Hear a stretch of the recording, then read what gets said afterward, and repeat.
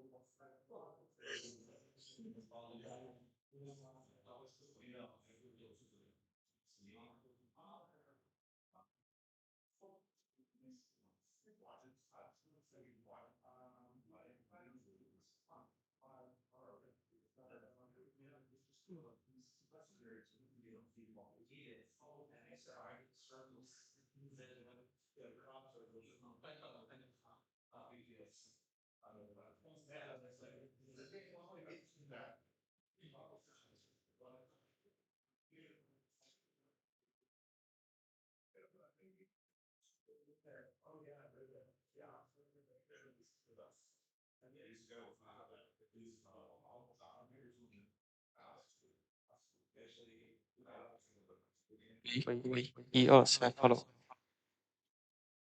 Wait.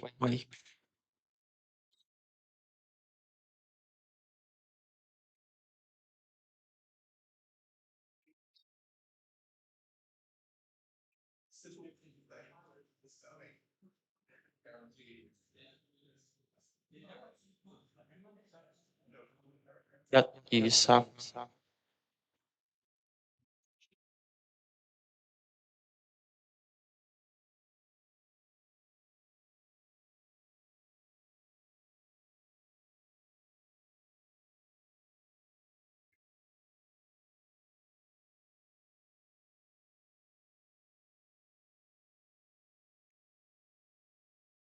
that is say.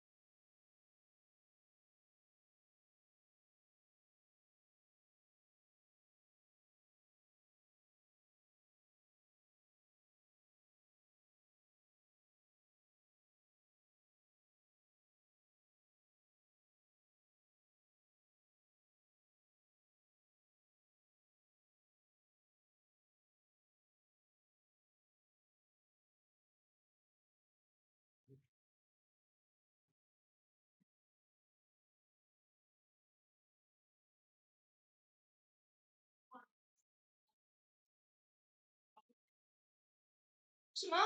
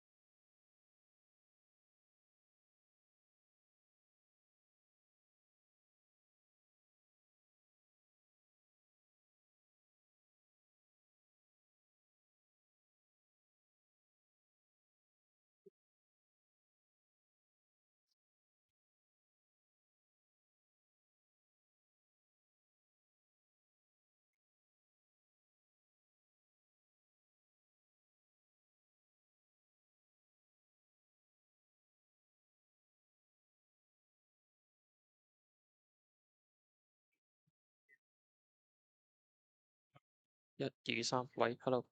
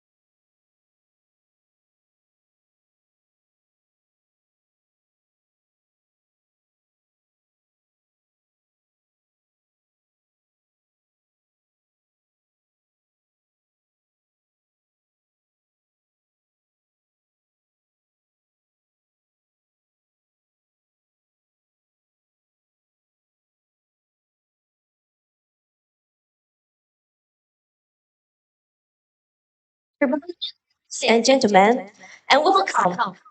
It's a pleasure to have all you. It's a pleasure to have you all here with us today. My name is Sudi, and I will be your host for this event. Thank you for choosing to spend this Sunday with us. This quarter past 10, we are now ready to officially begin our event. To kick things off, we are honored to have Ms. King Liao, the head of our financial service, Invest Hong the ultimate of the Hong Kong SAI group is responsible for attracting foreign direct investment to deliver on the Hong stage. Please join me in coming King Liao to deliver the Hong Kong address.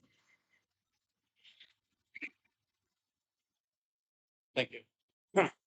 So thank you so much for the invitation. Should we turn down the volume a bit? It's a bit loud.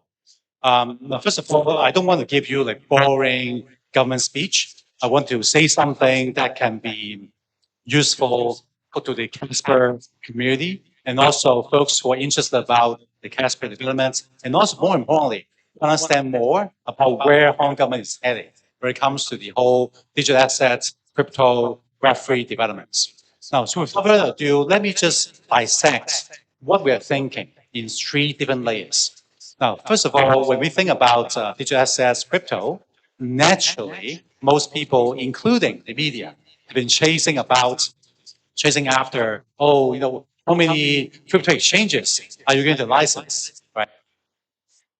This point. Now, at the end of the day, the first layer I'd like to share with you is about what we are thinking around virtual assets. Now, the second bit I'll talk about will be about the digital assets, the broader, you probably have been hearing or reading about the RWA, the real world asset tokenization. So that's the second part I'd like to talk about.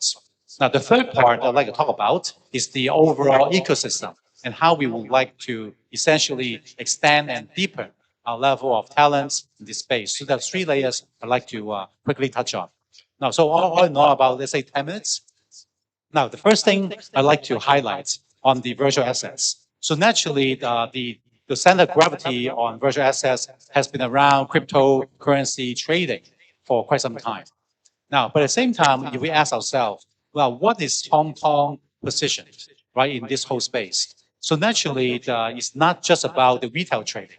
After all, we have a limited number of people from a retail perspective. We are much more interested to see how can we essentially foster that conducive environment so that there'll be a lot more institutional trading volume. So therefore, when we look at the market today, so looking at, for example, upcoming, there's an OTC licensing regime coming up. So in a way, we've been talking to quite a lot of institutional investors and traders and say, okay, what do you need? Okay, it could be things like the bank, that the bank has to be able to settle much faster, the custodian arrangement, the HSM versus the MPC custodian arrangements. So these are all the important steps that can make the life easier, right? So that the institutional investors have much less friction to do business in Hong Kong. We also talk to the market makers and so on. So in short, besides what you already read in the media, we're actually going much deeper. It's just that these are the things that are happening in real time, that the senior leaders in government may not openly talk about it. So that these are the things that we'd like to do. So at the end of the day, if we fast forward, say 2 years from now, then there'll be a much more, say, complete ecosystem for particularly the high volume institutional virtual assets investors to do business in Hong Kong. Now, as we have more AUM liquidity in Hong Kong, that naturally attracts the infrastructure players and the other supporting peripheral service and solution providers. So this is how we think about it from a virtual asset perspective.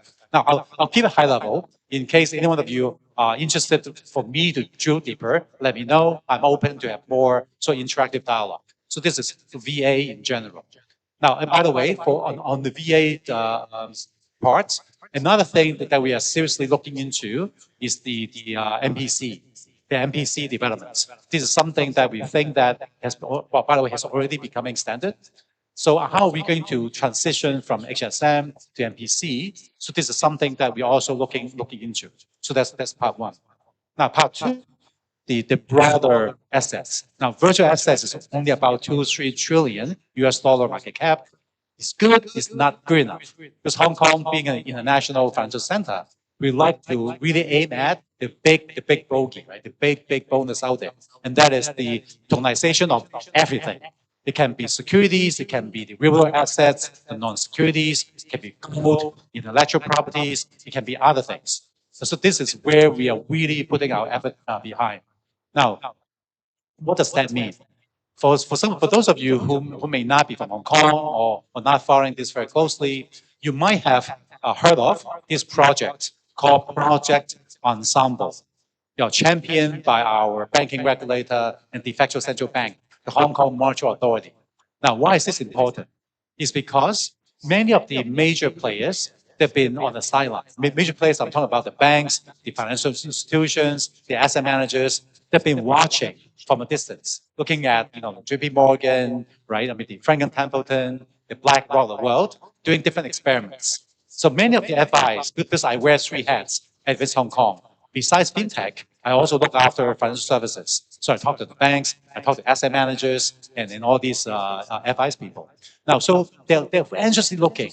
They're not that, I guess, confident to go all in because they're waiting for a signal from the governments and from the regulator to send to the market that this is okay, right, for the mainstream FIs to come in.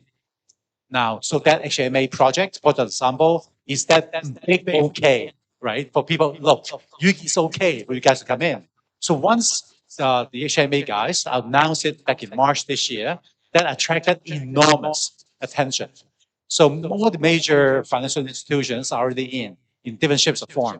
like maybe some sandbox, like POC projects, use cases, whatnot. There are 4 verticals that are identified. Now, green, which is another bit that we're responsible for, sustainability. So the green finance, carbon credits, right? The tokenization of carbon credits, or the RECs, renewable energy certificates. Those kind of things is one track. Another track, liquidity. And then you might have heard of BlackRock, doing all these treasuries and all that. So and then there's fixed income funds and everything. So these are all the different verticals in which HMA have been championing. Now, why is this important? It's because we don't want to look at digital assets slash virtual assets as like a hobby, like a niche market.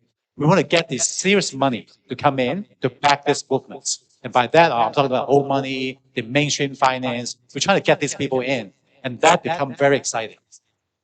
At the same time, those are assets, but at the same time, you have to have some native on-chain currency to pay for these assets. And this is where the stable coins come in. So I think some of you may have heard of the stable coins regime that HMA is now trying to push forward. Now, so enough said about that digital assets. Now, the third bit I want to quickly touch on is the broader ecosystem. Now, to start with, the basic infrastructure, the Web3 infrastructure, the digital asset, and so on. So that's why my colleague here, Pauline, has been working tirelessly, just asking around. So who's good in doing like real-time settlement, right?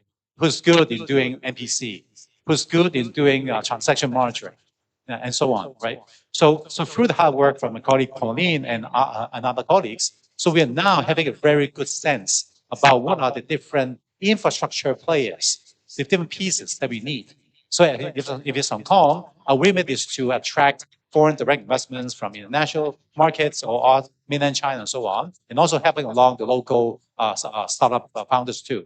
So in doing that, we are now creating a much more vibrant, I would say, infrastructure layer of players. So again, we also work hand in hand with Cyberport to has designated Web3 hub in Hong Kong. So these are the things that we're doing to try to build that foundation. Now, but that's not enough because we want to get more people, more talents of different ages to come in to work in this space. So what do? Well, we do lots of events. Now, just alone in Hong Kong or Cyberport, we can't do everything. So that's why we actually, about 2 years ago, I went to Barcelona to attend SmartCon by Chainlink. And then we convinced Sergey Nazarov to bring SmartCon to Hong Kong. So SmartCon will be happening in Hong Kong this Wednesday and Thursday. It's about the work that we've done over a year and a half ago.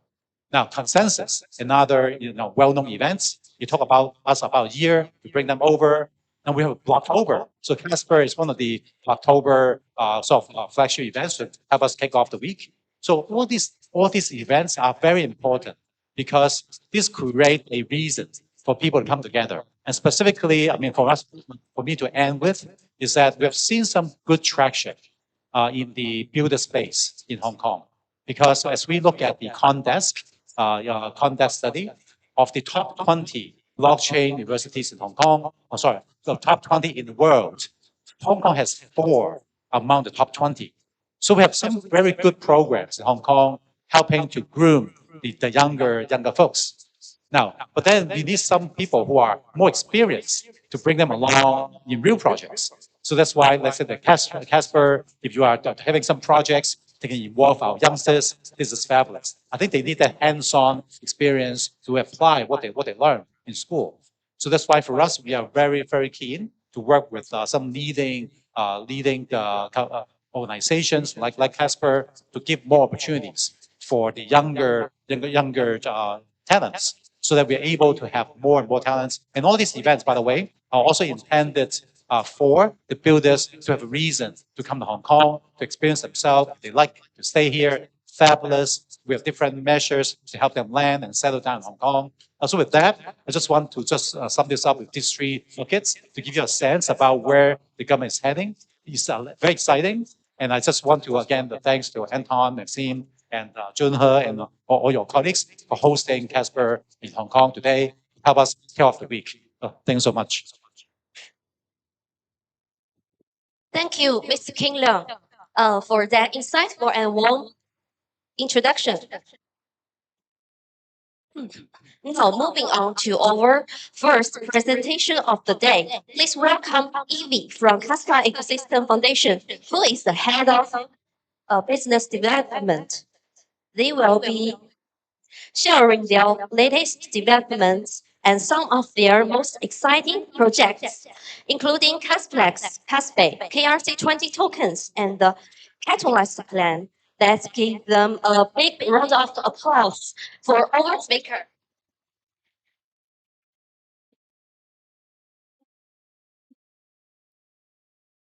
Just a moment.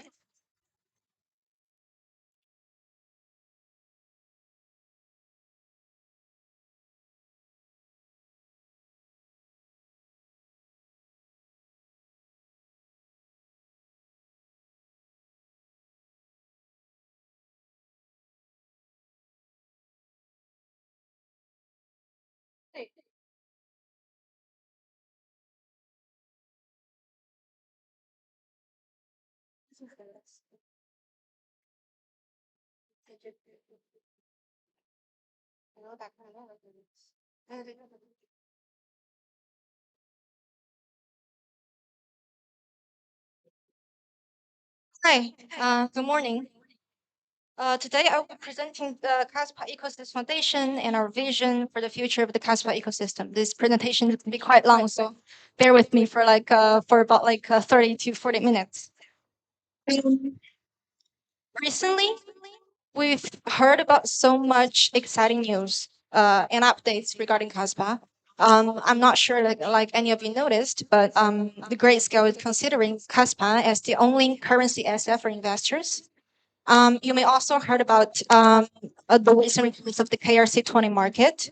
I'm not sure if any of you have minted or invested in any of those inscriptions, but we do have several thriving examples, such as Nacho. I'm not sure like any of you know, but it's like named after a cat belonging to one of Kaspa's lead researchers.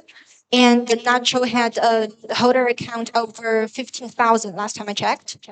And some of these projects, these KRC20 inscriptions projects, are also listed in some of the centralized exchanges. And next month, we'll be celebrating the third anniversary of Kaspa. We have a robust community around the globe. And if you check our Twitter, you're going to see we have our celebration events just around the globe in Miami, in London, in Zurich, in Poland. And of course, in November, we're going to be sponsoring a Kaspa fan meetup in Australia again by the foundation. So if you're from any of these locations, or if you have any friends from there, we warmly welcome you to register for these events and meet the local Kaspa community in real life. Yeah, you have to see it before just to know it's real. We have we take such great pride in having such a united and a vibrant community globally, something that just not many crypto communities can achieve. Before I start my presentation, I want to clarify what an ecosystem means to us. I mean, every chain talks about ecosystems right now. But when we talk about ecosystem, what do we really talk about? We hear people talking about DeFi. We hear talking about GameFi, AI infrastructure, oracles, and sometimes that is confusing. For Kaspa Ecosystem Foundation, we view the ecosystem as a system composed of different layers of participants with distinct roles, allowing people to join under various identities.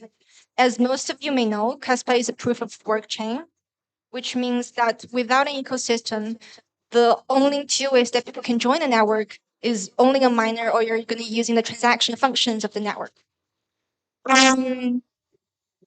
Yeah, so this binary separation is like overly simplistic for a thriving ecosystem. Our observation is that similar to natural ecosystems, having more roles and more components often means this ecosystem is more vibrant, more energetic, and is more sustainable. As we aim to create a diverse ecosystem for Kaspa. We want miners and users that use the transaction functions, but we also seek like stakers, developers, builders, active traders, and liquidity providers. This is our primary objective in building this ecosystem. Essentially, um, in alignment with our main efforts, we are striving to create an ecosystem that allows people to join a network with multiple identities and play various roles, contributing their talents and capital to the network. This is our grand vision of the ecosystem, and much of my presentation will focus on how we're going to do that, our approach. Um, as a foundation, we have already invested in several projects. One notable initiative is Kaspay. We have the functions and the two pillars of the product here: system overview and the tier 20 tools. Um, it serves like an entry point for various tools, articles, and services within the Kaspa ecosystem. You can visit the website at kaspa.org. Well, you'll find a list of ways you can participate, like centralized exchanges, decentralized exchanges, wallets, explorers, and more. The KRC20 is another is inscription protocol developed by Kaspa. Is another project backed by the foundation. We'll get to that later. So Kaspa basically provides information about it provides information about bridges, utilities, and social channels. Our global communities, as we said, are producing some creative marketing materials to raise awareness about Kaspa, and there are various developer tools on this site. We even have like shopping sites where you can purchase Kaspa merchants, let's say a mug or a T-shirt or something. We have also partnered with leading mining companies and ASIC manufacturers, including Bitmain and Ice River, as well as various mining pools. Additionally, we connected with payment systems and companies, which I will discuss later. We also support content creation. For example, a community member named Bubblegum has written a book on Kaspa, and one of the main researchers, Shai, is also writing a book. And that book, the process is under the foundation support as well. Anyway, we encourage you to explore all these functionalities on Kaspa for wallets. We have wallets building with our ecosystem like Caspian. It's like developed native by the Kaspa community. We also are supported by some third-party wallets like SafePaw. During our time back in Token 2049 in Singapore last month, their CEO Veronica visited our booth for a quick interview with Kaspa members too. Um, Anyway, we see Kaspa illustrates the scope of Kaspa ecosystem. While there is much more to be added, you can already see a variety of roles and characters within the ecosystem. We believe it is more diverse than many traditional proof of work networks and even proof of stake networks, which often lacks this vibrancy. So we do recommend everyone to get into Kaspa ecosystem by starting with Kaspa. Many of you here may be developers, but even if you're not, Kaspa is a great entry point into the Kaspa network. At least you'll get to know what ways you can interact with it, not some distant, strange L1 network. As we mentioned earlier, the foundation aims to design an ecosystem that is inclusive and diverse as possible. Within that context, we're exploring certain innovations to allow for more functionalities to emerge. While some of our forward-thinking core developers like Anton, Maksim sitting there, we're also working on they're working on some advanced technologies like delivering a VM solution. But the foundation is also focused on finding temporary solutions for participants.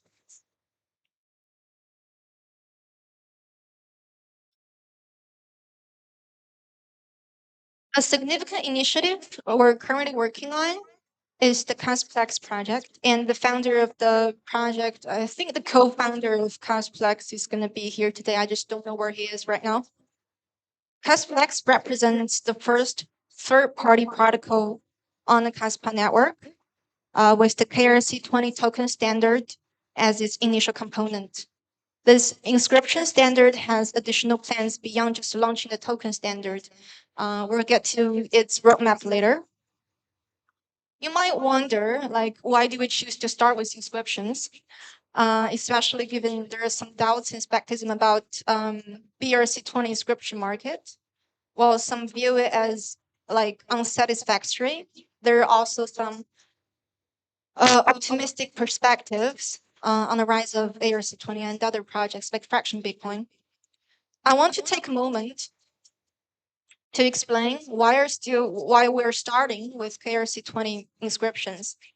As I mentioned earlier, sustainability is perhaps the most critical metric for any ecosystem actually.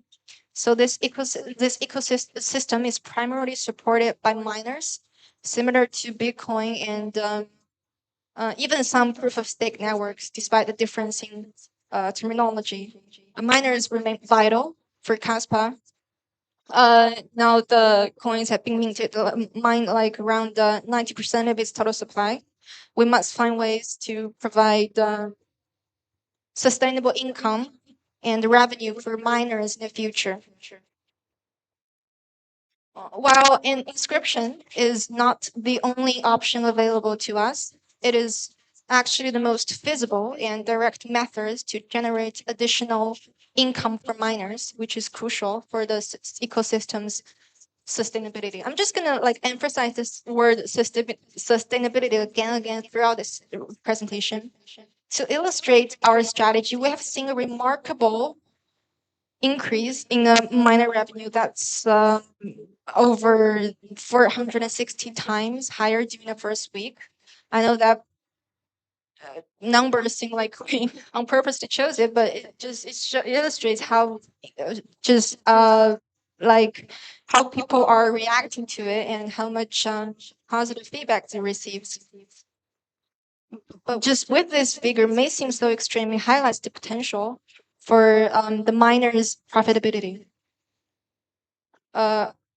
Today, no, actually until yesterday, there have been around 65 million transactions, generating over 22 million CAS in gas fees for miners.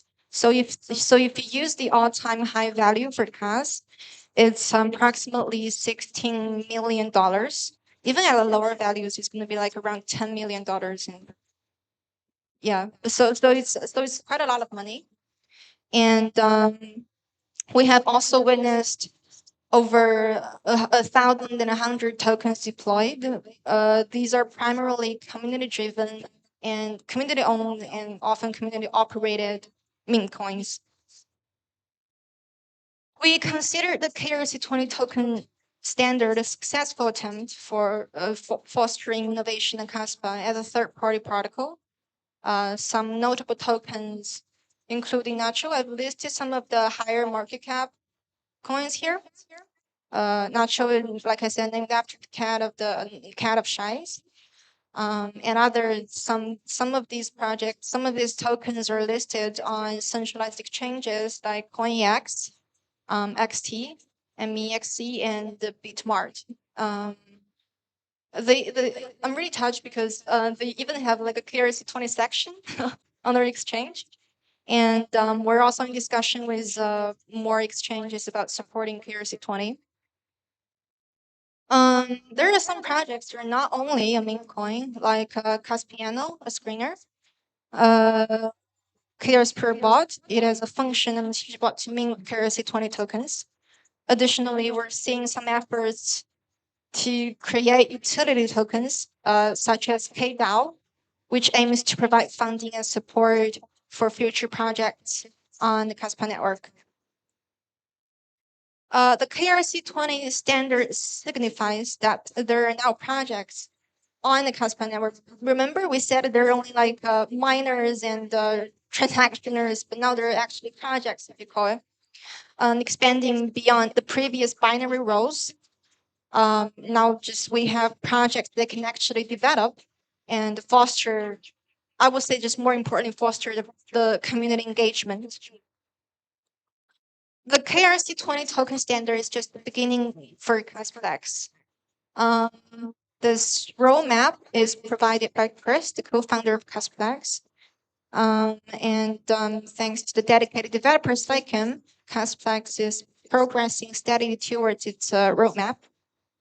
It introduces a light indexer, which is important because current standard storage plans by providers like service providers like KSPbot or wallets are largely local.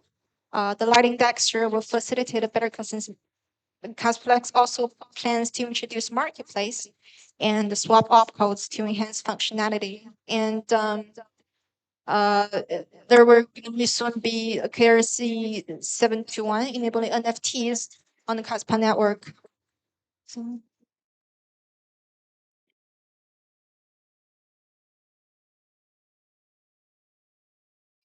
So this diversification adds various activities to the Kaspa ecosystem. Beyond increasing diversity and variety, the Kaspa Foundation has additional missions, such as assisting with mainnet development. We know that Kaspa aims to be like a high performance public chain, allowing for high blocks per second and transactions per second while maintaining a lightweight verification process. Our foundation is committed to offering grants and support for mainnet development, and that is led by the core contributors like Anton and Max here. Both of them will be presenting today for a workshop on Caspian Rust and Kaspa improvement action plan.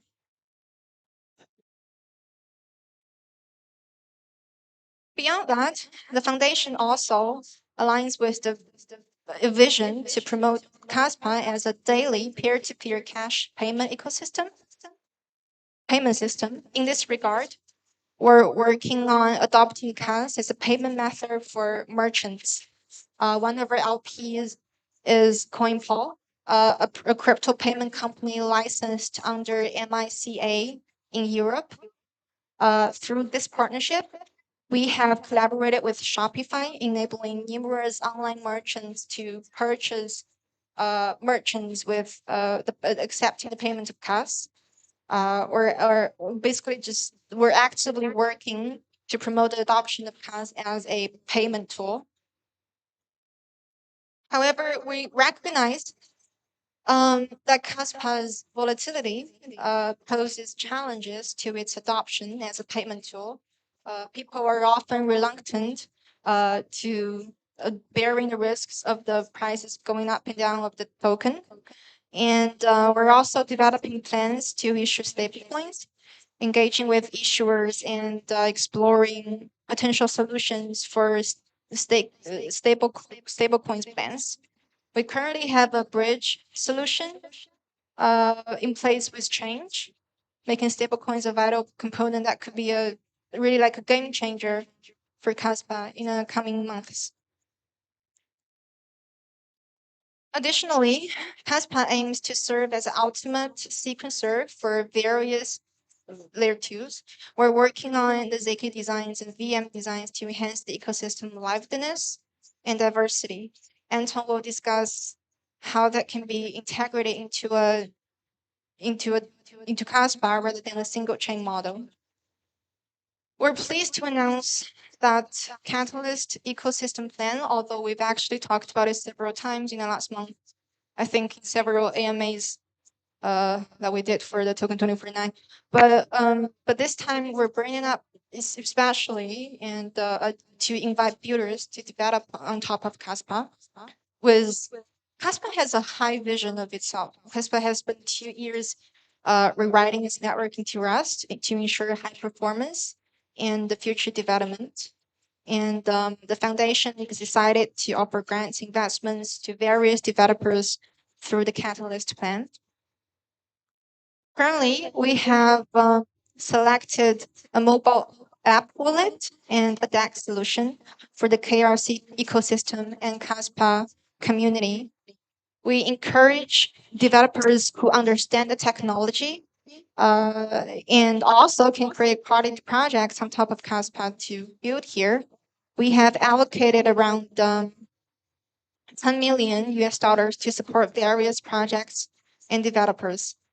So interested parties can sign up through our Google form that's on our website, and our team will review the proposal and get back as soon as possible.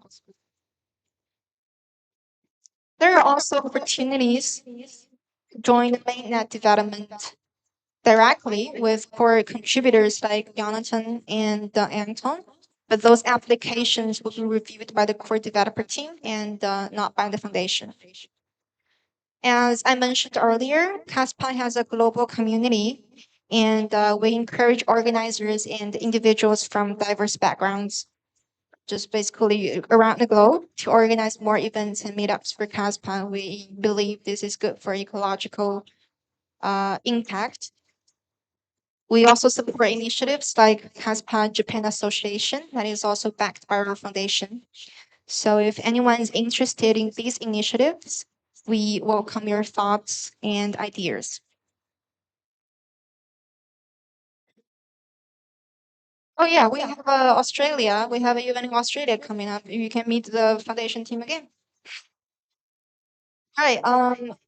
That's basically yeah. I hope this presentation clarifies what we actually envision for an ecosystem and how we plan to enhance diversity and vibrancy, just through the various procedures and the initiatives I talked about before. Thank you.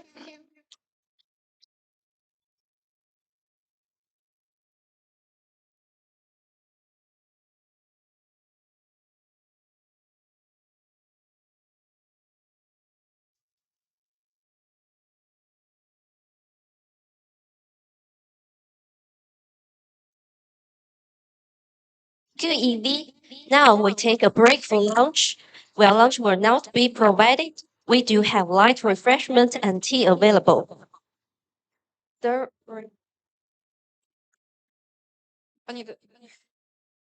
Sorry, just wait a moment.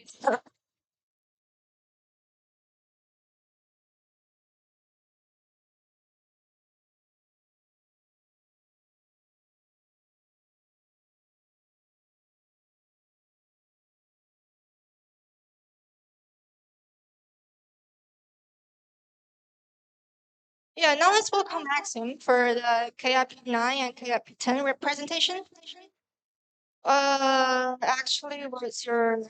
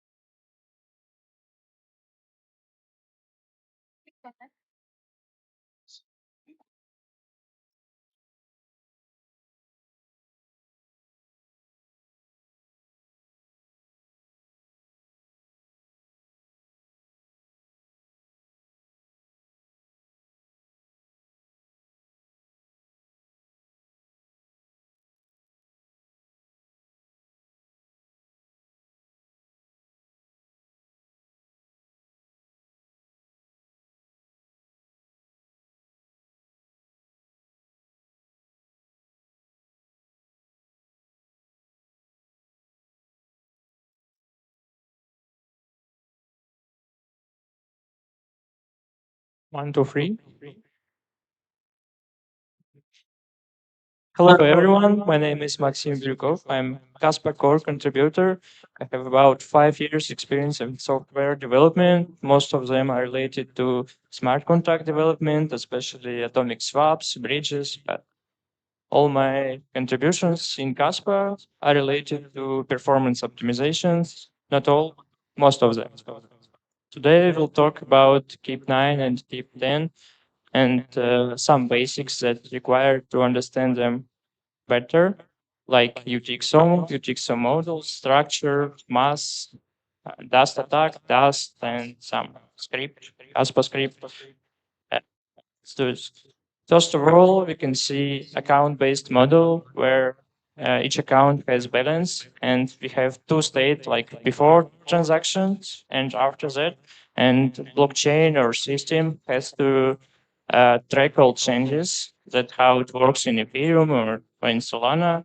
In case of UTXO model, like in Bitcoin or Kaspa, we have unspent transaction output, meaning UTXO, that can be merged, can be splitted. And for example, to send 50 cas to PubKey 2, PubKey 2, I mean, we have to merge to UTXOs of PubKey 1, and only after that we have enough Kaspa to send 50 Kaspa. And we also have UTXO change that goes to first key. That's how it works. And blockchain or block dark can track only UTXO set. That's a set of all UTXOs that exist at this moment. And all new Coinbases, or only Coinbases can make new money. That's why we can just track UTXO set to be sure that and UTXO divs to be sure that everything is correct, some kind of it. And let's look into UTXO structure. So it consists of two parts, like UTXO key and UTXO entry or value, where UTXO key is transaction ID plus index. So any transaction can make as many outputs as it needs. So that's why we need index here. UTXO entry obviously contained amount, script public key, which is kind of owner of this UTXO that defines the logic of spending UTXO. Block the DA score doesn't matter what is it. I mean, in this presentation, we will not tell anything about this. And Coinbase flag, meaning if UTXO was produced by Coinbase transaction.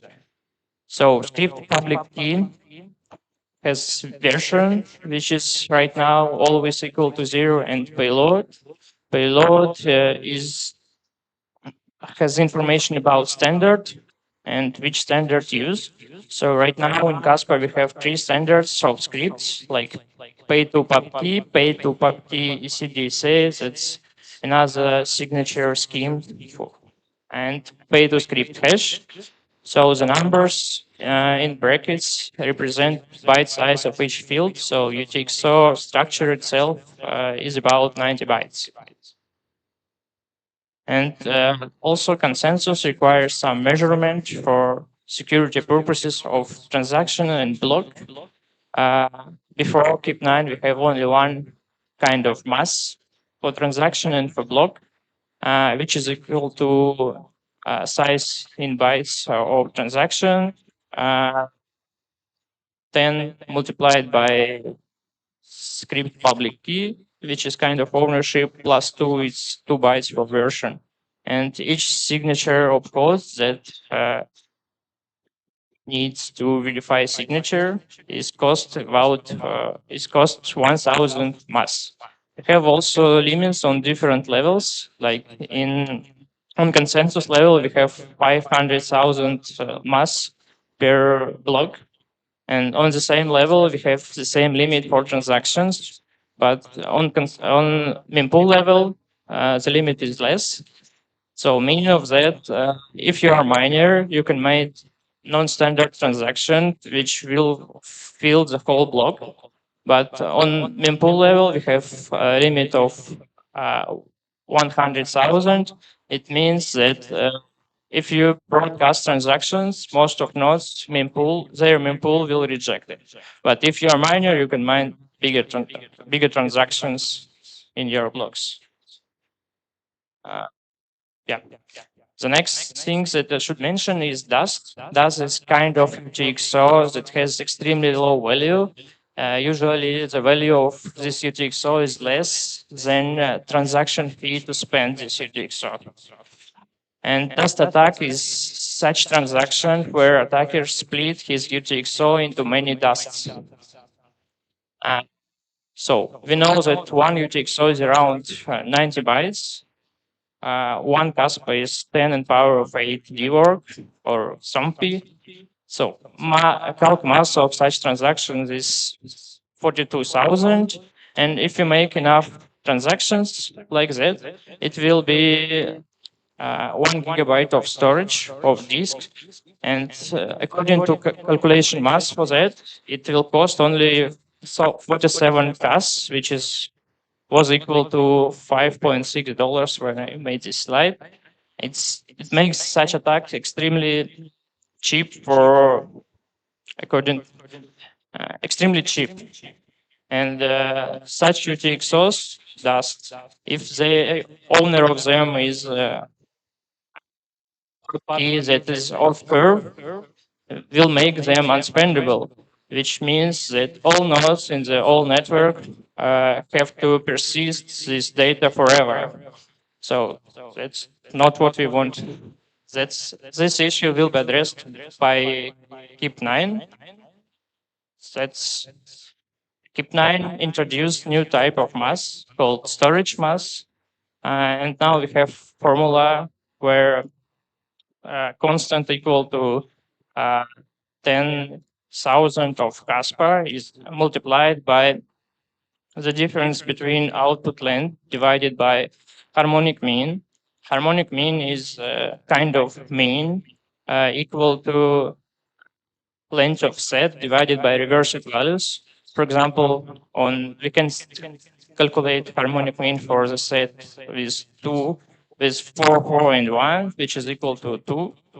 And yeah, the difference between this and input length divided by arithmetic mean now is this part. This is definition of storage mass. And overall mass is maximum value from storage mass and compute mass. So we have two goals for KEEP9. First one is making dust attack is extremely long, or extremely expensive. The second goal is to minimize the negative effect to regular users, regular transactions. So our storage mass shouldn't affect it, or shouldn't affect it significantly. So if we apply KEEP9 to dust attack that was mentioned before, first of all, we can see that overall mass is extremely big value, 99 billions, which makes this transaction rejected as a block. So it will exceed block limit, it will exceed mempool level. So this transaction isn't possible, actually. And even if this transaction would be possible, it will cost around $30 million. That makes this transaction extremely expensive. So this goal is reached. The second goal is application to regular transactions. So we want to split 100 Kas into two pieces, and we'll spend one Kas, for example, for fee. In that case, storage mass will be equal to 300, and compute mass will be the same as it was. So we reach this goal also. But we have a little pebble. This is micropayment, because it looks almost the same as dust attack. You want to have one or many low amount outputs. And for example, if you want to buy something like, I don't know, ice cream, and you're a rich guy, you have 1,000 Kaspa, it will be very costly for you. If you want to make many such UTXOs or smaller than 0.1 Kas, the storage mass will be increased significantly. And actually, 100,000 is mass limit per transaction on mempool level. It means so you can't really make it smaller, make multiple inputs containing such value. So KEEP9 also addresses this issue. So now we have mutual transaction with two inputs. One of them is receiver input, And storage mass now is 73, which is non-significant. Overall is the same. The problem here is that we have to sign input of receiver,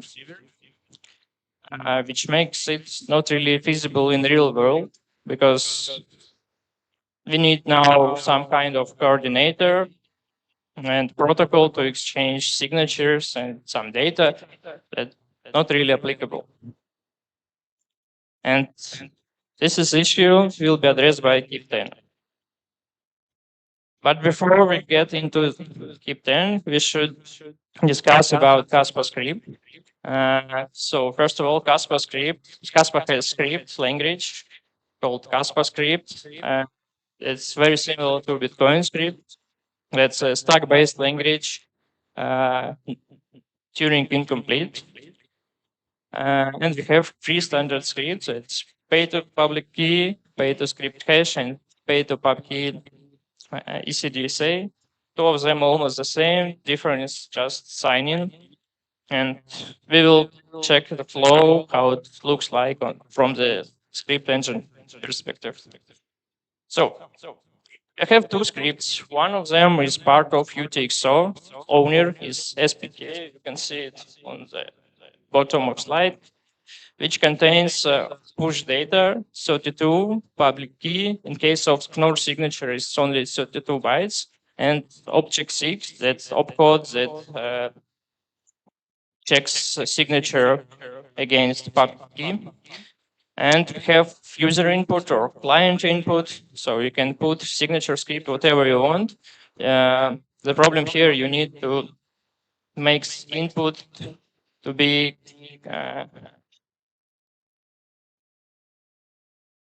verifiable from script engine perspective to be right, actually.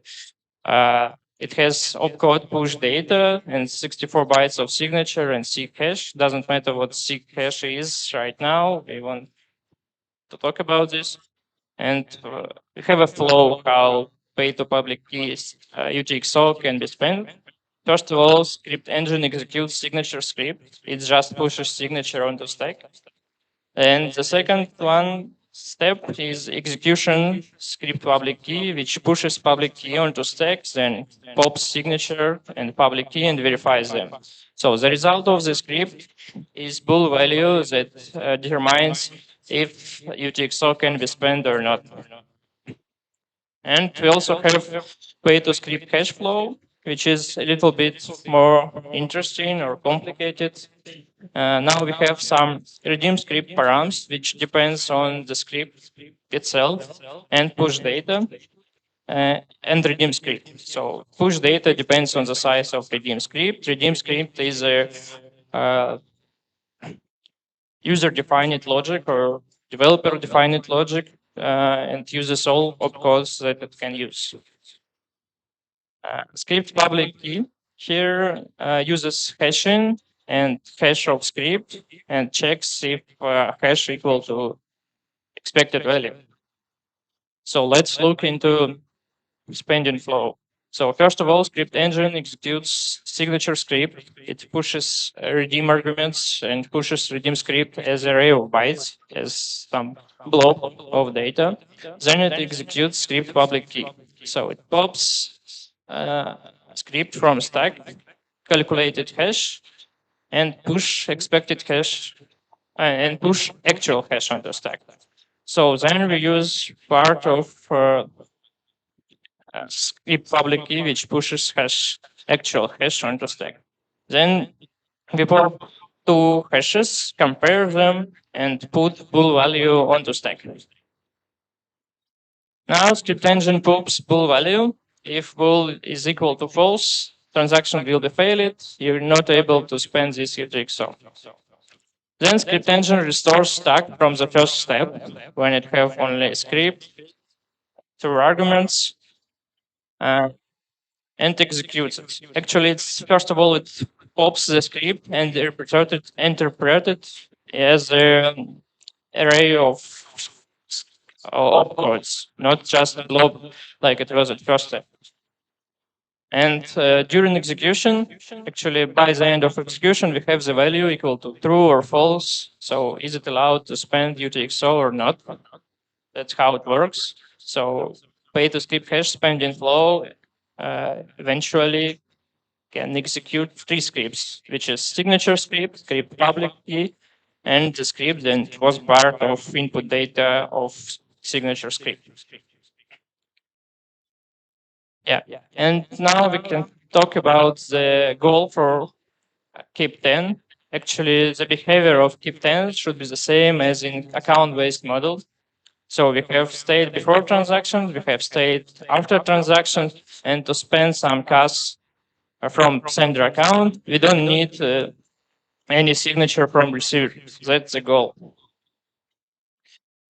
To achieve this goal, I introduced 4 new opcodes that are input and output SPK and input and output amount. So they retrieve this value and push it onto stack. So that's how we will use it.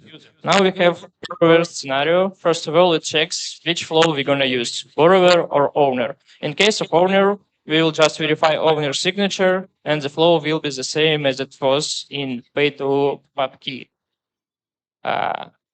In case of borrower, we should define where we will transfer our output, like what owner of this output should be. First thought can be that it should be public key of owner, but in that case, it will mean that when you spend such UTXO, the owner will have to make another UTXO that belongs to script to make this UTXO borrowable. So that making anyone allowed to borrow this UTXO to decrease his cost for to decrease storage mass for the transactions that he want to do. The second idea is that output should go to the same script. In that case, pay to script we could use pay to script hash, but the problem here that pay to script hash depends on the hash of script, and in the script we should know output. That makes the situation catch-22. That's not feasible, and that's where input SPK output comes from. So we know that input UTXO belongs to script. We can just compare input and output and be sure that output goes to the same script. And now we can check output and input. And let's imagine situation where some exchange like text or DEX use this kind of address. So we have many borrowers and we have only one owner.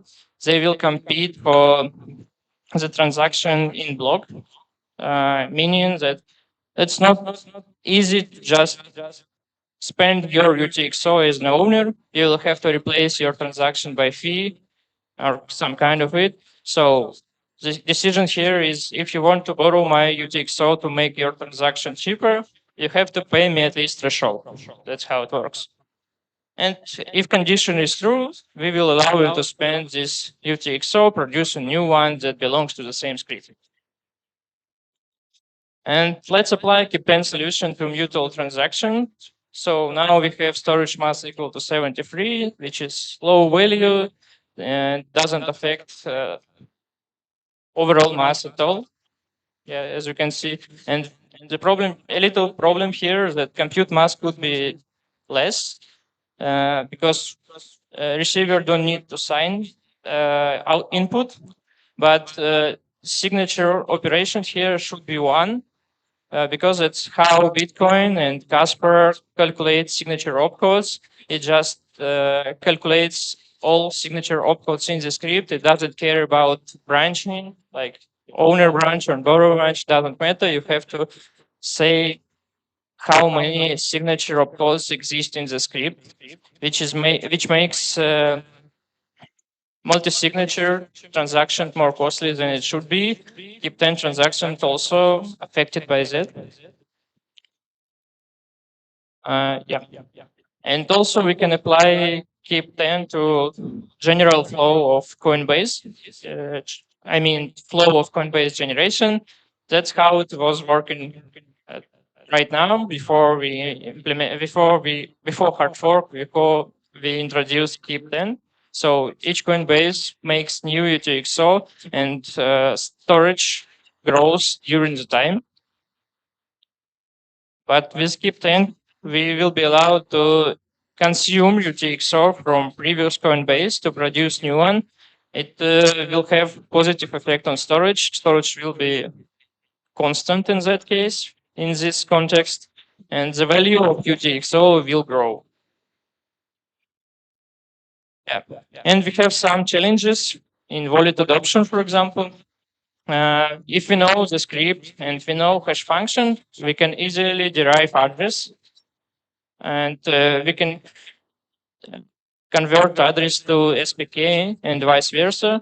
But due to nature of hash function, it's irrecoverable. So we can't, if we know only address of such script, we are not able to derive script. But input of transaction requires us to put all needed arguments and the script itself. So there are multiple ways how we can achieve this.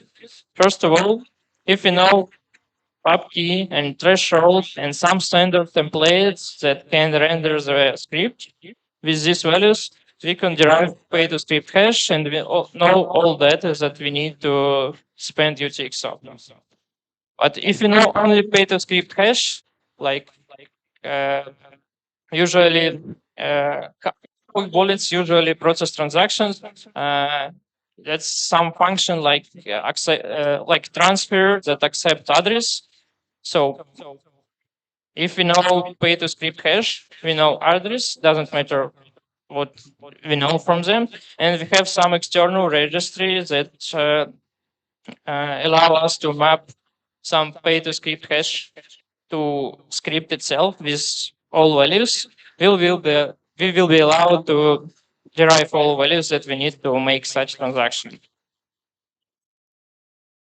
Yeah, and some white spaces, something we lack right now is support of 8-byte integer arithmetics in script engine. So if we apply keep 10 right now, it will be allowed to subtract, add, and make other math operations with Kaspa, with value of Kaspa and with value of Kaspa that less than 3 Kaspa, because right now we have integer arithmetics for 4 bytes var integer, which is 2 in power of 27. Max value of it is 2 in power of 27, which is not enough for general use.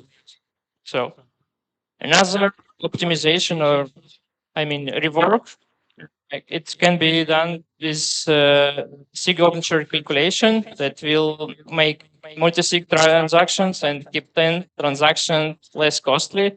And that's actually how it should work from the start, in my opinion. And wallet adoption is the most challenging part. So each wallet have to work with scripts, signing scripts. Signing script requires knowing the script standard, and some arguments. Also, migration from one wallet to another wallet requires this knowledge, and this is the biggest challenge. So that's it. That's all what I wanted to share in this presentation. Thank you for your attention.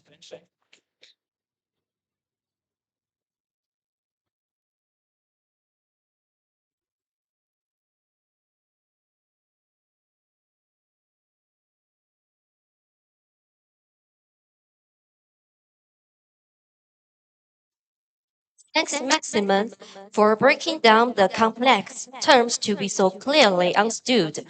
That's all for our activities in the morning. We hope you enjoyed it. We have prepared some refreshments for you to grab outside. We also have an open corner here. So if anyone has a question, wants to discuss something, just feel free to come up on stage to share your thoughts. The afternoon session will be handed to Anton. He will be conducting a workshop designed for developers building modern multi-platform SDKs in Rust.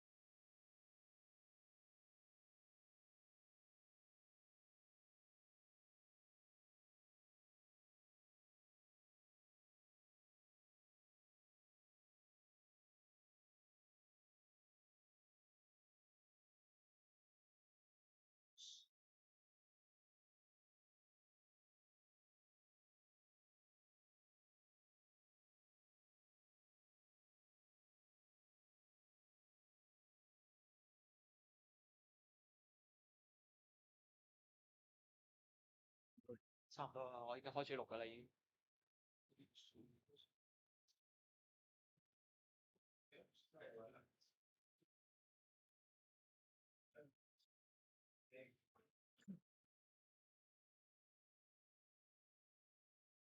喂喂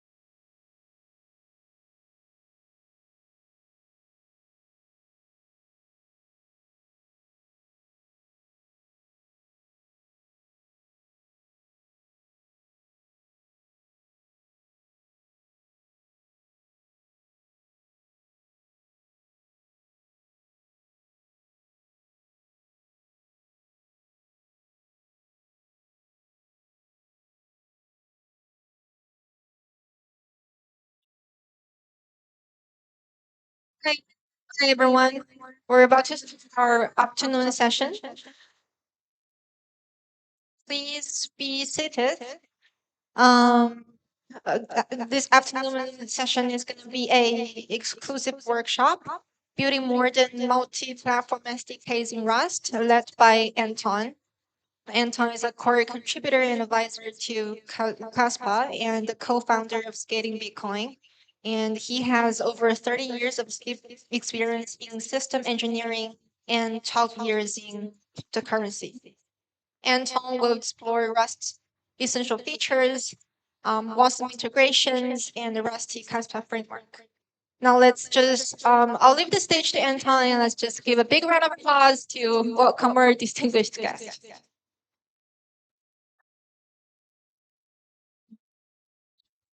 Hi, everybody.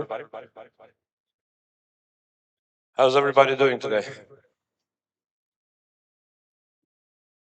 Well, I have a lot to talk about. I've been given 3 hours. I'm gonna try to make it so that you don't fall asleep. Let's hope this is going to be interesting. The presentations that I have prepared in covering 4 topics. Basically, I'm going to do an overview of the Rust programming language and some of the key features that I find myself very useful, and some of the features that we use inside of Kaspa and that I use in a variety of projects. And then we're going to basically transgress that into overview of Kaspa SDK, which is based on Rust and uses these Rust technologies.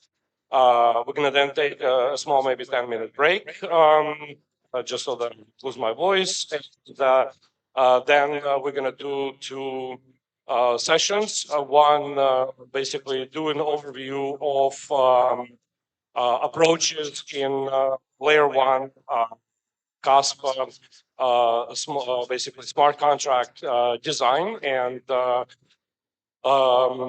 different techniques and goals behind that, and then do an overview of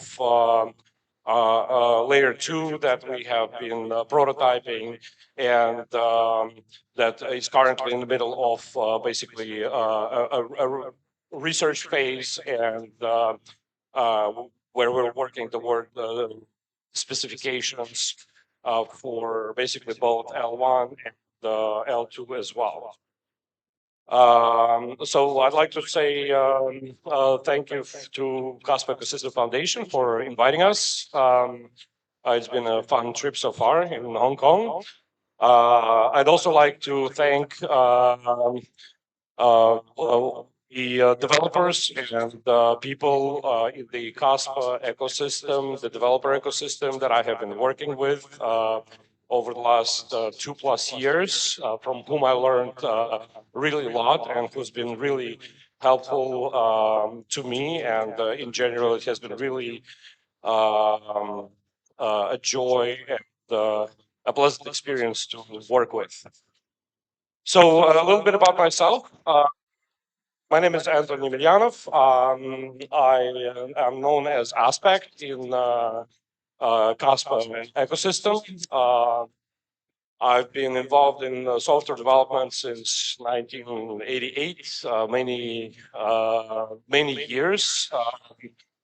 My sort of interests over the years and the work that I've been doing have included such elements like computer graphics, visual effects, 3D graphics, virtual reality, high performance GPU processing in the area of computer graphics, embedded in mobile systems, content delivery systems, virtual machines and operating systems, industrial automation, financial data processing, and over the last decade, basically cryptocurrency technologies and smart contract technologies. And I strongly believe in sharing the knowledge to empower the developer ecosystem around, and a lot of my contribution to the cryptocurrency ecosystem as a whole in revolving around basically propagating the knowledge, know-how of different cryptocurrency technology that I had the privilege to be involved with. So my career can pretty much be split into about 3 decades. In the first decade, I've been involved in visual effects and computer graphics. The software that I have developed has been used to create special effects in shows like Star Trek Voyager, movies like Armageddon with Bruce Willis, and the friendly ghost named Kat.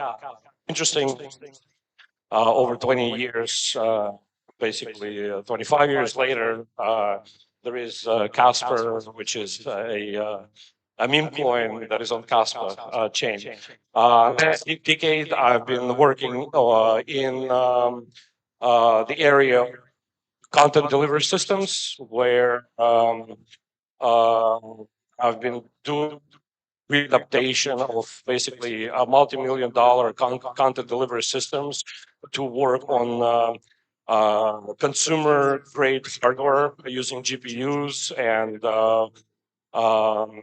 pioneered a variety of technologies as well as were the first technology to deliver high definition content in stadiums.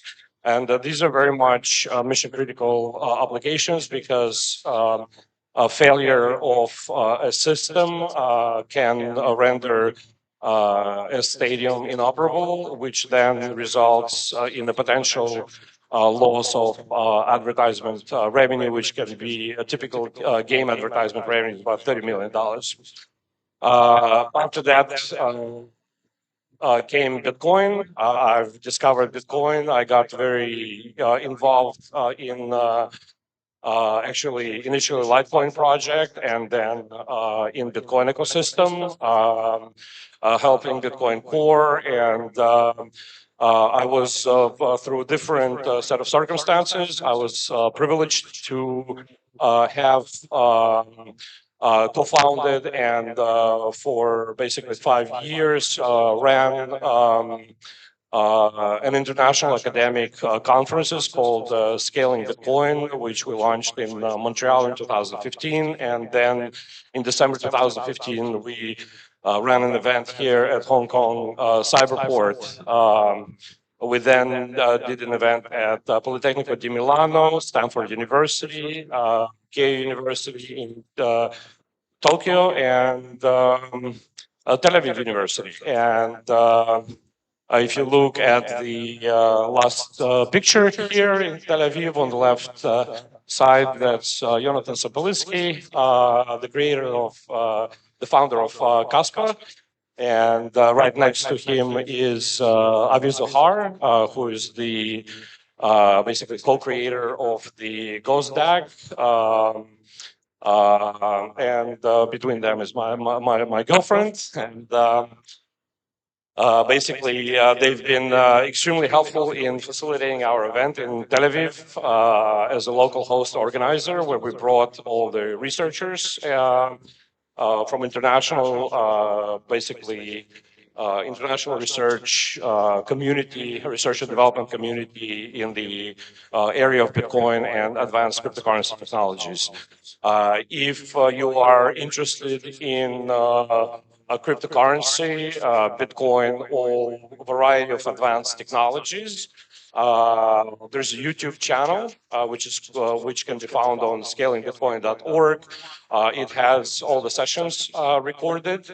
And at Stanford in 2017, as we had a lot of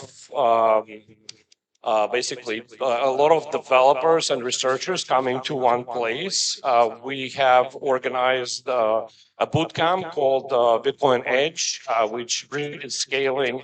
After that, it started in Stanford, in Keio, and in Tel Aviv for 2 days, where developers shared their knowledge and created educational courses covering all aspects of basically Bitcoin-related technologies. And Kaspa has its lineage in Bitcoin. It's a very much based on its UTXO system that uses the same technology in the area of wallet processing, some of the internal consensus processing. So if you want to learn about some of the internals of Kaspa, you can also study some of the internals of Bitcoin. There's a lot of technology related to that. Roughly a bit over 2 years ago, as Sutton started rewrite, well, before that, I got involved with the Kaspa project. As I knew Jonathan and I saw them trying, unfortunately, well, at that time I was based in Canada, now I am in Europe. But as they were developing Kaspa node software and I was kind of following the research and development efforts. I saw that this was basically a kind of a server type, a command line application, and command line application is something that is difficult to. Hold on a sec. Let's just put it here like this. Looks good. It's powering. So the command line application is great, but it makes it difficult to use to certain level of computer users who maybe are proficient with just general computer use and want to participate in the ecosystem and want to run the node, but they do not necessarily know how to use command line. They're not that advanced type of a user. So to kind of mitigate that and to also make this more accessible to users who don't want to fiddle with tech, I've created a small wrapper software called KDX, which integrated the Kaspa wallet as well as a web wallet, and then some of that internal code was turned into an SDK, which was then basically the Kaspa JavaScript and TypeScript became Kaspa JavaScript and TypeScript SDK. And a little jumping forward, there were a lot of problems with that SDK. It required, whenever changes were made in the core client, Golang client, we had sometimes the developers would make changes and not even advise anybody because there were different groups. And then the SDK would have problems working with the software. There was this disjoint kind of situation and lack of communication and such, which down the road falls into what I am about to talk about with regards to SDKs. So then Michael Sutton has started the Rusty Kaspa project. I helped at the very beginning, but then I was not available for a while. But the team that was working on that, George's, Tiram, Michael, Ori, they were doing different parts. Some parts I was not involved in, but some parts because at this point I already had a few years of experience in Rust. I tried to give some advice and such, and gradually over time kind of got pulled into contributing to core and doing more and more work. And there were things to be done, but so kind of nobody to do them. So I was taking these things upon myself and gradually became more and more involved. So some of the things that I have done in the Rusty Kaspa is I have co-designed the RPC infrastructure together with George's. I've supported Michael and Ori and General, basically testnet 11, Rusty Kaspa deployment and testing. Debugging a few complex things in the early days where we had different interlocking problems.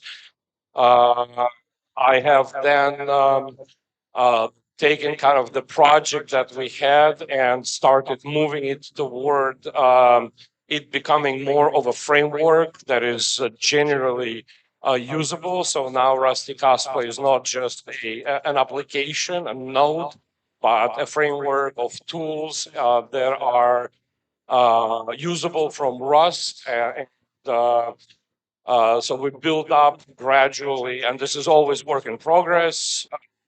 Everything is ever finished. There is now Rusty Kaspa SDK as well as WebAssembly WASM32 SDK that allows this SDK to operate in TypeScript and JavaScript environments. This is basically the main focus of this presentation. I provided the different support and coordination within the core ecosystem, and I have then utilized all these tools that we have developed in Rusty Kaspa to develop a next generation client called Kaspa Next Generation, Kaspa NG, to replace eventually KDX, which is very whereas KDX was a kind of accessibility effort to make the node accessible as a desktop application, similar to like Bitcoin Core desktop wallet. Kaspa NG is much more of an advanced application, which is very heavy security focused, and it is 100% developed in pure Rust. This application is unique in a sense that it is a single code base, which can be run as a desktop application as well as web application. So that was basically the intro to what I've done in the past.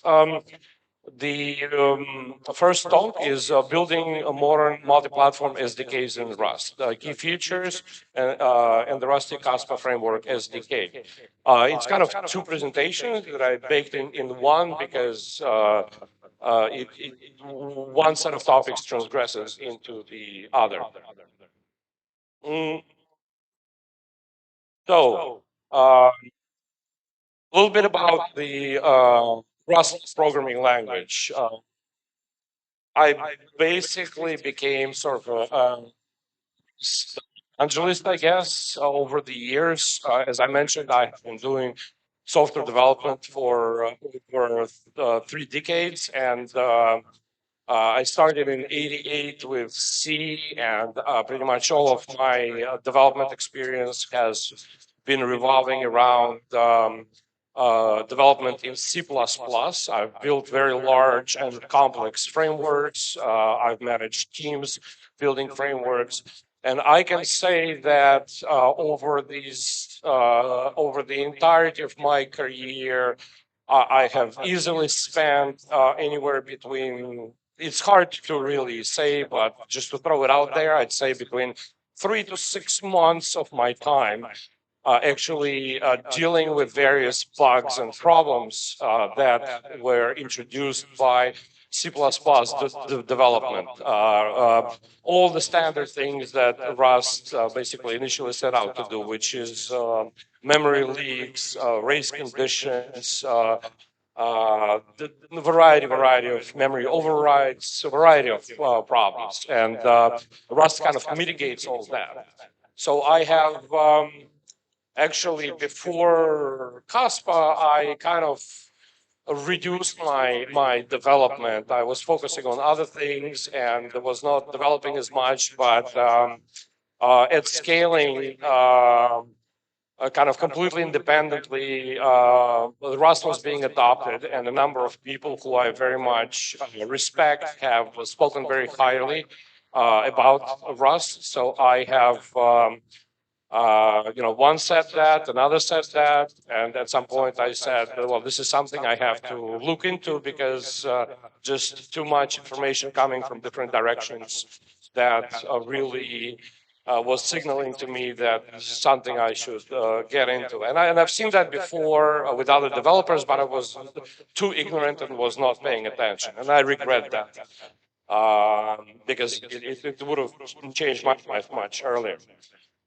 So Rust began in 2006 by a Mozilla research employee, Gaydon Hoare, named after the group of fungi that are over-engineered for surviving Rust.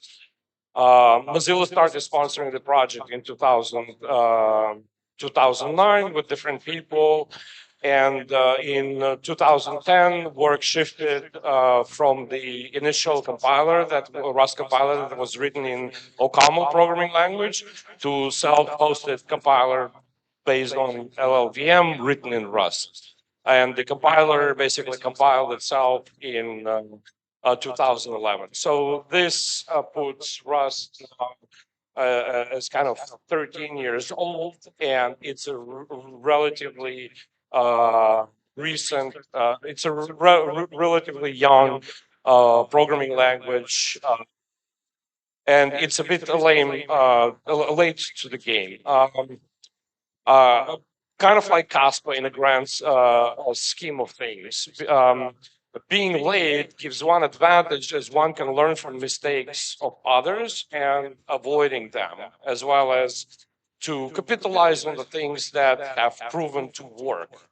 So Kaspa has only been around a couple of years, but as some of you may know, if you're following Kaspa, let's say Ethereum has something known as an uncle block, and this is kind of partial application of the ghost tag algorithm that was created by Jonathan and Aviv. So this is effectively the initial of Kaspa. Kaspa really has its origins from the academic community, and because Jonathan, Aviv, and a lot of people involved in the project are academics, and this is basically, a difference between doing a research and making a project, making an actual functional software. So it took them a little while, but eventually they managed to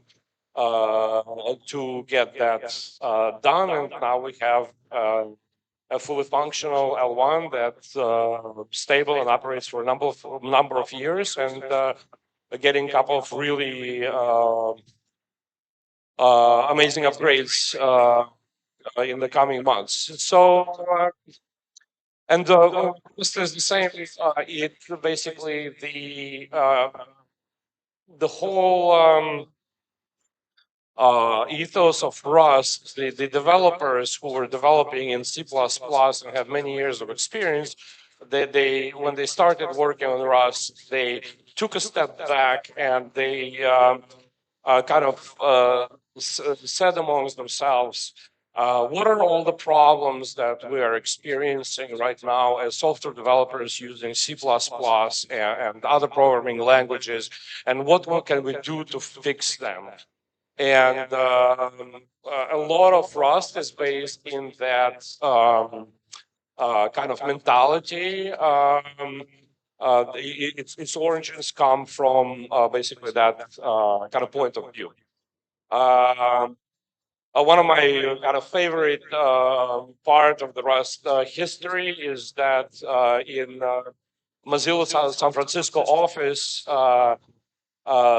somebody put a piece of paper very high on the wall saying that you must be that tall to write multi-threaded code, basically signifying that you really need to be experienced and understanding how everything works with multi-threading in order to be able to create stable, reliable multi-threaded code. It's a very big problem. If you start with C++ and you start developing multi-threaded code, you will very quickly be exposed to a variety of conditions and circumstances where you will run into problems and you will need to mitigate them, because multi-threaded code runs in parallel, and that can create a variety of problems like race conditions, so on and so forth. And Rust, through its basically technology or through its programming language, solves a lot of these problems. So from the project management standpoint, and this is very important, what does Rust offer? Like, why would, if you are not even a if you're not a developer, or if you're a developer, why would you adopt Rust? And this is my personal view on my personal experience of working with Rust.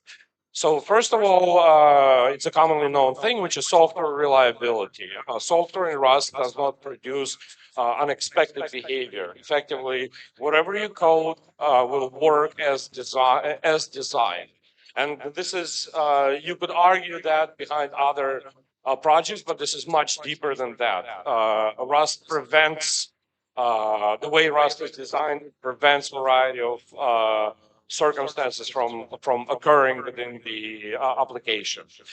Long-term sustainability. There's this kind of notion of ease of long-term code-based management in large projects. As I've mentioned, I've developed very large projects in C++ with teams of people, as well as in JavaScript and TypeScript.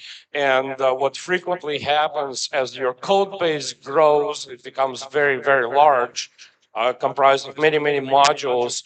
It becomes really difficult to manage the code. You start to need to have a holistic understanding of a lot of this code, and it just becomes tough. And frequently, to mitigate that, you need to hire additional people to take care of different modules. With Rust, that whole paradigm gets much more delayed. Working on, let's say, Rusty Kaspa, which is a very large code base at this point, I'm able to go in and I'm able to do changes in specific areas and not be concerned about breaking the rest of the software, sort of. Rust has excellent integrated documentation. Rust has this ability through bindings to target different, basically, compilation targets or platforms which are native, basically like regular desktop native CPU applications that run in the operating system. WebAssembly, you can export anything to Python, Dart, Swift, etc. There's a bunch of others.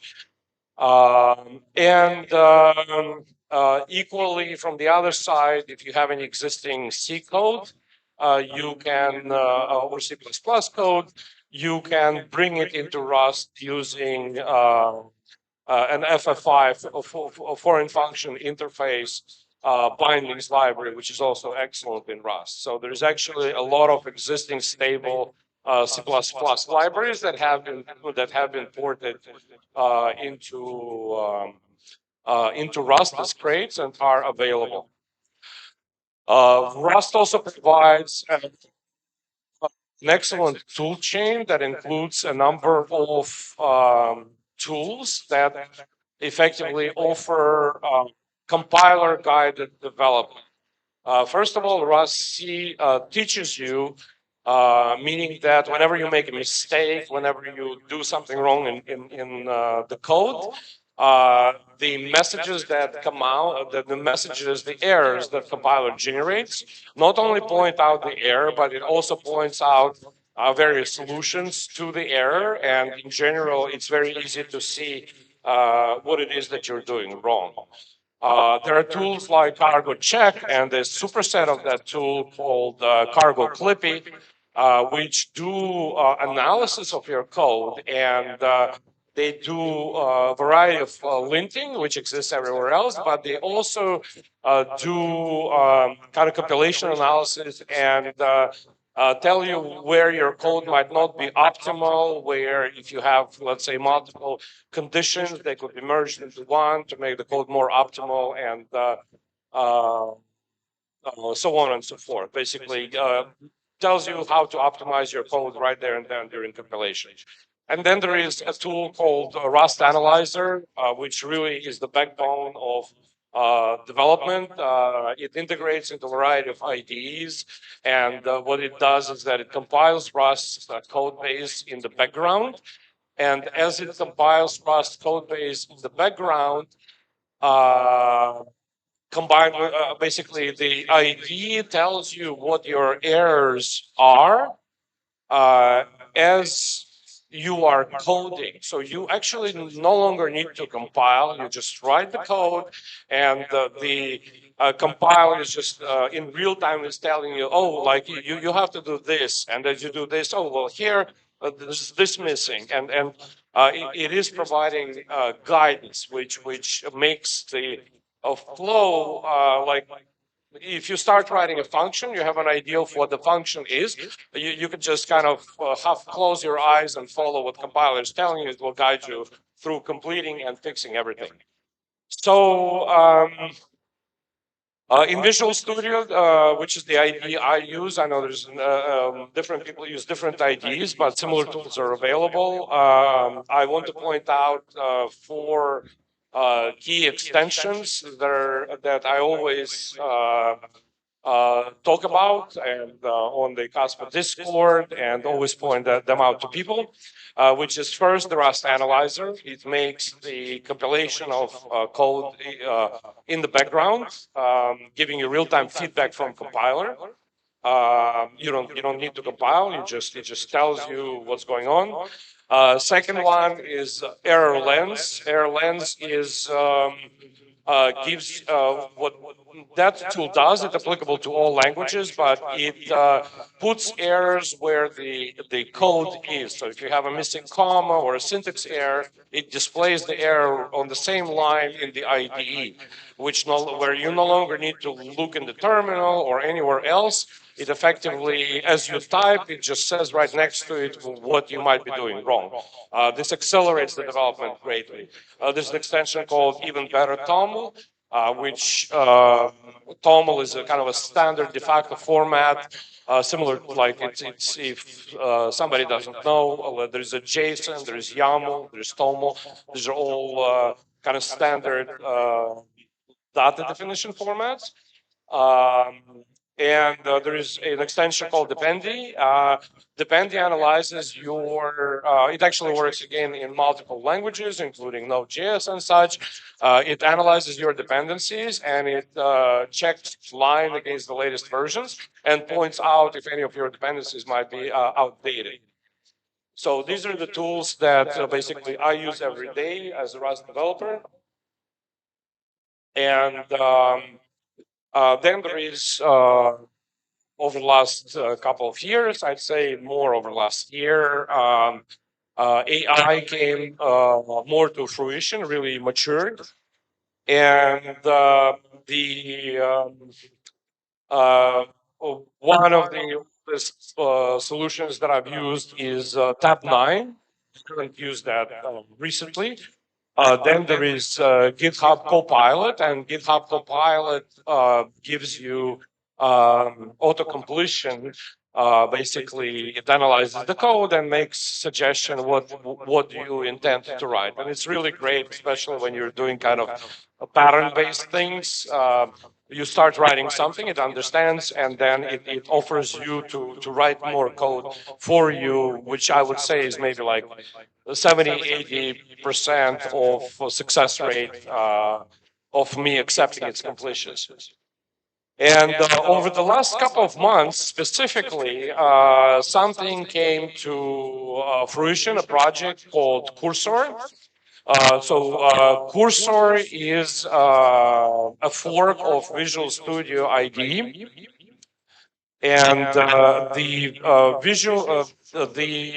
it is the same as Visual Studio, but it offers you an additional panel with AI integrated in it. And you can use different AIs as backends. It can use OpenAI, ChatGPT, or it can use Claude. You can basically tell it what you would like it to do, and what you would like it to do, and it can write the code for you. Two mainstream systems, two mainstream AI technologies that are OpenAI, ChatGPT, and Claude by Anthropic. Claude is vastly superior to OpenAI. Claude is maybe like a year behind on Rust. And if you give it correct instructions, it can do a lot of code for you. And what Cursor specifically allows is that if you have actual code, you can tell it to modify your code. And like, I don't know, write a function that splits this line by white space and it takes this variable. You can make it as complex as you want, and it will analyze the code and it will modify it. And Claude offers and Cursor offers that as effectively as effectively diff kind of user interface, which allows you to change that. AI, there's two sides to using AI in development. Basically, if you don't know the programming language, if you don't know what you're doing, you can dig your own grave. If you do know, this can really help and accelerate you because it can really help you understand, do a lot of kind of research for you. Like the other day, I was writing a bunch of macros and I needed to do a bunch of syntax processing. And that typically involves going into documentation or into source libraries and doing the research, understanding what syntax elements we need to use, so on and so forth, and then writing this code. And that can easily be between 1 to 3, 4 hours. And instead, I just told Cursor, make it process that type of syntax structure, so on and so forth. And it knows about all these elements, so it just created this code for me. So that's really can be a time accelerator. Equally as dangerous if you don't know what you're doing, but if you do, it can really help. I also seen people create really amazing things just by using Claude without any type of understanding of programming, which is scary a little.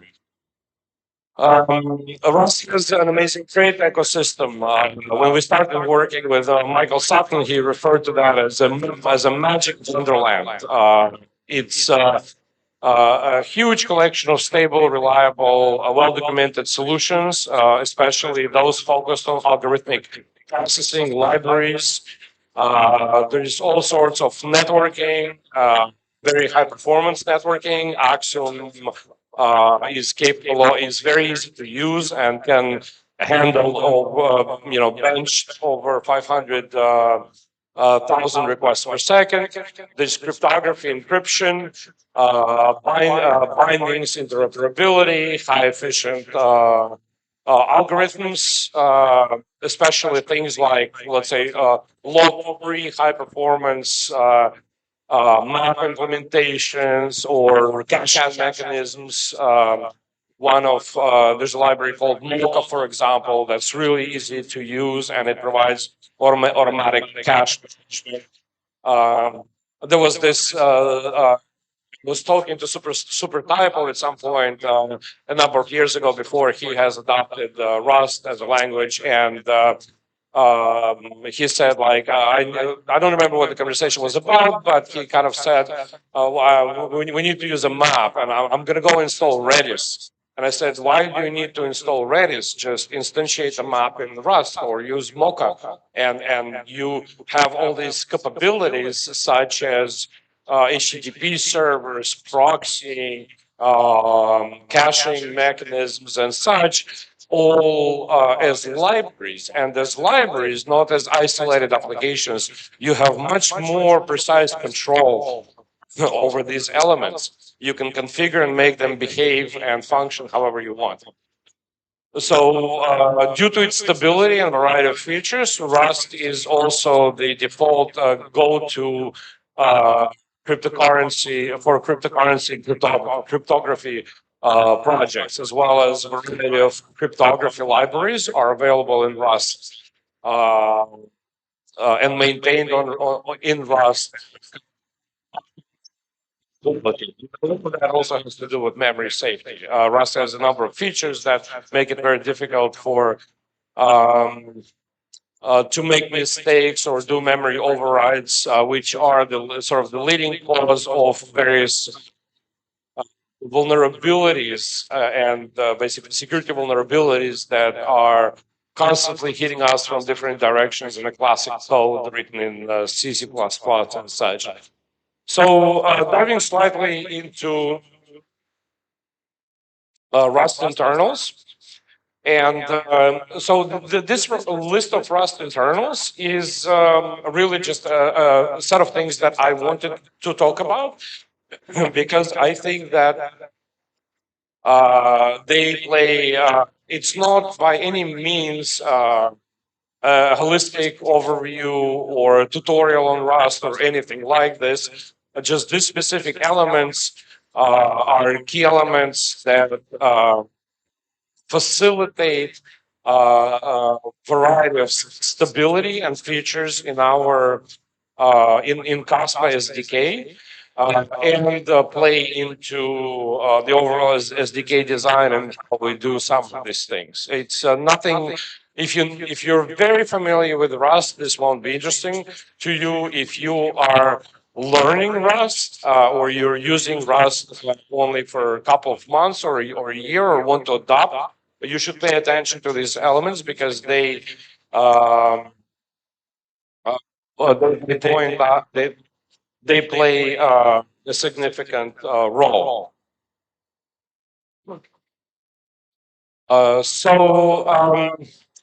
Enums in any programming language are enumerations. They are just a collection of basically values, but in Rust, collections of variants. But in Rust, these variants can also carry data like structs, and which makes the pattern of working with enums very pleasant and very useful because depending on the type of the variant, you can supply different type of data.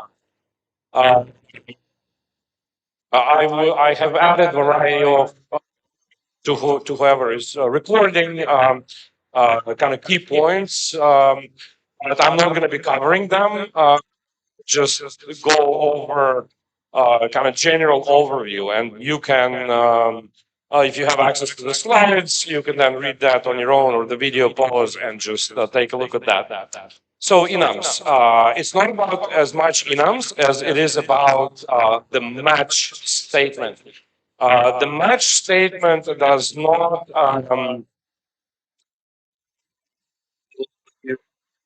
to have missing variant cases. Basically, if your enum has a number of variants and you do a match and you're missing a variant, the language will tell you about that you're missing that specific variant. You can forcefully skip it, but it's generally a bad thing to do because one of the things that happens, which I find really, really useful, is if you have an enum in a large project, let's say in Kaspa, and let's say in RPC or some other elements, and I add a new enum variant for custom behavior, what happens is all the match statements that are checking this enum, they will immediately error throughout the entire project, telling you immediately where the logic is missing, where you need to update the match and you need to handle these specific cases. This is extremely useful in certain ways, in certain cases. One of the kind of core pillars of Rust is also conditional compilation, which are called CFG. So in the Kaspa team, we kind of call them gates. They allow you to compile Rust, compile different parts of the Rust code targeted to different platform. And you have similar things available in other programming languages, like the macros in C++.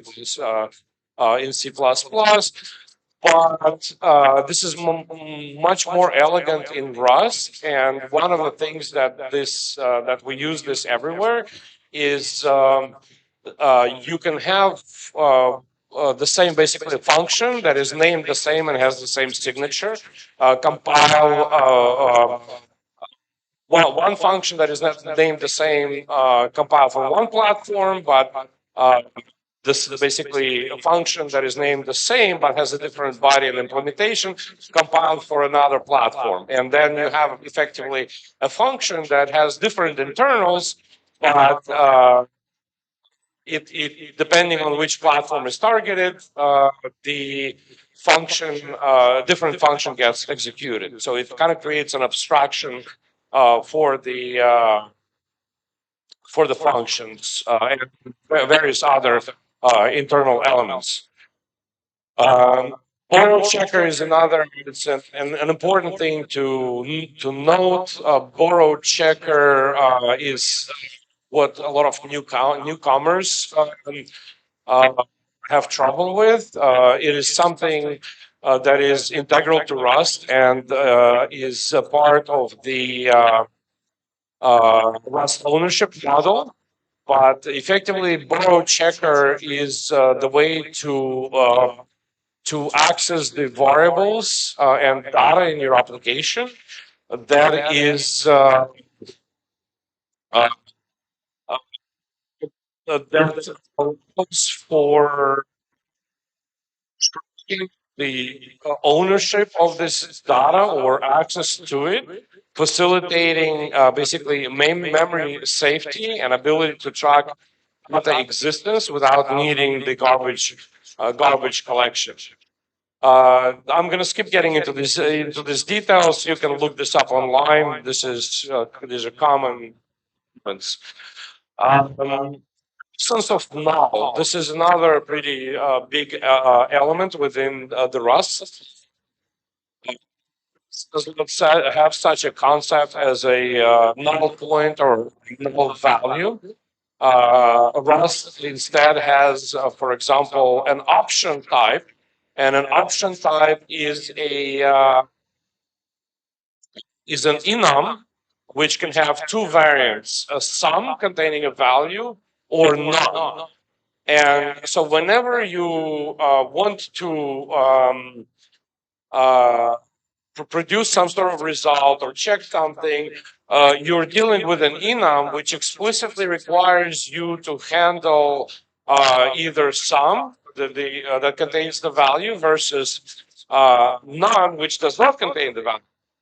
This is very different path than in when you're dealing with like null pointers and things like that, because you can have unexpected null pointers. You can effectively somebody could be returning you information, but suddenly it will be nullified. You don't know if you need to check if it's null, and you can run into problems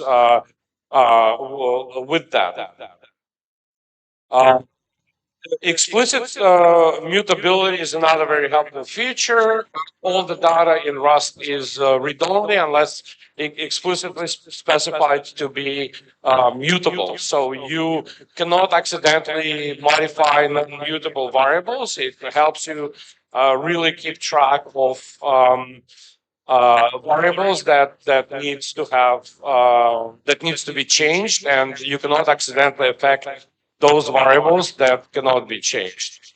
Obviously, strict type system in Rust is very powerful because it prevents errors at compile. And again, key point that I'm trying to highlight. A trait-based inheritance is also very different. This is very different from object-oriented pattern, where you have some kind of data with associated functions. The traits in Rust can be associated with any object, so they allow you to create shared behavior. And there's also generics, which I'm not going to get into, but they can be trademarked. So you can receive a generic and you just say that whatever the generic that I'm receiving, I want to make sure that it has a specific trait, and then trait defines functions. So what will happen is that if you try to pass this function or utilize this utilize some struct or something that does not has this trait, the compiler will refuse to use that. Otherwise, it will accept that, and within the function that receives this generic, you can assume that the trait is there, and you can use all the functions that are present on this trait. Asynchronous Rust. Asynchronous Rust is very similar to JavaScript async in terms of its usage. It provides ability to do concurrency without multi-threading. It's effectively a task-driven model that can provide you multitasking, basically kind of non-preemptive multitasking, but on a single thread if needed. Or in a multi-threaded environment, and there's a whole bunch of benefits of using async Rust. One of the, and we're slowly starting to get closer to the SDK. One of the key elements of async Rust is that when you operate in WASM, in a WebAssembly browser environment,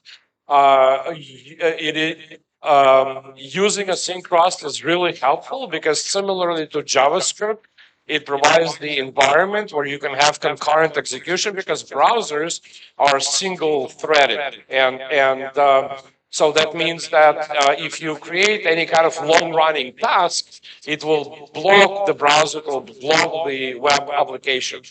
Whereas async Rust allows to to basically go around that. So I jump forward. There is actually one of the sort of hacks that we have been doing in async Rust in the browser, which is using a application like using a function called yield executor to Junie. Junie, did you just turn up the microphone? That doesn't happen.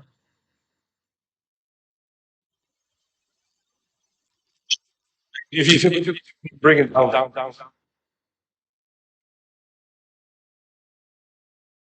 Because I'm making a lot of music is not a solution for that. Yeah, that's probably fine. Yeah, that's fine. Thank you. So we have a function called yield executor, which in the background actually calls a request animation frame, which can provide additional relief to the actual browser. So even if we have a code that, let's say, does some kind of cryptography related function and it needs to do a lot of processing, your application can hang. Doing basically this type of approach can relieve some of the burden, same kind of way sometimes you do that in a JavaScript universe. Another key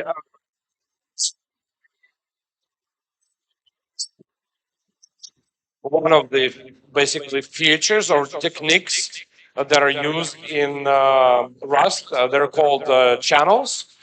And channels are really great because they are basically very thread friendly, and they allow very easy to communicate data across threads or across tasks. Effectively, you just push data on it, and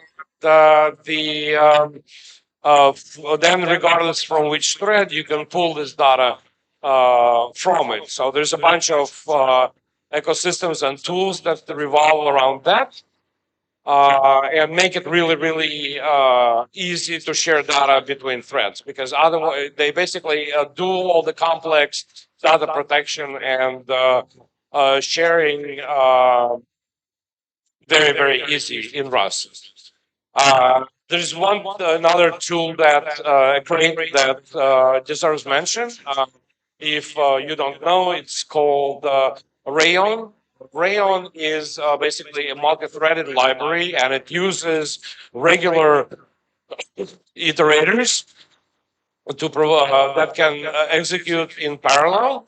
So effectively, if you were to write a regular idiomatic Rust code where you get a series of data that you want to process, you will do that linearly by iterating over this data. The same with Rayon, what you can do is you can chunk this data, and you can just kind of give it to Rayon and say, I want every item to be multiplied or on 5 or somehow mutated, but I want this to be parallelized, and it will automatically handle the parallelization for you and deliver, and then basically it will chunk the data into different chunks, get different threads to execute that, and then reassemble the data, delivering it back to you without you needing to worry about that. There's a number, like in Rusty Kaspa 4, in the core consensus engine, there is a number of algorithms that use Rayon to really accelerate processing. I think some transaction processing uses that, and in general, this is a very useful tool to use. So now we are coming to the to basically what I consider my most favorite part of Rust, which is macros. And in Rust, there is a few types of macros. There are declarative macros. Declarative macros are reminiscent of macros in other languages. It's a custom syntax that allows you to declare a macro and then repeat, basically utilize this macro to create a repeating code that maybe has some logic, but basically it's, let's say, similar to the way you would create a macro in C++ or something like that using the template engine. Then there are something called the derived macros. We'll get shortly into proc macros. The interesting part about derived macros and the proc macros is that if you remember during the introduction to the Rust programming language, I mentioned that they have initially written the Rust C compiler in OCaml, and then they rewrote the Rust C compiler to compile using Rust C. It compiles itself, which means that in Rust, you have access to crates and tools which expose the compiler functionality. That means that you can easily create any program that, let's say, parses Rust code, does any kind of analysis, does syntax parsing, or anything like this. Basically the proc macro class of macros in Rust are unique, on my view, in that what they allow you to do is they are like they're programs, effectively like plugins that get compiled by the Rust C compiler before the program gets compiled. They're the first thing to compile, and then these macros are loaded in the compiler like plugins when you compile your application. So effectively, to make a macro, what you do is you write your own Rust code that receives any syntax and then outputs any syntax on the output. So an example of basically allowing you to make a macro that parses the part of your own application and rewrites your code during the compilation using Rust programming language. So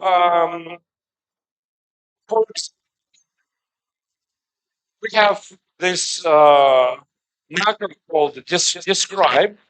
And in the source code, we're defining this in this example. In the source code, we're deriving a method called describe. We are we have so this is from one of the Kaspa applications called Kehos. Then we have another attribute that we specify, and then the enum value. And this syntax that we write here is loaded into the macro processor, and the macro processor then, which is your Rust application, and it generates different Rust on the output, and then it generates this. Let's say there's a function called caption, which is where the value is extracted from this attribute caption. It implements an iterator which can process all the variants. Then there is a function describe, which extracts the information from describe attribute, and Rust, which extracts the information from the documentation elements. So the most common or one of the simplest examples would be a derived macro called debug. What the derived macro debug does is that you put it above the struct, and that happens with every derived macro. But in a debug example, you put it above the struct, and the struct has a bunch of fields. So this is then passed to the macro. The macro receives this struct as abstract syntax tree. It's effectively already parsed compiler data. It then analyzes every field in the enum, and for every field, it then creates a function called debug, and inside of this function, it logs each of these fields. So by simply tagging something with debug in the derived macro, you automatically get this function created and appended to your struct that is called debug, that you can call, and it will load all the values of your struct at any point. And this is extremely powerful way of analyzing and doing customization of any struct processing, anything like that, effectively. Then there are attribute macros. So the derived macros that I just described, the key element about derived macros is that they can receive struct or any data, but they cannot. This data is read-only for them. They can only create things after this data, such as implement traits, fix different functions and such, but they cannot touch the original data.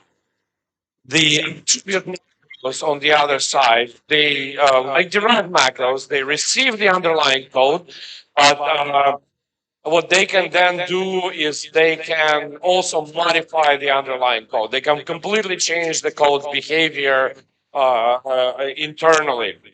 And attribute macros can be affixed to to structures where they can rewrite or modify structures in a variety of ways. They also, like in the case of Maksim bindgen, which is WebAssembly bindgen macro, the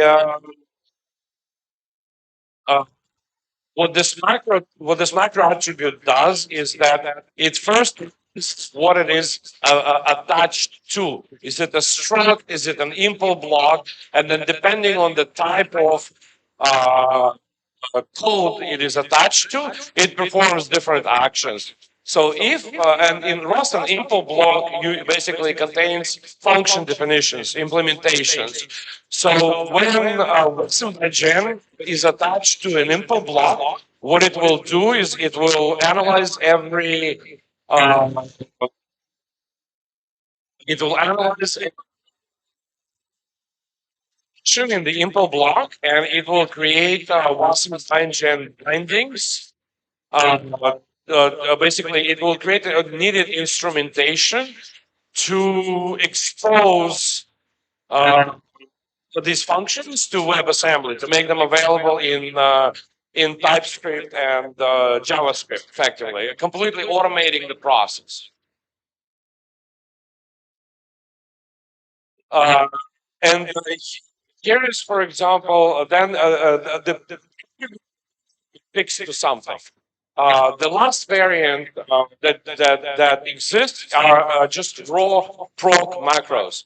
Proc macros, they don't need to affix to anything. You just declare them anywhere, and they function on input. You pass them something, and they then iterate on the information that you passed, and they generate Rust code on the output based on the information that you passed. So perfect example for that is actually Rusty Kaspa RPC. This is used in a variety of places. This is used in WASM bindings, in WRPC client. Effectively, what we have as for every RPC call, there is a standard methodology, a standard function that needs to operate the same way, but on different data structures. Basically, you have a request and response data structures that need to be serialized, need to be dealt with, and but the function is the same. So what we have this macro called build WC client interface. And we basically fix it. The key element is that we pass it different enum variants, basically RPC methods such as ping, add peer, get block, etc. And so the market receives this information, these tokens, and then what it does is that it takes the token, let's say ping, and it create internally, because it has access to that as syntax, it creates such names as ping request, ping response, ping call as a function body, and as well as the body of the function itself. Basically there is identifier manipulation that occurs and snake conversion. And then for every item, once it has created these, it creates Rust functions, which is what I just mentioned, ping call, and we can see with ping call that it has ping request that receives a ping result, and so on and so forth. So creating these functions manually is basically impossible. It's a maintenance nightmare. But automating them through macro, where you just give it the name of the RPC method, and then the functionality is created for you automatically at compilation time, is really makes things very easy. And what's also interesting is because this is the way this works is that uh, when you are building the input for macros, the linkage between the identifiers and types remains live. What that means is that if you let's say you have a data structure, you specify data structure in the macro, you can click on it or hit F12 in Visual Studio and navigate to the definition of that. So this thing, basically, the key point about these techniques and tools is that they make it really easy and efficient for us to manage a very large chunks of code base by easy means. So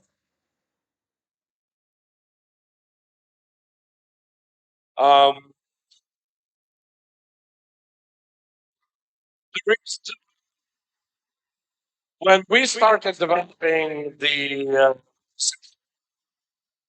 WebAssembly bindings, we spent a couple of months working and made the first release, and we ran into a serious problem that required us to re-engineer everything from ground up.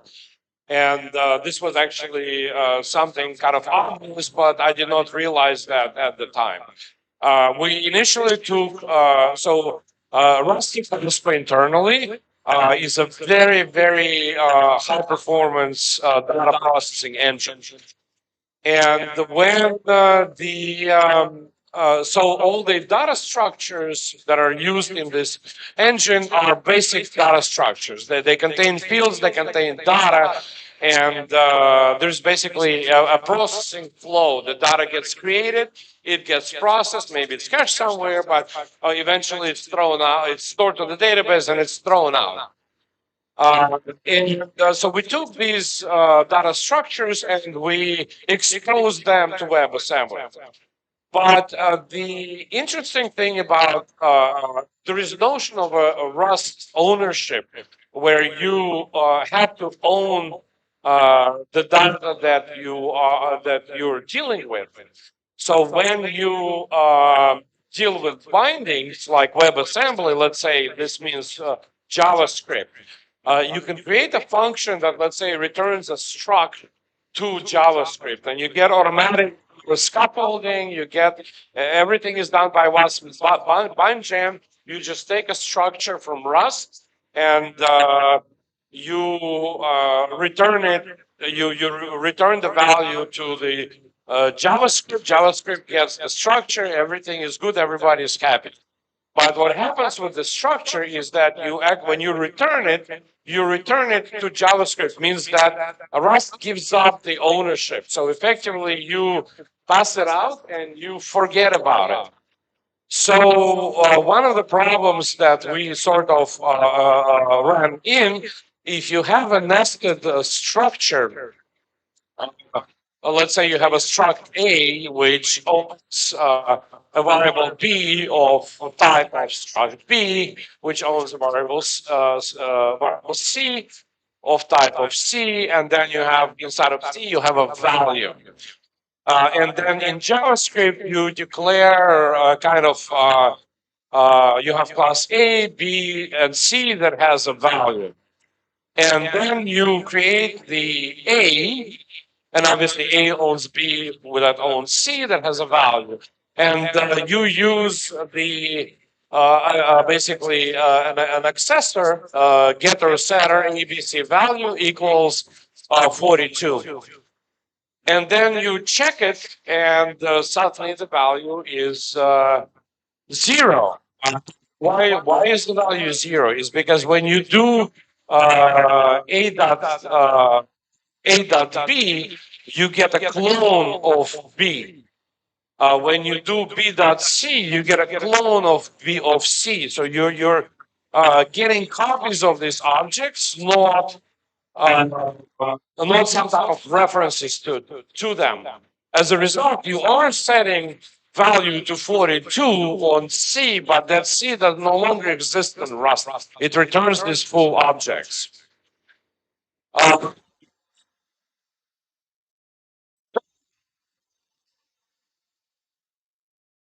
To mitigate that, we had to basically we had to resort to with structures that are uh, basically we replicate the JavaScript model, sort of, where we have when we clone the structure, we get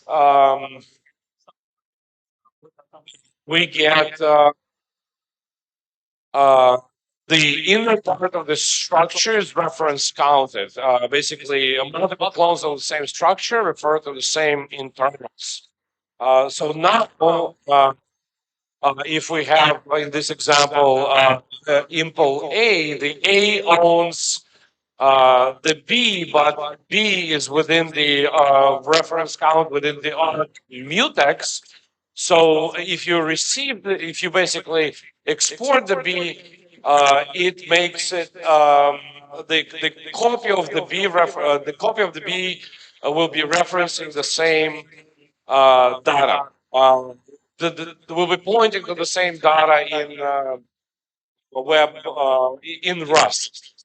So at this point, if you have in JavaScript, you do ABC, value equals 42. Then you're able to assign the value to that. I have to apologize a bit. It's a bit difficult for me to speak because of the music, and in general, it's actually very makes it difficult to concentrate in general. So I'm doing my best here, but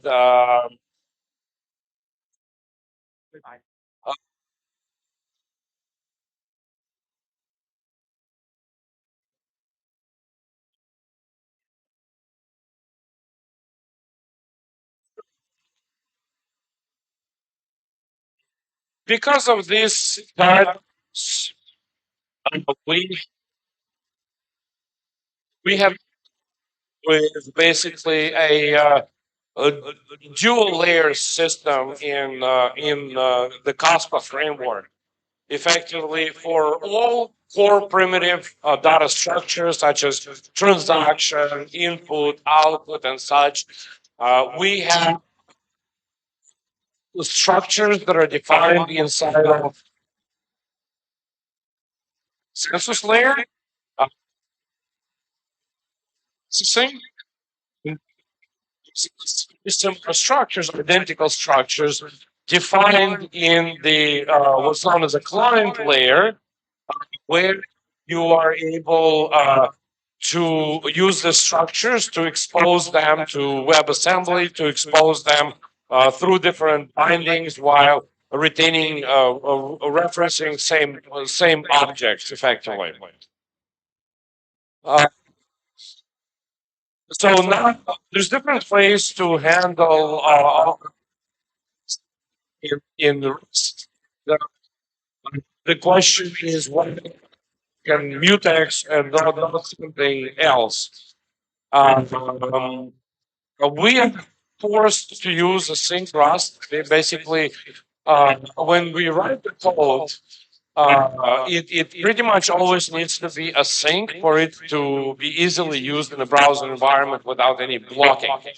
But the same code needs to run on a native platform. And on a native platform, there's different there's something in Rust as executors. Executors is effectively an engine that facilitates execution of asynchronous code. So it's kind of it's a future poller that executes async code. So effectively, in the browser, there is a in the browser there is its own executor. that's provided by Wasm Bindgen. There's a bunch of libraries that have different executors, and on the native platform, one of the most common executors that is used is Tokyo. Stands for Token IO. And what happens is that we write the same code, but we are using the macro to make this code function in a native platform under Tokyo or browser environment under Wasm Bindgen executor. This code needs to function everywhere, but the way you spawn asynchronous tasks is different. So we use the previously mentioned conditional compilation macros to define similar functions, such as spawn, where when you build for native, it becomes a Tokyo spawn. But when you build for WebAssembly, it becomes a different spawn that is meant to be for WebAssembly. The problem is that they have different requirements. The Tokyo requires the code to be basically multi-thread safe, while the browser actually does not require the code to be thread safe because it's a single-threaded environment, different limitations. So there is something that is in Rust that is called send and sync, and these are basically markers that can be put on any structures or traits to indicate whether the structure is expecting to deal with thread safe information, or it does not need to deal with thread safe information. Effectively, send allows for something to be a send marker means that some data can move between the threads. And that also means that if you have an async code, it can be moved between the tasks. If the data does not have this send capability, Rust compiler will prevent you, it will not allow you to migrate this data between the threads, basically cutting off this ability at the compilation time, which is very valuable because there's no such limitations, once again, in something like C, C++, and you can have something that is not thread safe, you pass it to another thread, and so sooner than later, you'll have a variety of problems. And sync is something that allows data to be basically to have shared references between threads of the same data. One of the basically examples, there are two primary reference counters in Rust, which are known as ARC and RC, which is RC stands for reference count, and ARC is asynchronous reference count. This is very similar to what's known in C++ as smart pointers. It's when you have one data, but you can create smart pointers to it. And when smart pointers are no longer present, when the counter to references goes down to 0, the data in the smart pointer is deleted.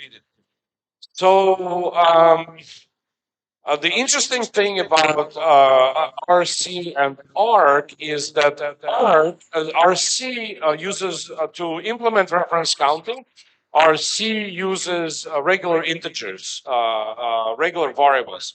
So it increments the variable and decrements it. But this is not a thread-safe way of doing this. In order to have a thread-safe increment or decrement, you need to utilize atomic types. So this is why.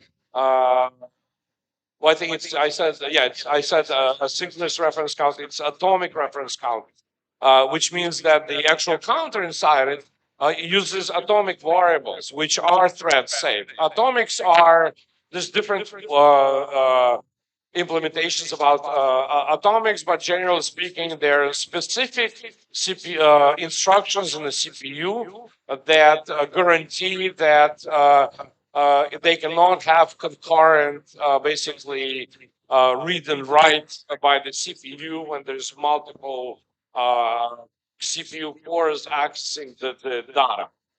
They are thread safe for data exchange. It's a bit of a complex topic, but the interesting thing about the send and sync macros is that send and sync markers, which are kind of like trades. In fact, I think they're trades. They're just kind of named slightly different, and are a part of the Rust programming language internals. What RC does is if you use any variable containing any structure containing RC data type, it has a marker inversion. It basically, if you typically indicate that something is send or sync compatible, you will say send or sync. But what RC does is that it specifies as not send. It's an exclamation mark send. And what that does is that if you try to use this data type inside of any data structure, it poisons this data structure, basically cascading this not send definition all the way to the top of whoever owns this data structure, is basically indicating that, hey, this data structure is no longer thread safe. And the data structure owning it is no longer thread safe. The data structure owning it is no longer thread safe. So you have a thread safe code, you stick somewhere RC, and suddenly your entire application fails to compile because there's something in it that is no longer thread safe. So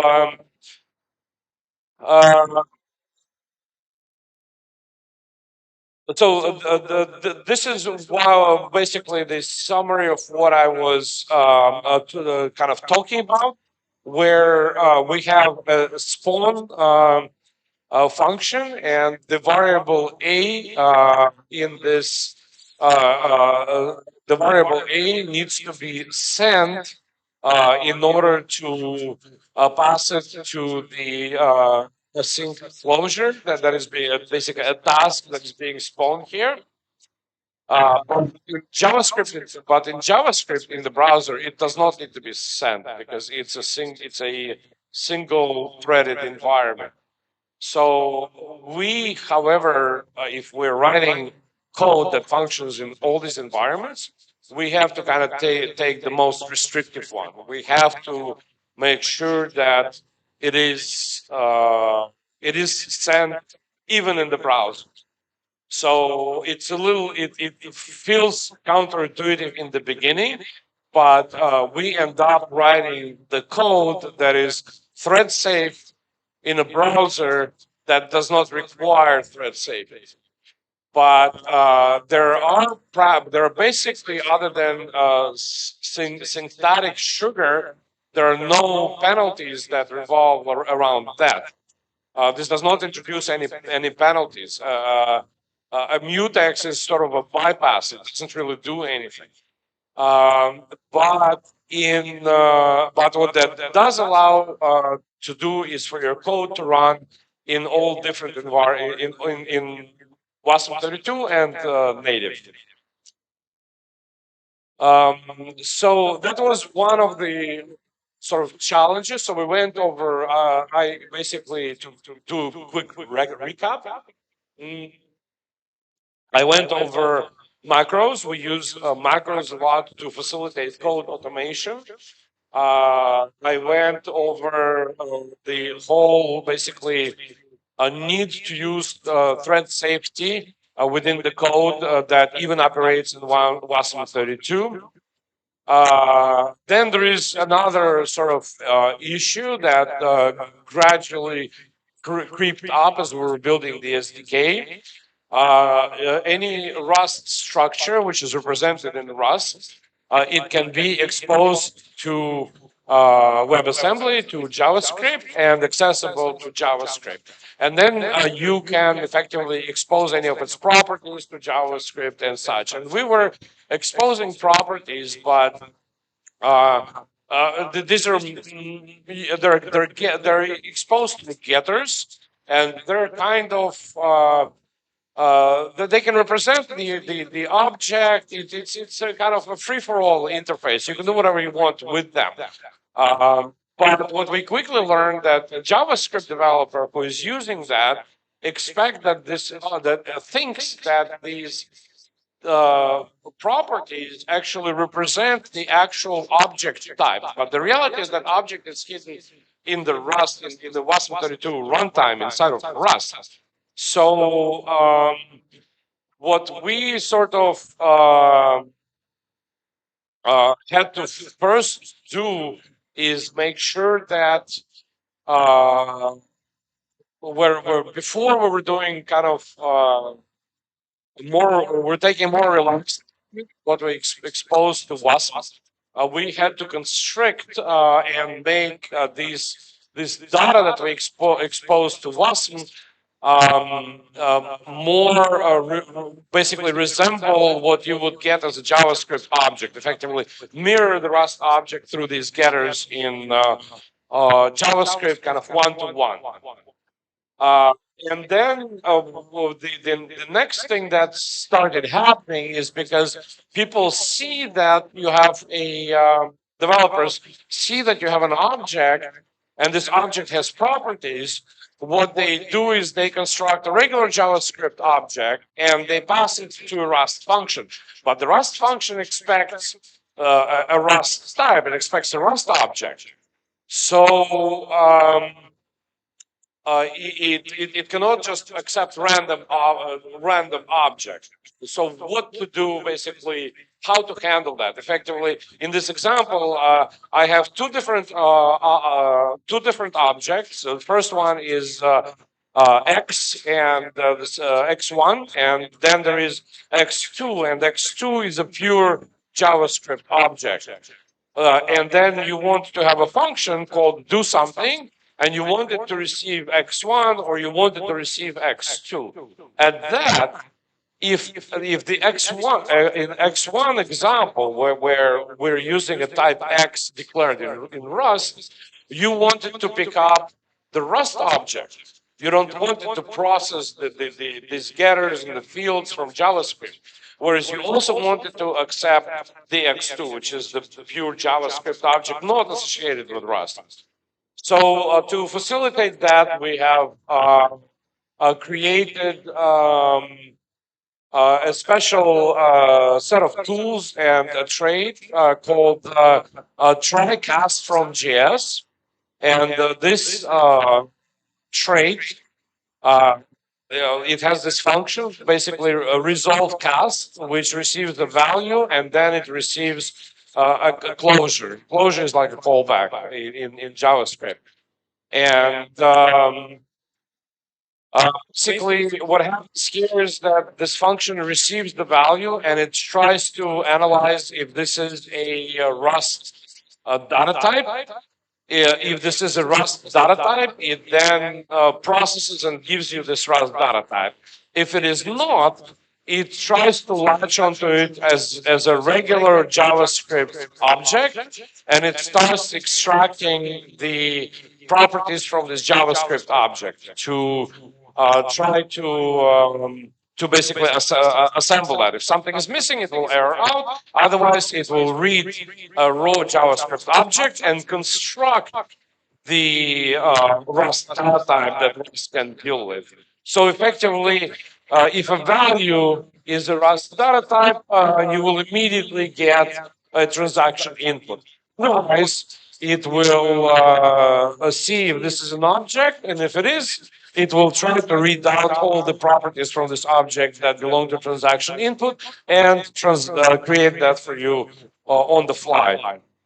Utilizing Rust is on the Rust native types everywhere is faster because there's no additional processing overhead. But there are kind of really no difference in terms of performance and such. And I'd like to kind of use to facilitate all that handling on the Rust side, which is Watson BindGen, WebSys, and GSSys. Watson BindGen provides binding automation. If you have Rust functions, you just attach Watson BindGen macro to it, and these functions or property or structs and such become available in JavaScript, TypeScript immediately. When you deal with JavaScript, however, there is a variety of JavaScript data types, such as JavaScript object, array, number, map, native JavaScript data types. The GSSys provides all functionality to deal with that. And then there is a very large automatically generated WebSys crate, because what I have mentioned so far is using Watson BindGen to export your program functions into JavaScript. But you can also use Watson BindGen to bring your to bring any JavaScript function into Rust to make it callable and available in Rust. So what WebSys does is that it uses Watson BindGen plus a whole bunch of automation. It's actually, this crate is largely automatically generated, and it takes the entire browser JavaScript data, all the data structures, all the functions available in the browser that everyday JavaScript, TypeScript developer uses. And it makes these functions available in Rust. So you can write Rust code and have full access to the entire, basically, DOM management API, any Node.js functions. You can simply make a function in JavaScript, then declare it in Rust and use it from Rust. You can make a function in Rust, declare it through Watson BindGen, and use it in JavaScript. It's a two-way road, free for all. So now, given these basic primitives, there is something that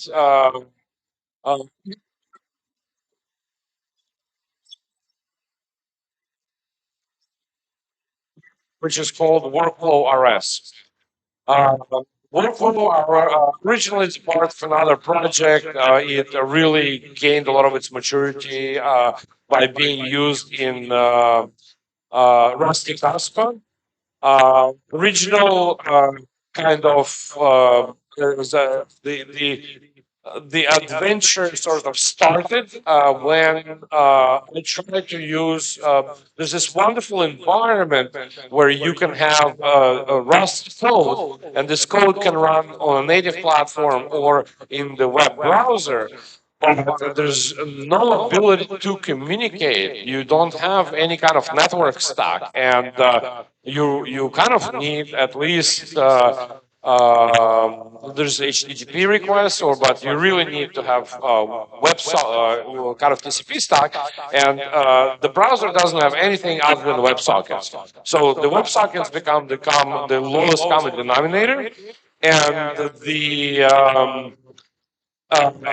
basically, so WebSys previously mentioned, it offers access to W3C WebSocket class, basically the WebSocket available in the browser.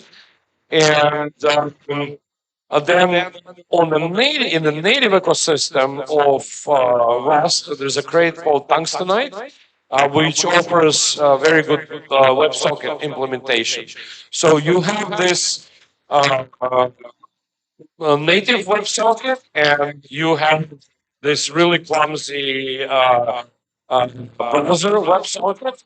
So what I work on is a kind of WebSocket abstraction. implementation where you have a WebSocket and you can interact with it in a uniform manner. But in the background, there is, if it's compiled for native, it will utilize Tungstenite. And if it's compiled in a WebAssembly, it will utilize the browser WebSocket implementation. But this abstraction functions the same way everywhere, using combination of basically macros and platform targeted code. So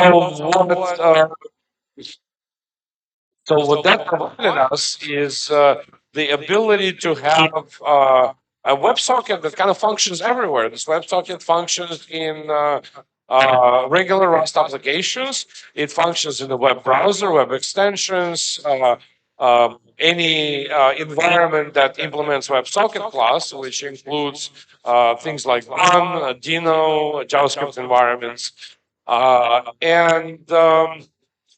One exception was Node.js. Luckily, there's an NPM module for Node.js that provides implementation of W3C WebSocket. So simply loading this module and making it available provides access to the WebSocket. So WorkflowRS has a couple of other components to it. As I mentioned previously, we use async Rust, so it has a custom spawn function, which is different depending on the compilation target. It also has sleep intervals and timeouts, and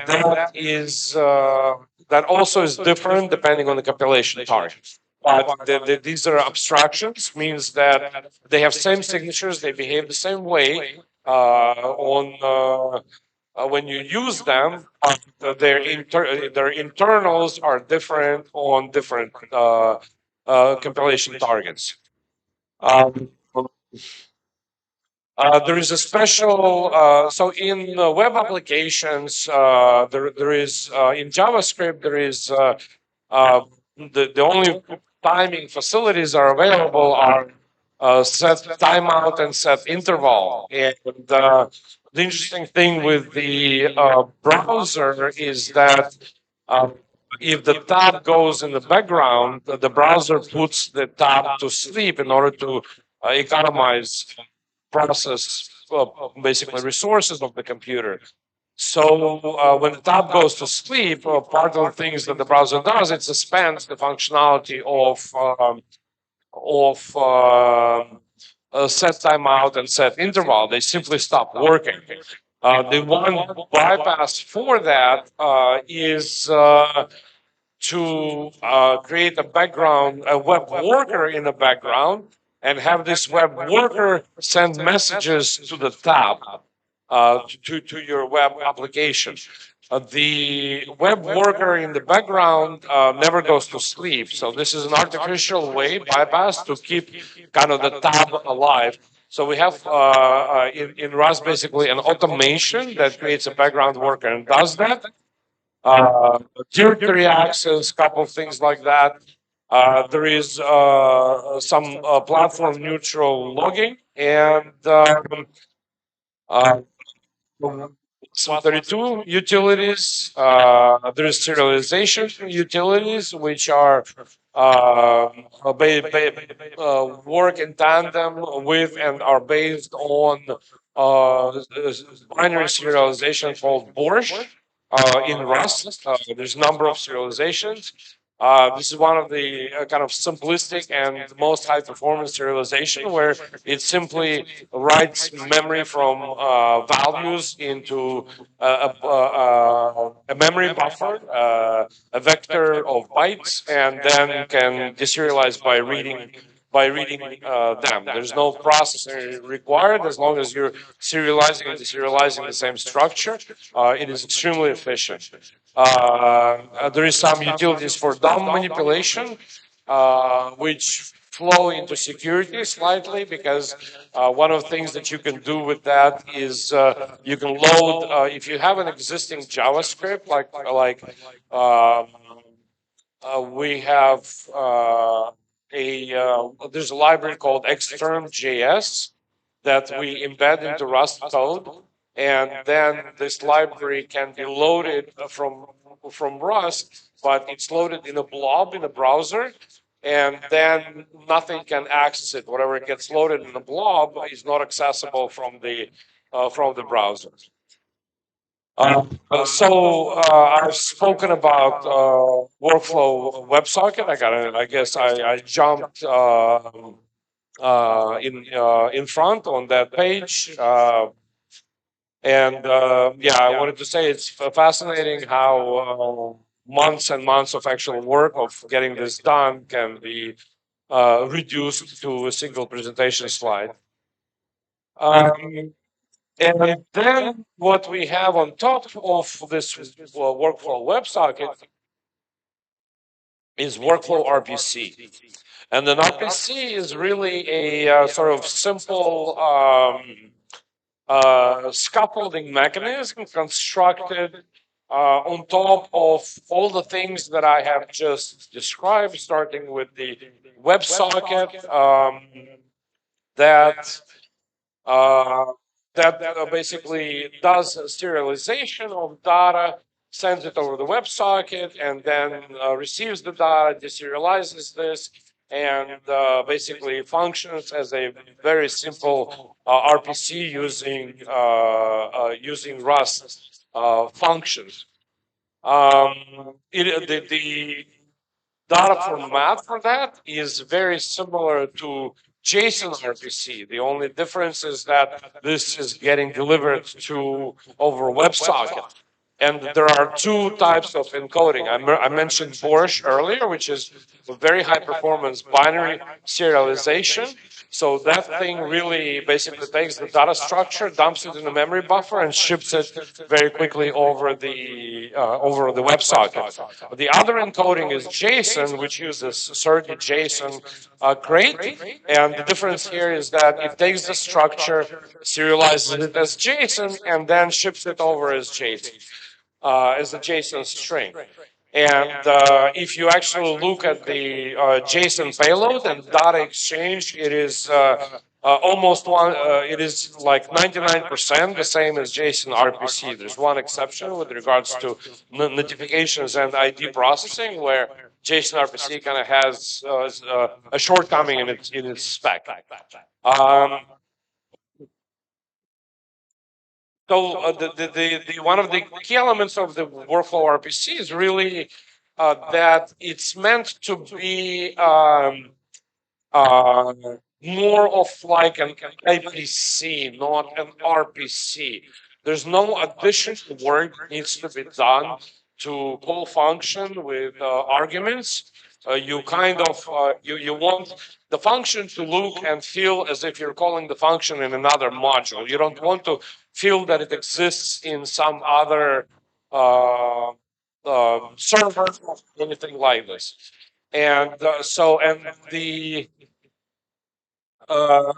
that falls very well within the Kaspa internal RPC design, which is the RPC API trait. And RPC API trait is effectively a trait that has a bunch of functions representing RPC calls. So let's say earlier I was showing call ping.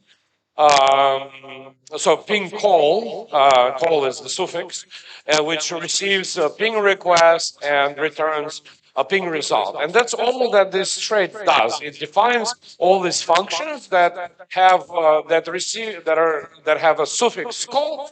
That basically RPC method name, suffix call, request structure, response structure.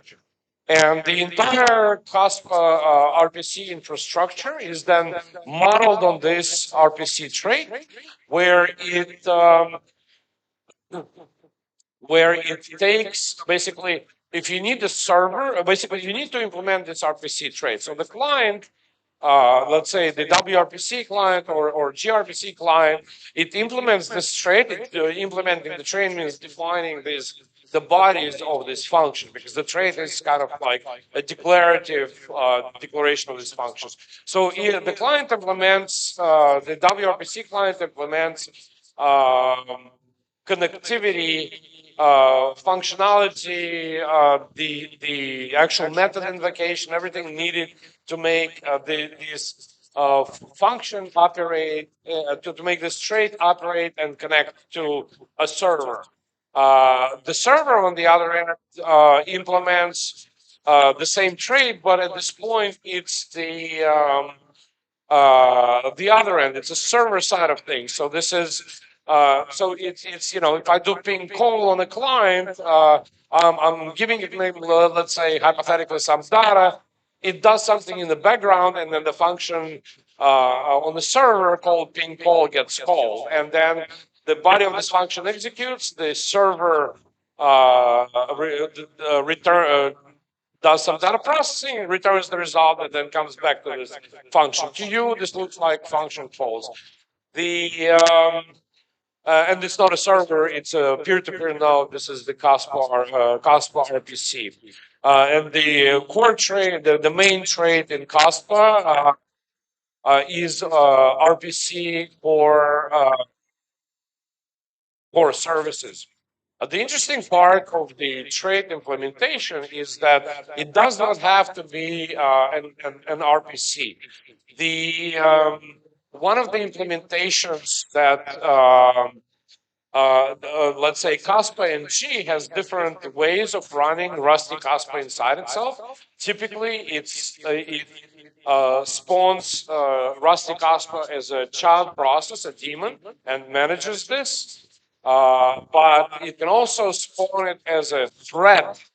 And when you spawn it as a thread, what you can get access to the RPC API trait, and then you can make calls directly to this trait without using any type of RPC. So this is this RPC API trait is this abstraction layer that allows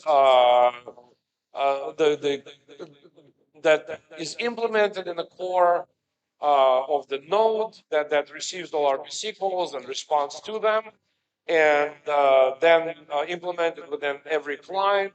And one of such clients is also WRPC client in WebAssembly, which simply takes Rust functions and exposes them to WebAssembly.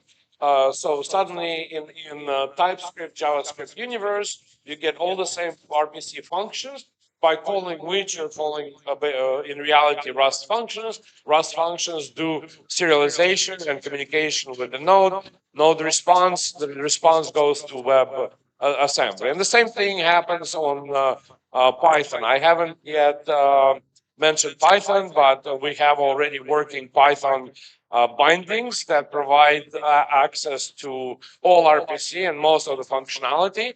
And the same thing happens there. The Rust functions are just exposed as Python functions. So you look at it, it smells like Python. You call a Python function, it returns you the value from RPC. But in reality, what happens is that this function in the background executes Rust code. So I mentioned the gRPC client is very similar to WRPC client. gRPC is the original protocol implemented by Rusty Kaspa in a Golang. It uses protocol definitions. And gRPC uses protobuf to serialize messages. Protobuf is one of the serialization formats. The trouble there sort of is that it creates an intermediary. There's basically two issues there. One, the protobuf format creates intermediary object representation. So the data arrives from gRPC, then it needs to be converted. The gRPC interface loads it into these intermediary representations, and then the intermediary representations get converted into Rusty Kaspa objects, native objects needed for RPC. So there's additional conversion layer. Another problem with the issue with gRPC, gRPC itself is very widely available. That's why it's going to continue being supported and actively maintained, because there's, almost every language has a client for it and such, but it still lacks a solid web infrastructure. If you have a web app in a web browser, you cannot connect to the gRPC client easily. So this is where having a WRPC and WebSocket really comes in handy, because this allows you to connect to the RPC endpoint from anywhere, including the web browser. So yeah, okay, I've managed that. It's interesting how I talk one slide up front. Another, so then there is effectively a Kaspa WRPC client that I mentioned. It effectively, it implements workflow RPC client implementation, and there's a server implementation in the node. And yeah, it implements this crate called Kaspa WRPC client that is this multi-purpose kind of multi-platform client that functions everywhere. In addition to that, there is a separate application that was created a couple of months ago. This is called Kaspa Resolver. It's just, it's kind of this basically cluster monitor application, high availability load balancer, if you use technical names for that. But what it really does is that if you have multiple nodes and they all have RPC interfaces, it connects to, or you specify for it to connect to all these different nodes. And then itself, it has an HTTP backend, HTTP front end, by which you can ask it to say, hey, give me the URL of one of these nodes that are live, and that have the least load, the least amount of connections. So Kaspa Resolver sits and monitors in real time all these nodes, monitors if they're in a sync state, monitors if the node has gone down. The second there's any trouble, it just removes the node from the pool of selection. Whenever you come to it with HTTP and you say, give me your best node, it runs elections based on the data it has and says, here's the node. One of the problems, there's basically two problems that have existed in the early days, where you have gRPC nodes, but you can run a public node on the open IP, but first you're susceptible to the DDoS attacks because anybody can hit your IP.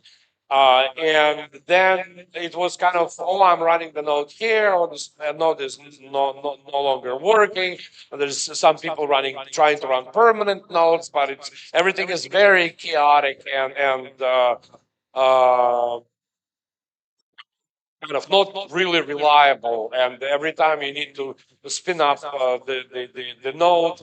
So the part of the effort to mitigate that was to have this to be able to run multiple nodes, have this Kaspa resolver, but now through WRPC interface, not through gRPC, to monitor these nodes. And you just go to the resolver and you ask, give me something, and it gives you the best endpoint to the network. And I made during the KRC20 launch, we had over 20,000 wallets that powered up to utilize KRC tokens, and all the kind of servers that I had running nodes got completely overwhelmed by the socket demand. Everything completely malfunctioned. So that was the first kind of test run that Kasplex did. So we have, so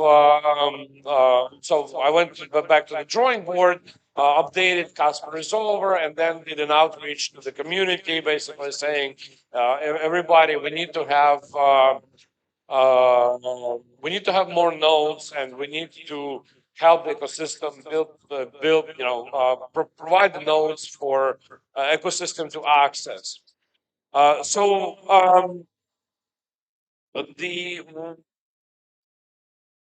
This kind of infrastructure easily counters the decentralization. So all efforts have been made to make sure that this infrastructure remains decentralized. Nodes are operated by. We created this. We called this cluster public node network. PNN, and the nodes are operated by different contributors from around the world using different VPSs. Some are running nodes at home and such. We've created some tools. There's a tool called Khost that automates the deployment of the node, allowing everybody to upgrade or install them with ease. And then there's a whole bunch of basically DNS magic that happens in the background where there's a number of community people who are trusted, who's been around for the last 2 years, that are supervising that infrastructure. The purpose of this infrastructure really, it kind of ended serving Kasplex, so serving wallets within the Kaspa ecosystem. You have developers, but developers who create an application, and then this application needs to have 10,000 endpoints, and the developer, let's say, is a contributor or a volunteer who basically who creates an application, but then cannot. He cannot afford to run 5 or 10 nodes. That ends up being costly to do. That can easily translate into a few $100s a month of VPS data center expenses and such. Providing these types of solutions with access to the network without having to run a local node and infrastructure from people who are contributors and participants who have access to the infrastructure, and kind of distributing the operational costs throughout the community, really helps facilitate that. And the most important thing, in my opinion, is that this infrastructure removes any friction from onboarding developers, because now anybody coming to Kaspa who wants to interface with Kaspa, test the SDK, access node APIs, or do anything like this, they just download the SDK, they run the application, it instantly connects to the node and gives them instant response, basically instant information, or if you need to submit transaction, anything like this.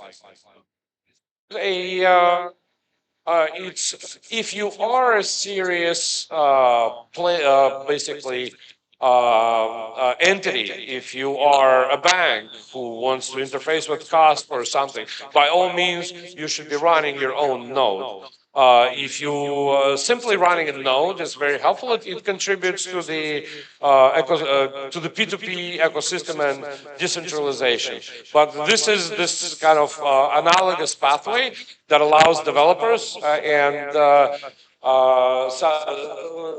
newcomers and developers to quickly.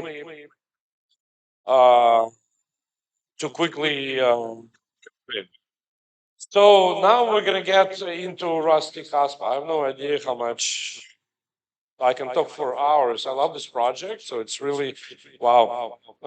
Need to hurry up. So the key logical components of the Rusty Kaspa framework.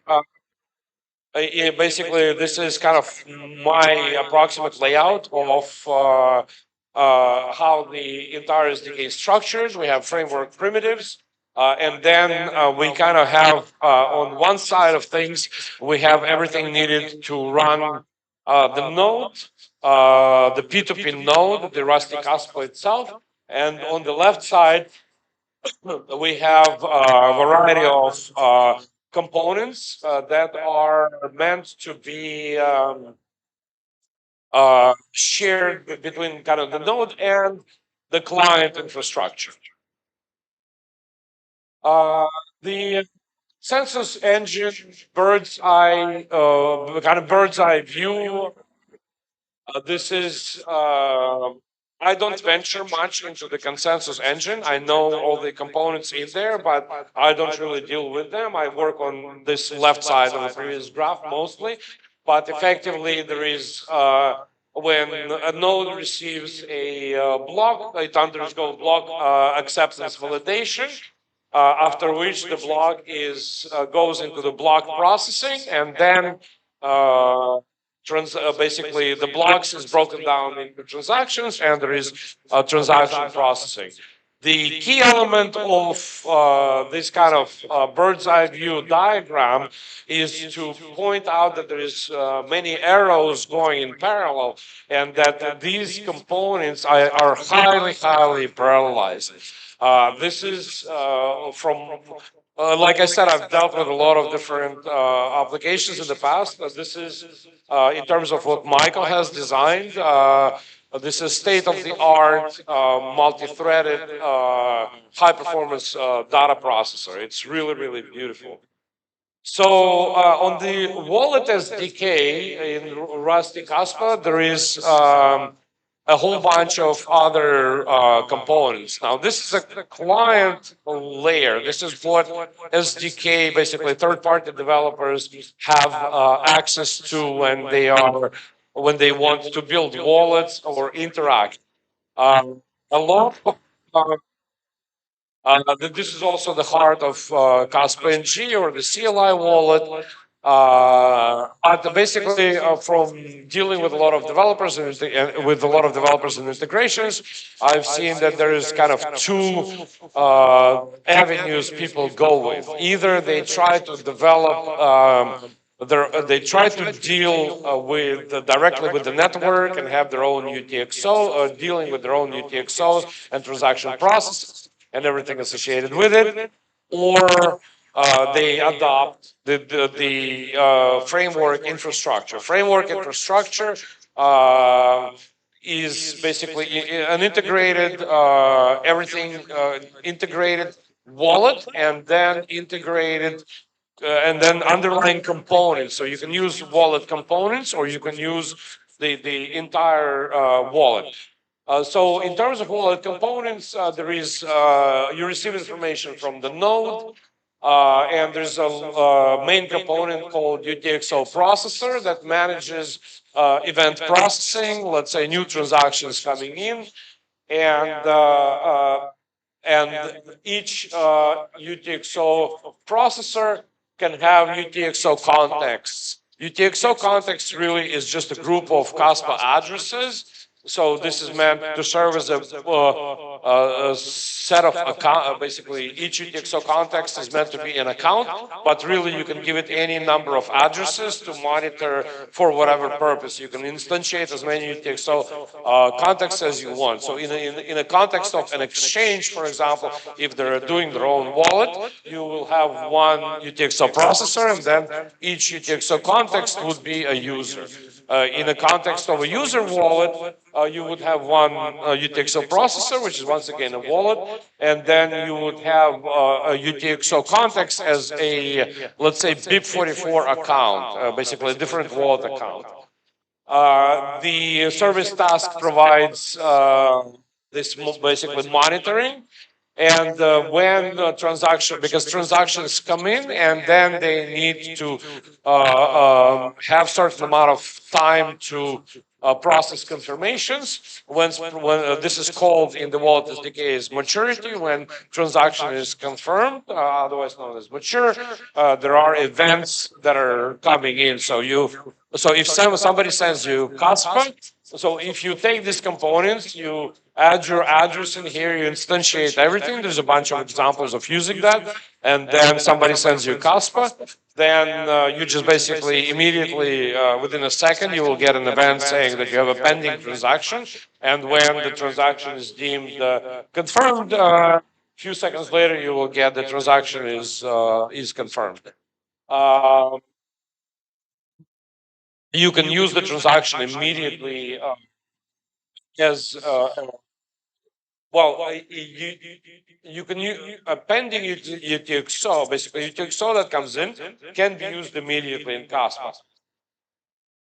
The confirmation hold is artificial. We don't actually need to have the confirmation hold for regular transactions. It's kind of there for, I don't know, non-existing safety reasons in reality. But what can happen is that if there is any kind of double spend attack or something goes wrong, you will have a cascading UTXO failure as a part of the reorg. So anyway, UTXO. So then there is another component which is called transaction generator, and transaction generator can you can take UTXO context and just give it to the transaction generator, or you can give transaction generator any number of UTXO entries that you obtained from the node that belong to your wallet, and basically say, hey, create me a make me a transaction, and it creates the transaction for you. Now, what is the reason for transaction generator existence versus you simply making one simple transaction? The reason is that there are cases where you have too many UTXOs that cannot fit within a single transaction.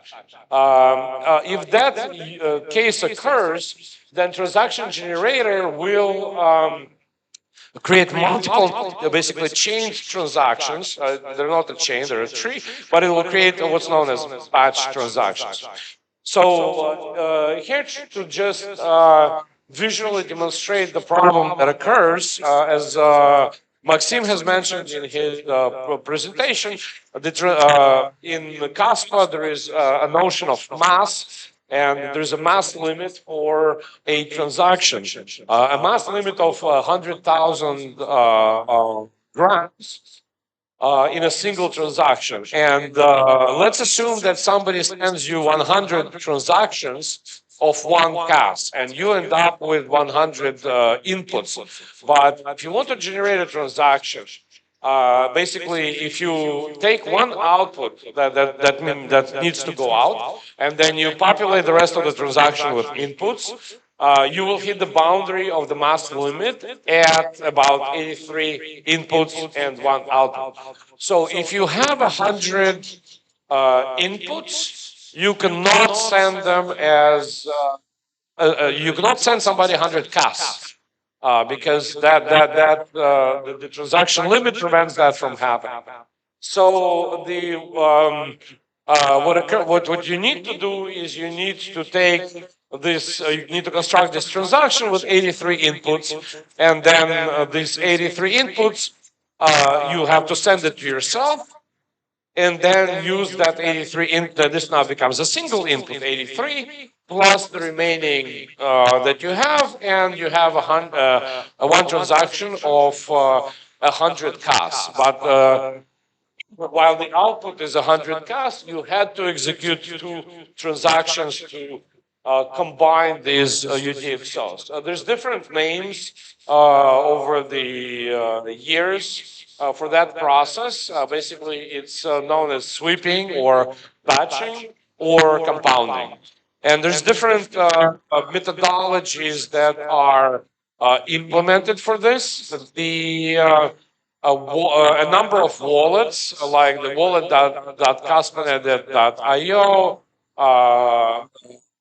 I think KSPR wallet, they are doing manual compounding enforcement.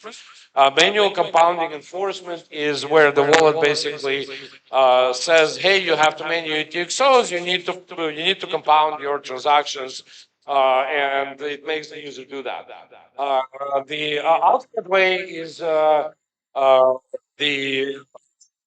transaction generator that is within the SDK. Transaction generator will handle this use case automatically. You tell it who you want to send funds, and if it encounters the condition of mass overflow, it will break it down. It will break the UTXOs down.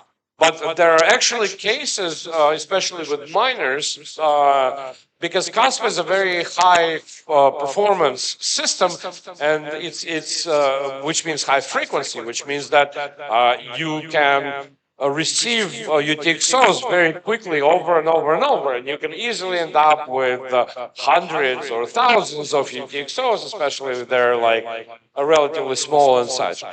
And so what happens then? The way the generator will handle this, and I initially made a mistake. I made chain transactions, but then Michael has pointed out that this was a flaw in the way that this works. Is that if you have independent, basically independent UTXOs that you're consuming, and you're consuming them into independent transactions, that means that the independent means they're not related to each other. So if you have a bunch of UTXOs and you you compound them into one, creating another UTXO, and then basically transaction A does that and transaction B does that. They because of the way the DAG is structured, that can happen absolutely in parallel. So as opposed to doing this sequentially, where you would compound, and let's say it costs you a certain amount of DAA scores. This is effectively the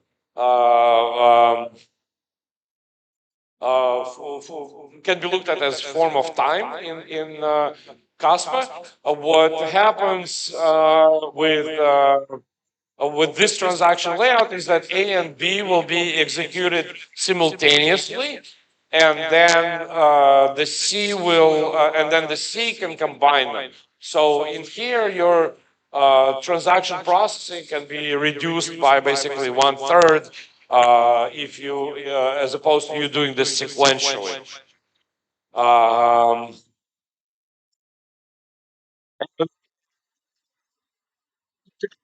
So what I described right now is wallet SDK, and then we also have something called wallet API. A wallet API is an actual implementation of the fully functional wallet within the Rusty Kaspa framework, and it is available in releases as the Kaspa wallet executable. This is the command line wallet. The same framework is also used in a number of other projects, including Kaspa NG. And what the basic elements of that framework is that it also has UTXO processor, which represents the wallet, and UTXO context counts, which are BIP32 BIP and BIP44 hierarchical deterministic accounts. You then, just like in the previous slide, transaction event generation. But with the wallet, you have serializable control interface. Effectively, it's an RPC-like trait on which you can make function calls to control the wallet. And then, in addition to that, this is what Wallet SDK does. But there is a transaction history and wallet storage. So the wallet storage, if it is in a browser, it uses local storage. If it is in, let's say, native and Node.js, it uses file.io. It stores it as a file. In Chrome extensions, it stores it using Chrome storage. And then transaction history is a bit of a problem in the web browser. Transaction history is stored in IndexedDB, which is a database. But otherwise, in native, transaction history is stored as separate files. And the reason that each transaction is stored as a file is because you don't really need that much high performance to access it. But what you do want is you want to be able to access these files from native Rust executable as well as Node.js. For example, or bond or something like this, to load transaction history. So otherwise you have a breakage, like you can use a database in Node.js, but then you can't read it from Rust, so on and so forth. So the way we handle documentation is that Rust documentation is documented in the source code and using RustDoc. And for 132, you compile to WebAssembly, as a part of which it generates JavaScript and TypeScript files, which contain all the RustDoc, but now projected onto JavaScript comments. And then you can run TypeDoc against that and gain JavaScript documentation for that. Some of the challenges that we have encountered, this is just a gift that keeps on giving, is what we refer to as TypeScript typings. When you build anything in Rust, everything is, through its type system, everything is very solidly locked.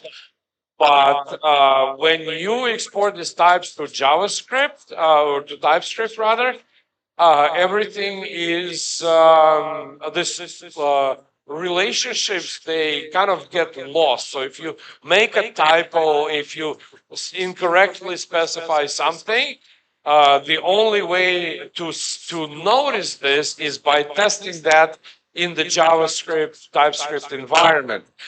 Which means that you would need to develop unit tests, first of all on Rust, which there are, but also on JavaScript, which there have been some attempts, but the SDK has been mutating a bit too much.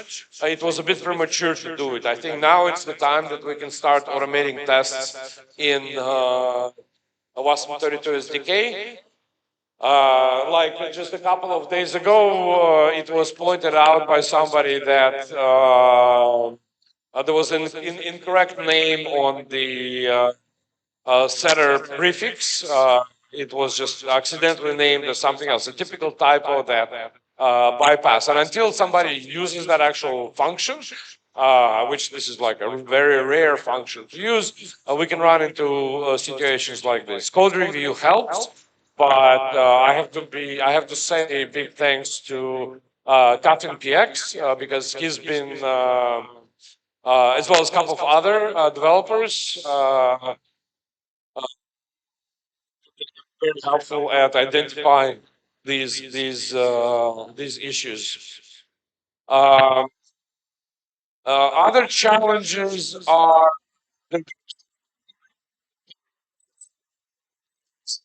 to be done. Luckily, you can actually disable TypeScript type generation in WASM bindgen, and you can then declare your own in TypeScript. Work in these that is ongoing. The major key elements on the kind of SDK side and RPC side is RPC pagination. This is something that everybody in the core team has been avoiding to deal with. Basically, we have 1 gigabyte message limits, but in some conditions, it is possible to overflow that, and this is not web friendly. It's not friendly for WRPC, and we have been sort of working on. We actually have a design for kind of job-based control where you make a request and then you can get the notifications and you get a job ID and then you can control the flow of data using that job. There's upcoming Python SDK release, which is very close. A couple of days ago, we've celebrated issuing a KRC 20 token using Python SDK, which is a major milestone in general. And this has been long coming. Again, KafMPX has taken the burden, but PSKT WASM bindings are almost complete. When I'm going to be getting back home, we'll be reviewing that. So unfortunately, right now, we're kind of running out of time across the board, and this is not my laptop, but the Kaspa is a good example of a secure and platform neutral application. It uses in Rust. It uses a user interface toolkit called EGUI or EGUI, and it's a wallet. It's a visualizer for the Kaspa network, and it runs on Windows, Linux, Mac OS, where it embeds Rusty Kaspa in it, and it can run this Rusty Kaspa. Basically, it's similar to Bitcoin Core desktop wallet.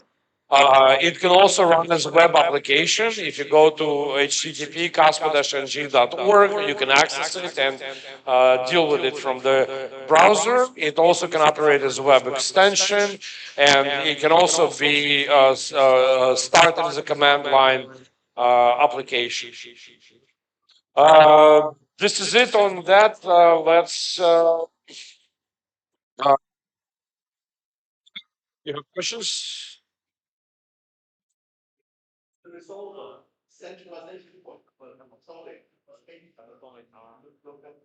No, because the way it's done is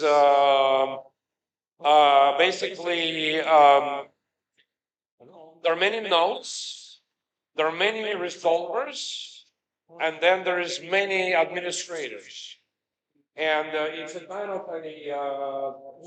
kind of a graph going down that starts with many nodes. Basically, there's a group of domain names that are owned by different parties. So, like if a car hits me tomorrow, the system will continue to operate without a problem. In fact, we had an outage, a bunch of nodes have gone down and such. There's been no issue whatsoever because they're just eliminated from the system and load is redistributed. But very like my my ethos is very Bitcoin focused. So I would not allow anything around me, around something like Kaspa, to have any kind of centralization elements. But it is also a very complex problem because you want to have basically a Web 2 infrastructure. You want to have web browsers to access something that looks like servers, and you want that to be decentralized. That's very actually a difficult problem to solve. So the way this has been addressed from the design standpoint is that you have again basically, let's say 32 nodes, and then you have let's say a whole bunch of resolvers. And each resolver connects to every node. So if resolver cuts out, when this functionality is integrated into WRPC, so when you connect to, when you access the resolver, it knows about these 16 resolvers and it goes over them in a round robin fashion. So if a resolver is down, it will just jump to the next one. That's the only way to deal with that. But the second he finds a valid resolver, he will answer him, here's the node. So the resolution time is very quick. And then we have basically a whole kind of borrowed that from Cloudflare naming schema where there is short male and female names, and a small algorithm that mixes them up and generates them, and different administrators that own the domain names, and these domain names then so if that domain name cuts off, there will be another group. So it does sift toward it does sift towards some centralized element, but it still is, on my opinion, centralized. It's redundant and resilient, which is another key element, and that's why I also pointed out is that if you are nothing prevents you from spinning up your own node and making an application interface against your node. In fact, when this case where I described when during the KRC-20 launch we were overloaded, what happened is suddenly there was this huge inflow of KNG users, because you can download KNG, and these are not technical users, but you can download KNG and then you can have your web wallet extension or web app connect to KNG to your local node. So there is basically there's a few, a big table of variety, I guess I'm trying to say, what is a Swiss breakfast table of how you can configure, how you can connect and interface.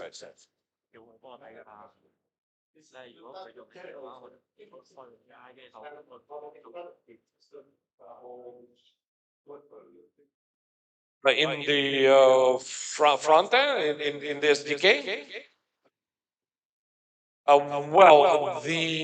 so transaction generator is a queuing system, but it has a very complex algorithm that queues trees in order to parallelize the processing and make it as fast as possible.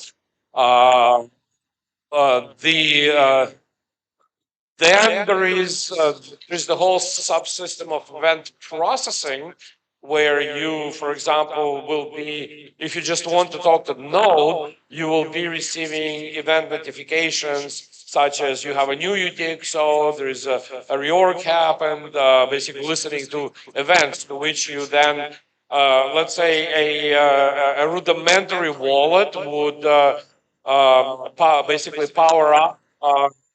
Get a bunch of addresses and then say to the node, I want to subscribe for any changes to these addresses for which you'll receive UTXO updates, and then he will go, okay, now I'm gonna actually query you and tell me what are my UTXOs on these addresses, because there's two things: there's receive notifications, and there is what are my UTXOs, and you have to subscribe first and scan later, because actually a number of years ago when this was being designed, I ran into a problem head on where I scan and then I subscribe. Meanwhile, UTXO comes in, and I miss it this way. So there's a particular sequence of that, and you would end up having a internal event processing loop to handle this. There's a bunch of examples of doing that in WASP, in Rust.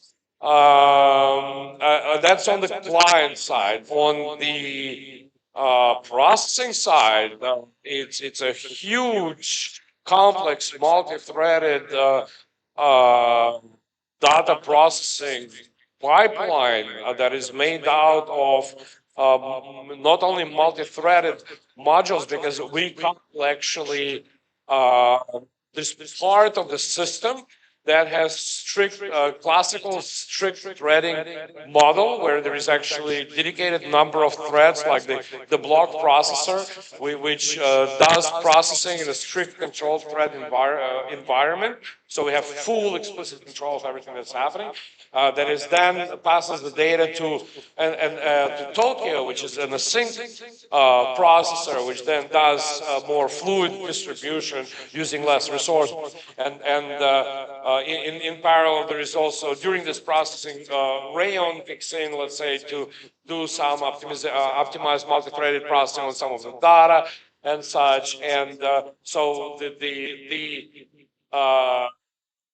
the engine, the P2P node engine 4 is one huge pipeline processor. Like, and the way I have this analogy, I wanted to do a slide, but I made too many slides now, is that if you look at the node, you would imagine a river or a waterfall. And if you look at the wallet, you would imagine a pond or a lake, because one takes in the data, does real-time processing, stores in the database, and eventually gets rid of the data. It's a real-time DAG processor. And then the other one is it aggregates UTXOs. It keeps them, maybe listens to a few drops of water coming in, but then at some point somebody opens a dump, it sends out some CAS, this kind of analogy. Right, we're way running over the time. Let's take a quick 10-minute break, and unfortunately, the most interesting parts are left for last. So 10 minutes, 4:40, we'll be back.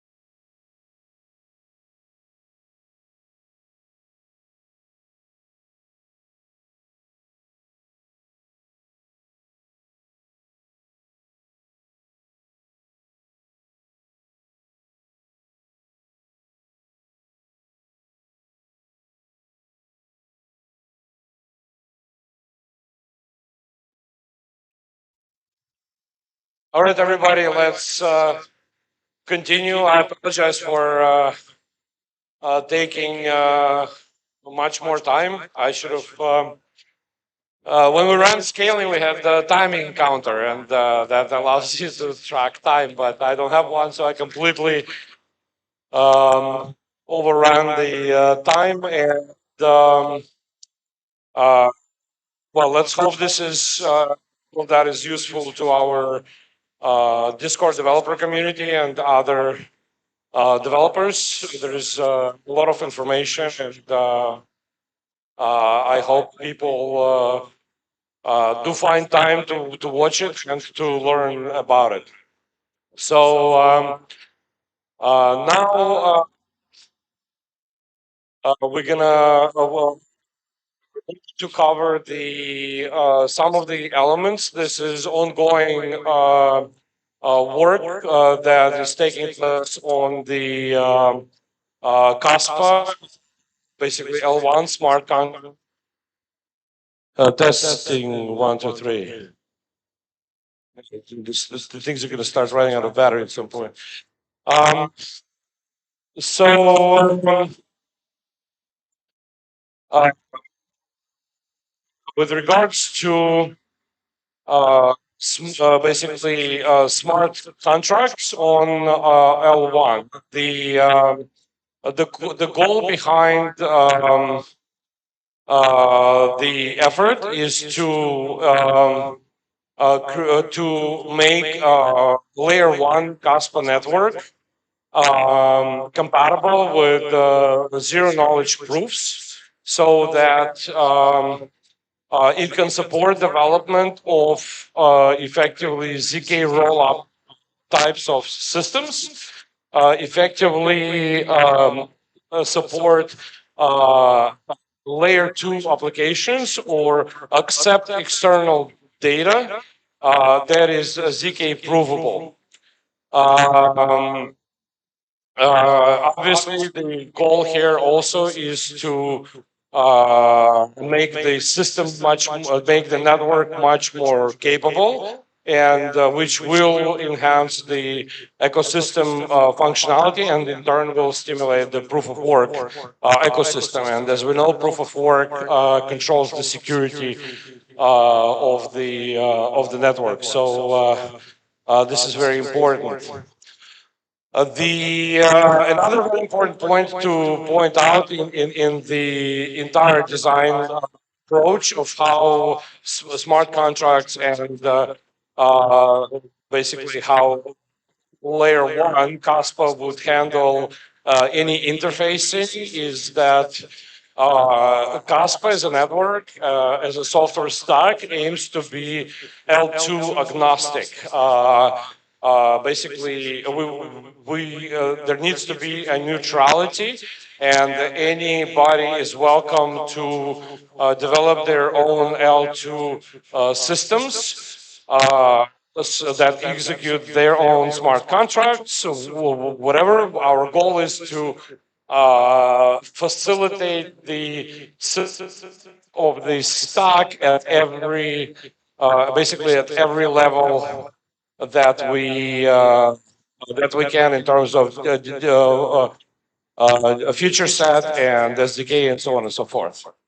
So how does a bunch of fancy terms, SDK, so such? How do we achieve that? So first, we'll do a quick review of what is the ZK rollup. Basically, you can have a series of transactions on layer one. They can be represented as block, but I chose to represent them as series of transactions. And what happens on layer one, let's say Ethereum, a smart contract is basically asked to somehow instantiate a layer two kind of state. And what the smart contract on layer one will do on Ethereum, it will be asked to lock certain funds for use on the layer two. And these are known as wrapped funds, let's say wrapped Ethereum or something like this. But effectively, it freezes the funds, and it will not allow these funds to be spent. Meanwhile, on L2, these funds became available as this kind of virtual money, and L2 can process transactions using this virtual money. And at the end, the L2 has there's a set of balances that result of all of these transactions.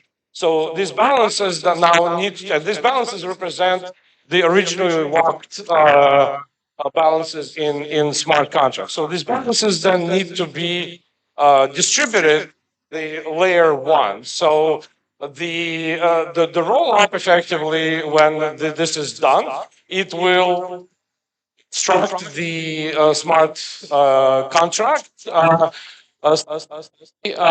Hey, there is a here are the new balances. And what it needs to do in addition to that, it needs to provide the a zero proof of all L2 execution to this smart contract, saying that, hey, here are the balances that please distribute that to different users, to different addresses, different tokens and such. And here is the proof that whatever happened in on L2 during this period between us getting these funds and distributing them, everything is true, everything is provable. We'll get to that in a second. But effectively, these two components, once the smart contract receives that, he unlocks the funds and the funds are distributed. So the question is, to make smart contracts, you need smart contracts, because on Ethereum, smart contracts. But on Kaspa, we don't really have smart contracts. So first of all, just kind of an overview of what is Kaspa. Kaspa is a state-of-the-art proof of work sequencer. Sorry, and I meant to say, and then soon to be a verifier, not a proofer. Gauss-DAG algorithm determines consensus ordering. So you can kind of say that there's a bunch of transactions, and then you can prove something that has happened before. Quickly reviewing the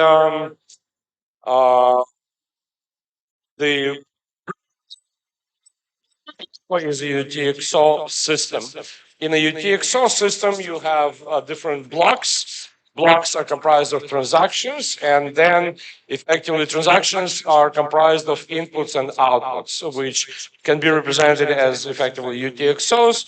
UTXO is an unspent transaction, a transaction output, and then one UTXO from one output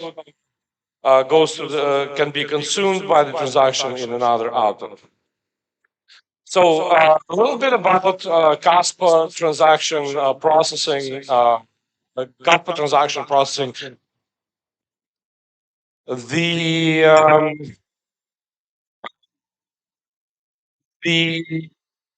basically users submit transactions on the Kaspa network, and the nodes rebroadcast these transactions, and basically each node receives all the broadcasted transactions, and they sit inside of something that is known as mempool.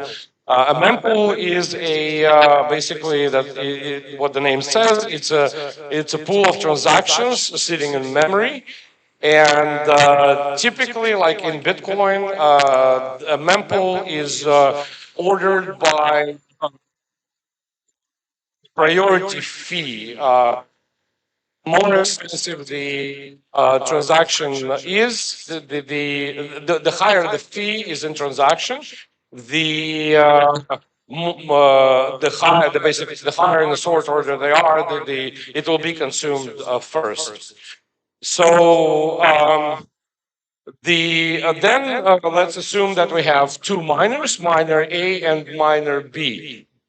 they each want to mine a block.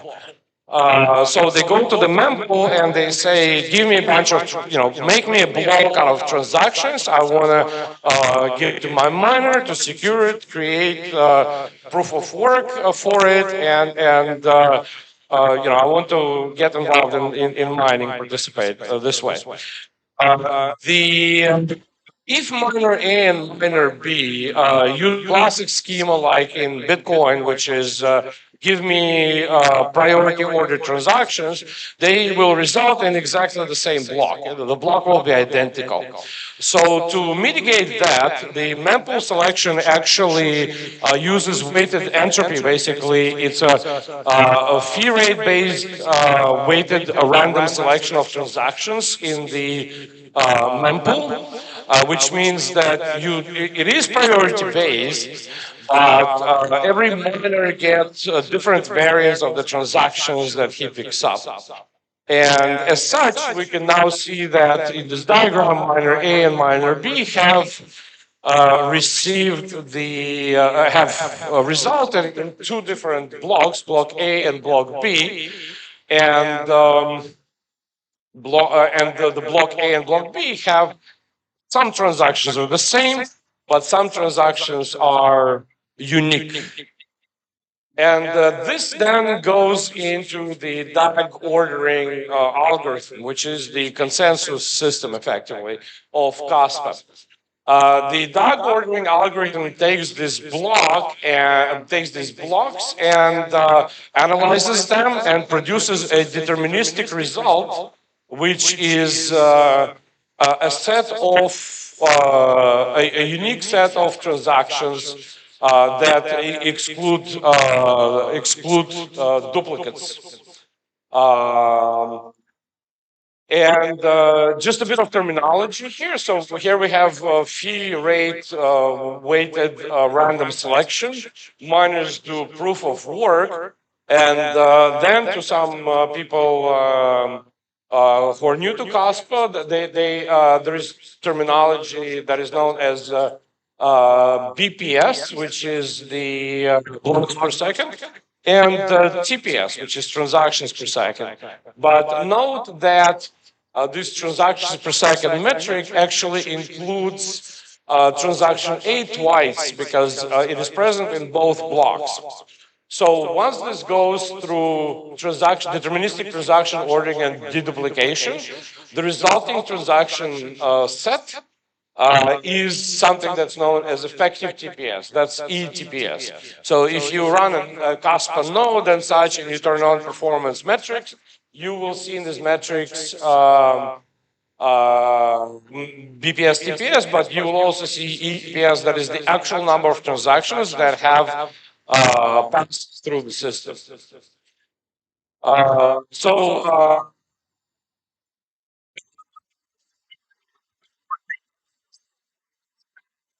Actually work. So transaction ordering, effectively, that last element here, A, B, C, X, Y, Z transactions, is something known that is a merge set. So a merge set is basically blocks blocks are laid out in effectively time as an axis, but really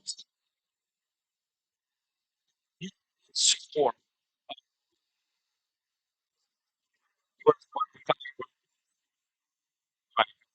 And blocks also have relationships. Each block has a series of parents.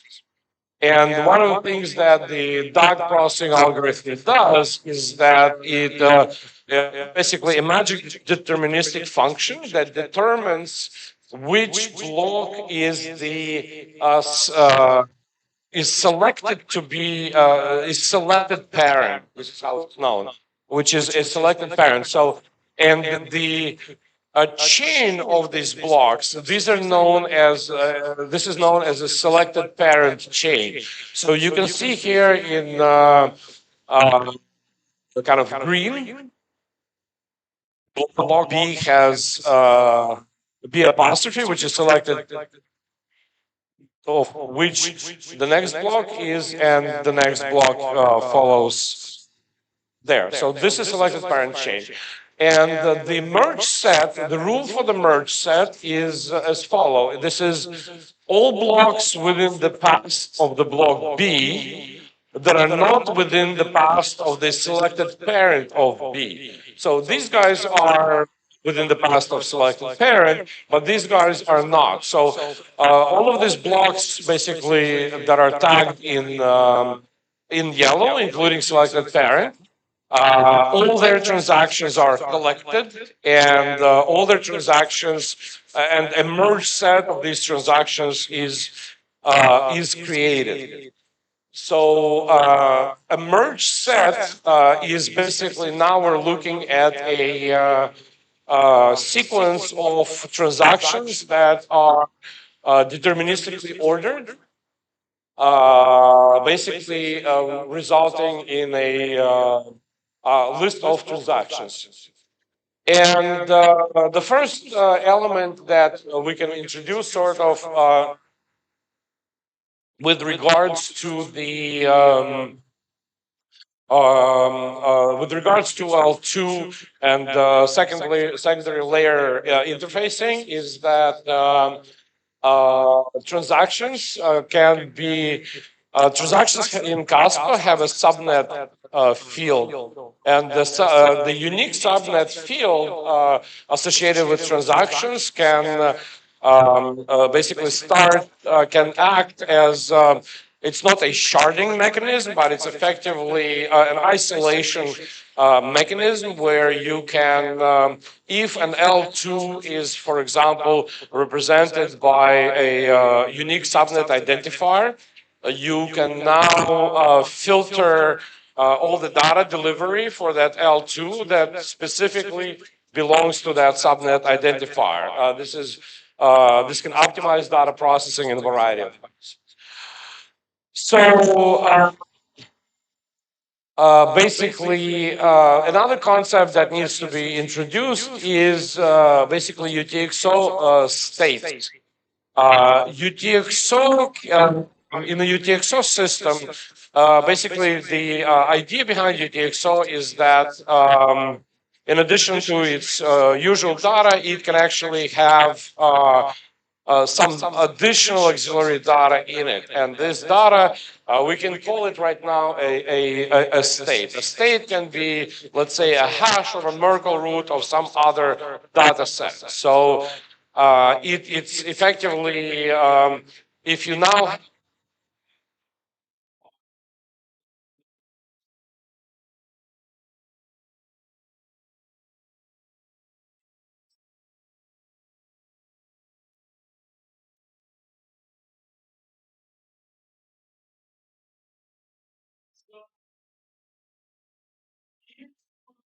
so basically, state can be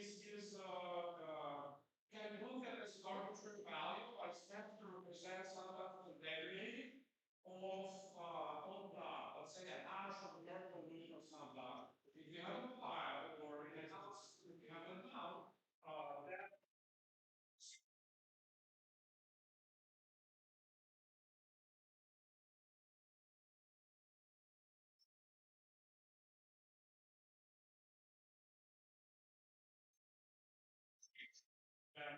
the hash to this, if you so would need to be exchanged. So the idea is that, so one of the concepts here is that we called a ZK proof transaction, and bear with me, I'm going to introduce different primitives gradually, but you have ZK proof transactions effectively that affect states. Save the day. All right, we're back. Actually, I actually like not having microphone. It's so. All right.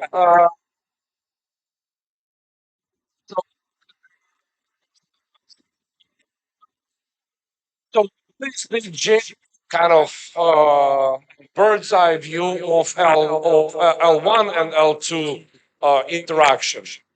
The in L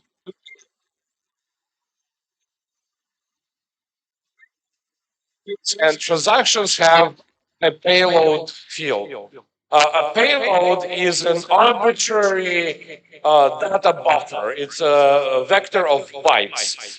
And the payload is, it can be anything. And currently in Kaspa, payload is disabled because we didn't want people to basically pollute the ecosystem without no reason or stress it in. Now with the Rusty Kaspa TN11 running stable for the Crescendo hard fork, which is the 10 BPS, 10 block per second hard fork that will be coming, the one of the considerations is to enable payload. We'll probably have some testnet mutations before that running with payloads actually fully loaded to stress test other elements of the node. So the payload can contain arbitrary data. So we're going to define two types of data, which is known as call data and ZK, and then ZK proofs. And effectively, what you can do here is to invoke a smart contract. You can send him different information.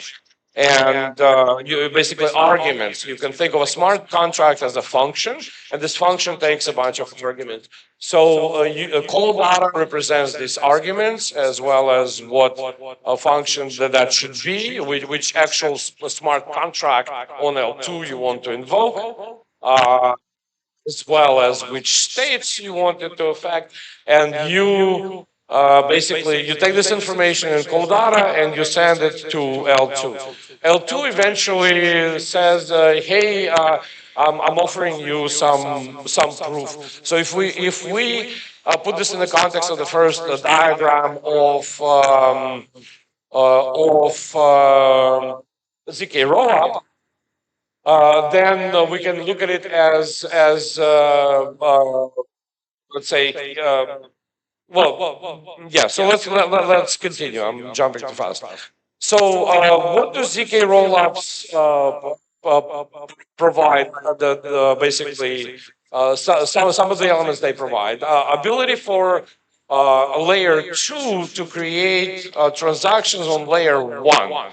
So if you have a provable code layer running on a layer 2, it can create a transaction on layer 1 that the layer 1 can accept. Basically, to transact CAS on layer 1 with instructions coming from layer 2. Basically, layer 2 can also post arbitrary data on layer 1 inside of transactions payloads. And when the because transactions on layer 1 are visible by everybody, all L2s or all participants. So you can basically share arbitrary payload on to L1, and then such payload can, for example, be interpreted by another layer 2 network running against Kaspa, basically for interoperability purposes. So the that can do by creating proofs, it can proofs is something that is easily, basically very fast verifiable. So it can create effectively, L2 can create commitments to its state. For example, if, for example, well, in the case of, jumping to the next point, in the case of peer-to-peer synchronization, for example, a node can, an L2 node can operate on its own, and then only when it receives the the proof of its internal consistency, its internal basically state, it can only then exchange data over peer to peer.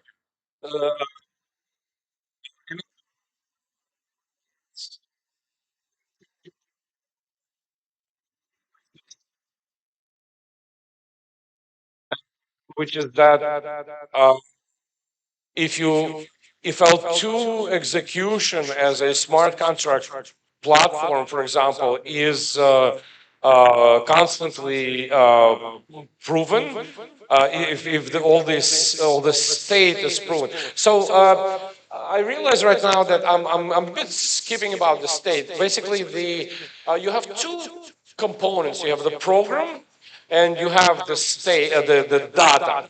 And the state is basically primarily represents the data that the program operates on. So when I'm referring to the state, that means that the program did something to the file, and and this file being an account, it did some modifications to that, and then basically we obtained a zero knowledge proof saying that this in fact did happen. The program has truthfully applied that element, has done these changes to the data. So in the grand scheme of things, the layer 2 state proofing can also affect elements such as pruning, which is that when you have certain amount of time has passed and there's a proof of all the changes that has been done on this specific state. The historical data can be deleted. In the case of Kaspa, pruning is achieved by cryptographic proofs. Effectively, as the data comes in, eventually only some of the data is kept that is cryptographically provable, and all the source block data that this cryptographically provable data originates from gets discarded. Unless you're running an archival node. An archival node will always catalog all the blocks and make all history available. So a similar element can be done with application can be done with ZK proofs. L2 as a smart contract platform, its own performance considerations. Effectively,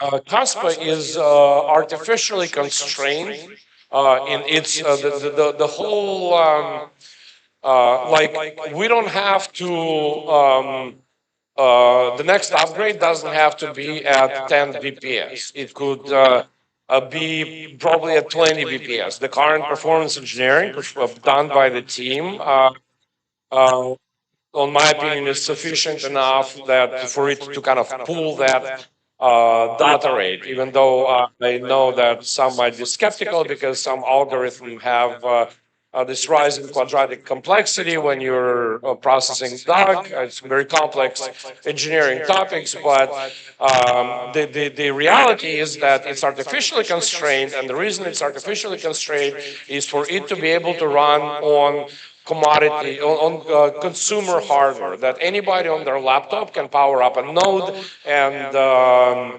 utilize it. This is extremely an important component of decentralization.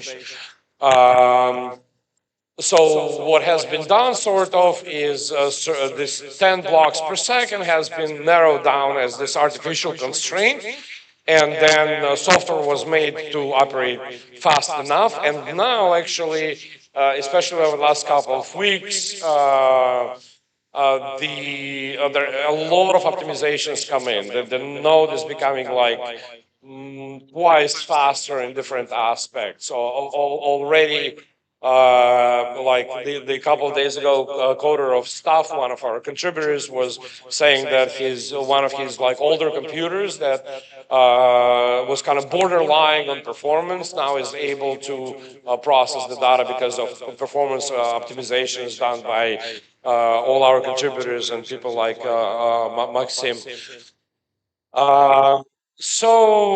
However, these performance considerations don't have to apply to L2, especially if you have different L2s.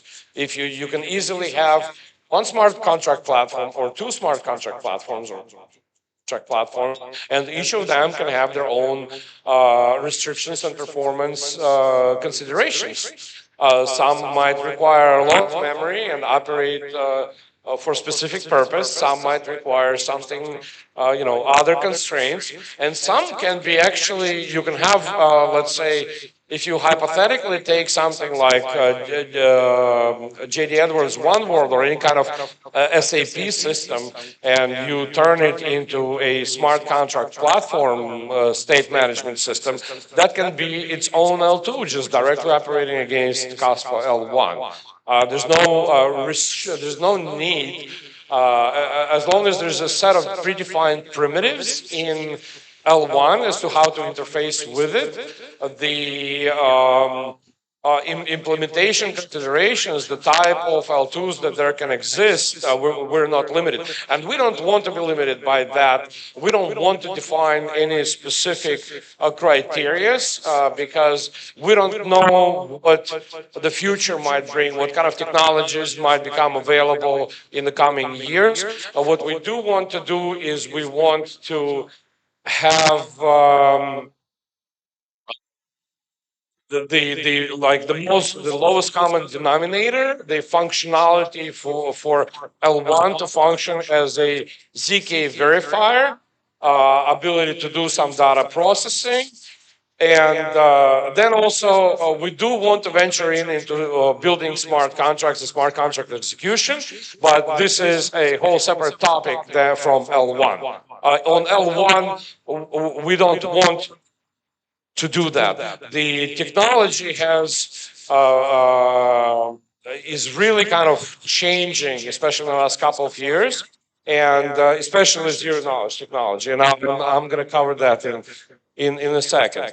So again, since we're talking about Kaspa L1, we're talking about Kaspa SDK. Kaspa SDK is an important component of that.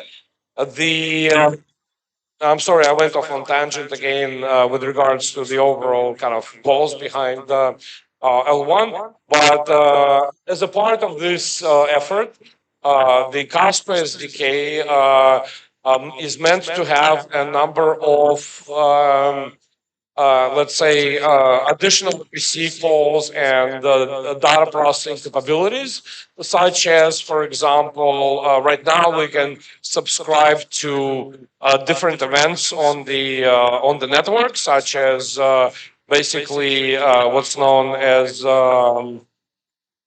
virtual selected parent change notifications that basically take the early, what I showed there, the DAG algorithm, and of the actual raw of the transaction data. And what we might want to do is have a similar interface that would function but be filtered by subnet filter. That depends. There's a lot of considerations to that. So one slide I have made in response to some questions I was asked recently. Basically, what is the layering? What is the SDK structure? And basically in Kaspa you have a layer 1 and Kaspa SDK. And layer 1 and Kaspa SDK is basically L1, and then you have data delivery processing for L2. That's what Kaspa already can do and does. For example, the KRC, the indexer uses that functionality. Then an application needs to intake this data and process it as a receiver effectively, and maybe organize it somehow. This is already outside of the L1 of responsibility, even though some primitives can be a part of Kaspa SDKs kind of data receiver process. But so I'm not sure, maybe this will go in between, maybe not, but maybe it will go in L1, or maybe it will be a separate kind of temp uh, framework component, set of framework components. And then you have L2 data processing and zero knowledge processing. That's all done on, this is already done on L2. And we have, a while ago, we have, a couple months ago, we have started building and prototyping uh, layer 2 project called Sparkle, and this is basically right now an infrastructure shell. While we are working out different elements with regards to L2 actual L1 and L2 specification and architecture of how to implement all of this. And but the goal here is a Sparkle 2 or alternative. This can be anything, anything here.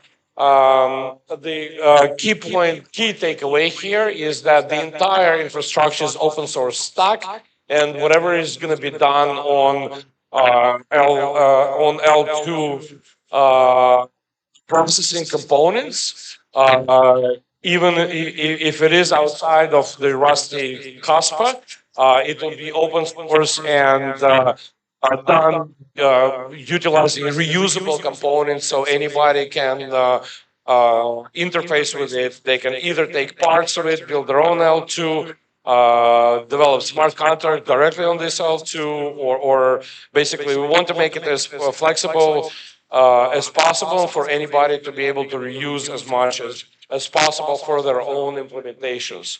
This is one of the kind of ethos behind that is the, if you have a commercial mentality, this is the inverse of the commercial mentality. We want to build and we want to facilitate a framework and infrastructure for users to build L2s. So now we're talking about where's Junior? Is he here now? We are talking about ZK proofs, bunch of questions with regards to ZK proofs, and some people don't really have an understanding of what or how this works. And the reality is that this is a very complex topic. It's its own, domain of science. But what I like to do, but the reality is that at the same time, all of that processing in a kind of gone through in the last couple of years, kind of gone through really transformation, like a lot of technologies like AI and such. And this is something that now becomes much more accessible and easier to use, and developers can utilize that without necessarily understanding all the inner workings.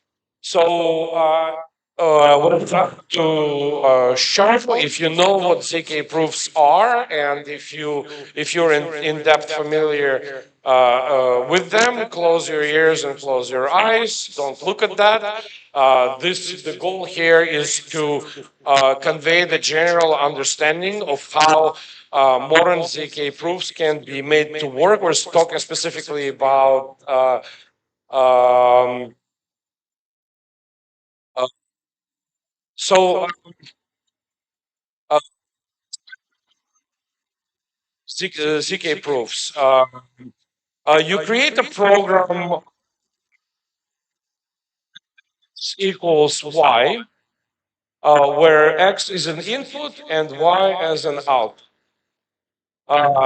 You instrument the program obtaining a prover k pk and a verifier k vk. Then, with that, you can create a proof pi that fx equals y using the prover k. And then you can verify a proof pi using the input argument, basically the input and output arguments x and y, verifier k, and the proof pi itself. So what does that actually mean for a regular developer? Because this might not be as apparent, but effectively f of x, you can look at it as a function, you can look at it as a program. It's any type of code that does any type of processing, and from that you can generate prover and verifier key. You can then, using the prover key, generate the proof, and then using the if you have that proof and you have the verifier key as well as all the arguments, you can then verify that proof, indicating that in fact x and y, given the x and y of specific that are specific values, and that the F was a real program, that nothing has changed, nothing has been substituted. So there's this element which is called ZK circuit.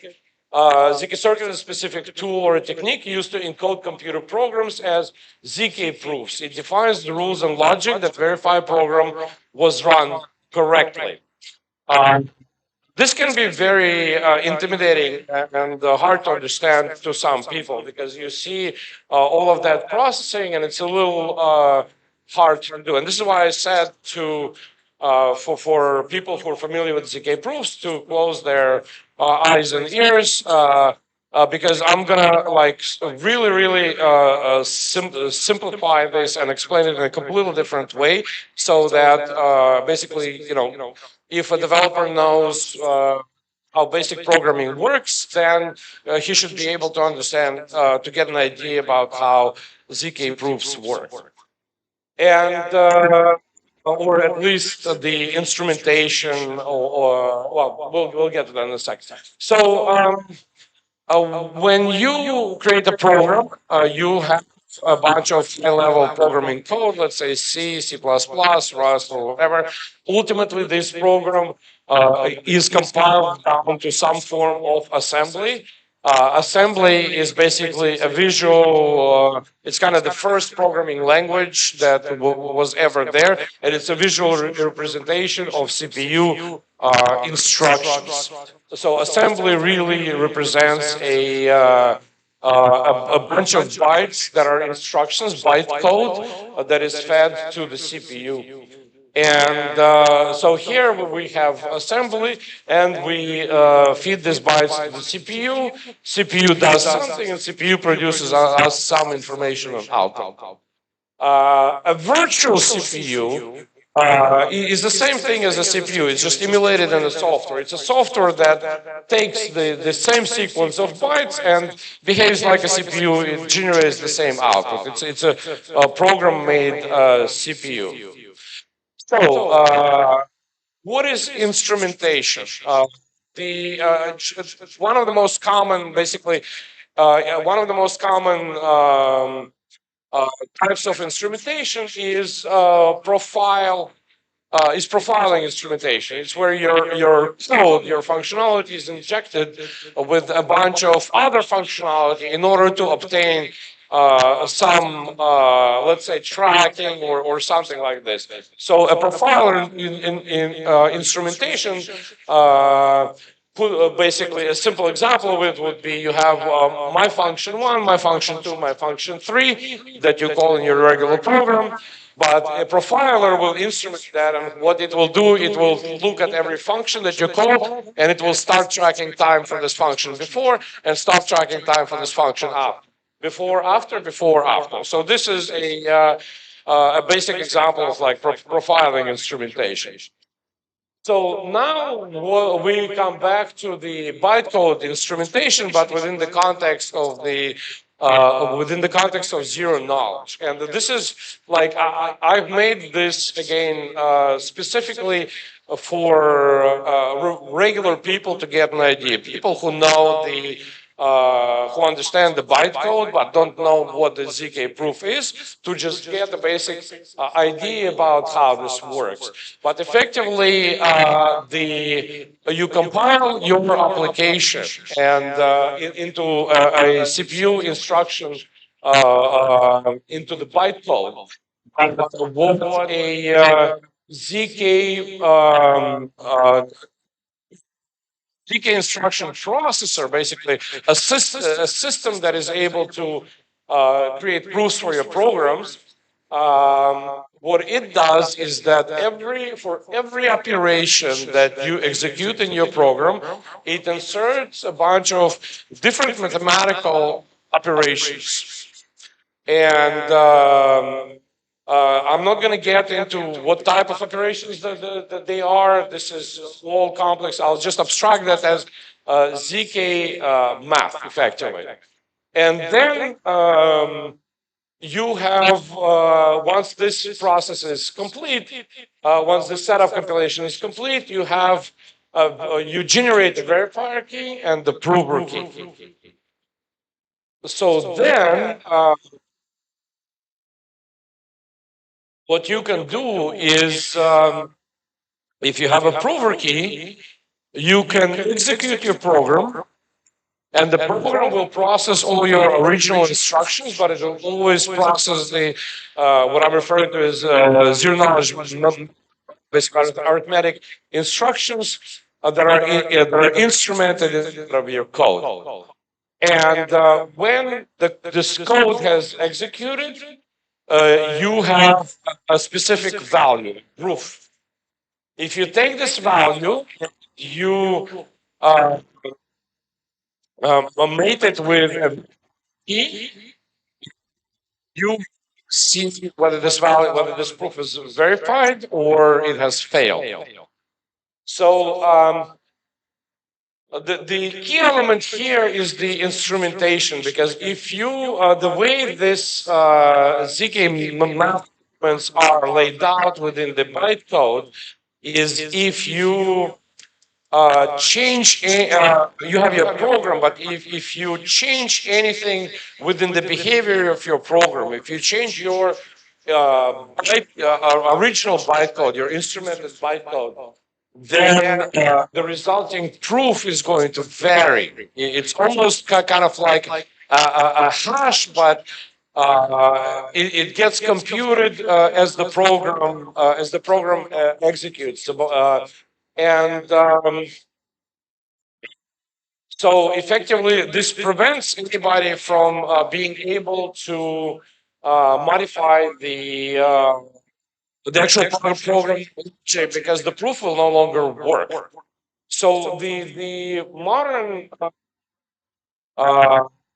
now there are tools available where you can effectively take any program and you can compile it through a ZK proofer, effectively converting any program into an instrumented program, which then can be used to generate proofs. So I hope this brings some light, but effectively. Part of the so there is different something I'm missing here is that there is different target architectures, like there is x86, There is ARM64, which are CPU bytecodes. There is WebAssembly that you can target as well. And there is an architecture called RISC, and there is an architecture called RISC-V. RISC-V is the latest basically RISC CPU architecture, which is the key element of it is it's open source. And so it's available to anybody to use however desirable. So a series of tools exist that we'll look at briefly later that allow you to take any existing code, any existing application, and compile to RISC-V architecture. Then this RISC-V architecture gets instrumented by these tools, and then your application becomes provable, which means that you can make a hello world.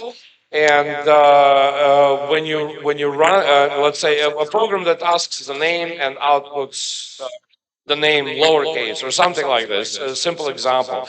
And then when you run this program, you can, given the name that you've given it, given the name that it's outputted, given the actual prover key, you can run it and make sure that the program has not been touched, nobody has tampered with the program. If you change basically anything in this program, the proof will no longer work. The key element I'm trying to get to here is that any existing application can be any existing application that does not do external interactions like file I/O or networking interaction and such can be compiled into a provable application and to generate the proof. One of the examples I gave today, for example, is if you take something like Quicken, again, abstract and simple example, but if you take something like Quicken, an accounting software, and the company builds makes a provable accounting software, it kind of passes that through this process, and then it sells it to all the customers. And each customer who files their taxes then takes their taxes and sends the government the data from their taxes as well as the proof value, and the government verifies that. What that means for the government is that nobody has tampered with the logic of the Quicken software, that the software itself runs as it was created, nothing has changed in it. So the software is authentic. And this projects into basically into smart contracts, that now you can have different application code where smart contracts can be provable. That means that if you have a smart contract, you, at the time of its, let's say, creation, you publish that this is the smart contract, and you generate all these different elements, such as prover key, verifier key. This smart contract cannot be tampered with. Anybody can have it as long as anybody runs the proof and it results in the same data that you can verify. That means you have not tampered with the program logic. It's authentic. So now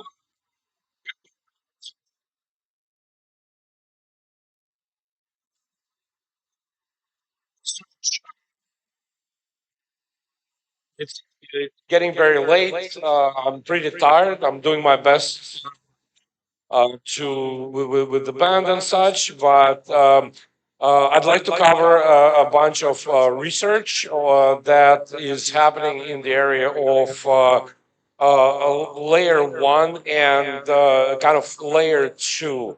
The research in L1 and ZK proofs and related elements is led by Jonathan Sampolinsky, but there's different layers to that, and I am I'm trying to sort of in the process of trying to understand different constraints and requirements and work upwards toward the kind of original design and the requirements. And I'm trying to bring the design and requirements together in an effort to work out all the kind of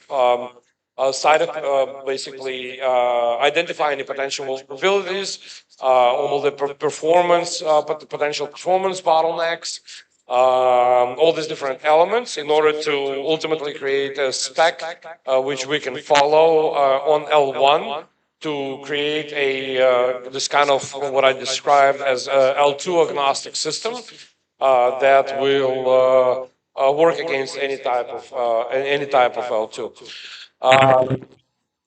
So everything following this slide is subject to change. This is just exploration of different concepts and designs. And I'd like to also thank Maksim a lot for helping me in working on that. First of all, there's notion of reorgs in the Kaspa. And effectively, if you have a the ghost DAG is a deterministic ordering algorithm that processes the blocks, but ultimately results in a merge set. The reality is that you can receive a bunch of blocks, but then some blocks can arrive just a little bit later. When they arrive a little bit later, for example, then the ghost DAG output might change slightly, and that can result in a reorg. Effectively, the selected parent chain might change as I'm illustrating here in the example between first and second, and then you also that can there's a new block arriving, and that in turn can affect the merge set. So one of the problems is one of the problems with proofs is that you can post proofs on the network, but then you can have a reorg and which changes the transactions before the proof has been posted. So which you will then have a valid proof, but then you will have maybe some sort of an invalid state. So one of the solutions for that is that or one of the approaches for that is that the blocks on the selected parent chain currently they have Merkle root of its own transactions and the Merkle root of the merge set that this block represents. One of the things that can be added to that is a merge set of a rolling hash. Is a hash of a rolling hash of merge set combined with the previous rolling hash of a merge set on a selected parent chain. Effectively, that you have this block includes all its merge set hash on its merge set transactions, including the hash, including this merge set hash from the previous block. Next block also includes all of its merge set transactions and the hash on the previous block. And we kind of use selected parent chain to kind of create a stacking of that, and this way, if a reorg changes and anything related to merge set gets invalidated, the system will rearrange itself according to consensus. But one of the things you will have here is you will have a cascading hash invalidation, where this hash will propagate forward. And if this, so the idea basically is that if you have if you're generating ZK proof, one of the inputs to the proof can be that merge set hash. This way, for example, when you post a proof, you take the latest known block and you take latest known selected parent chain block. You take its merge set hash and you add it to the proof. This way, if a reorg occurs somewhere before that,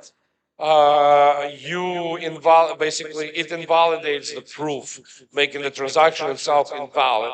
And obviously monitoring would need to occur to handle that.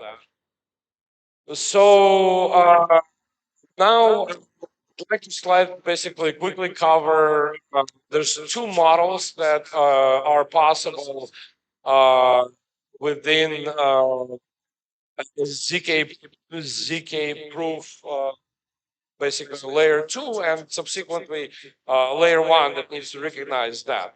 A single state model and a multi-state model. So as I mentioned before, UTXOs can carry states, a hash representation of accounts. So basically, do you have one all-encompassing state and account and everything in it? Or you have multiple states and everything and completely segregated for different purposes, let's say.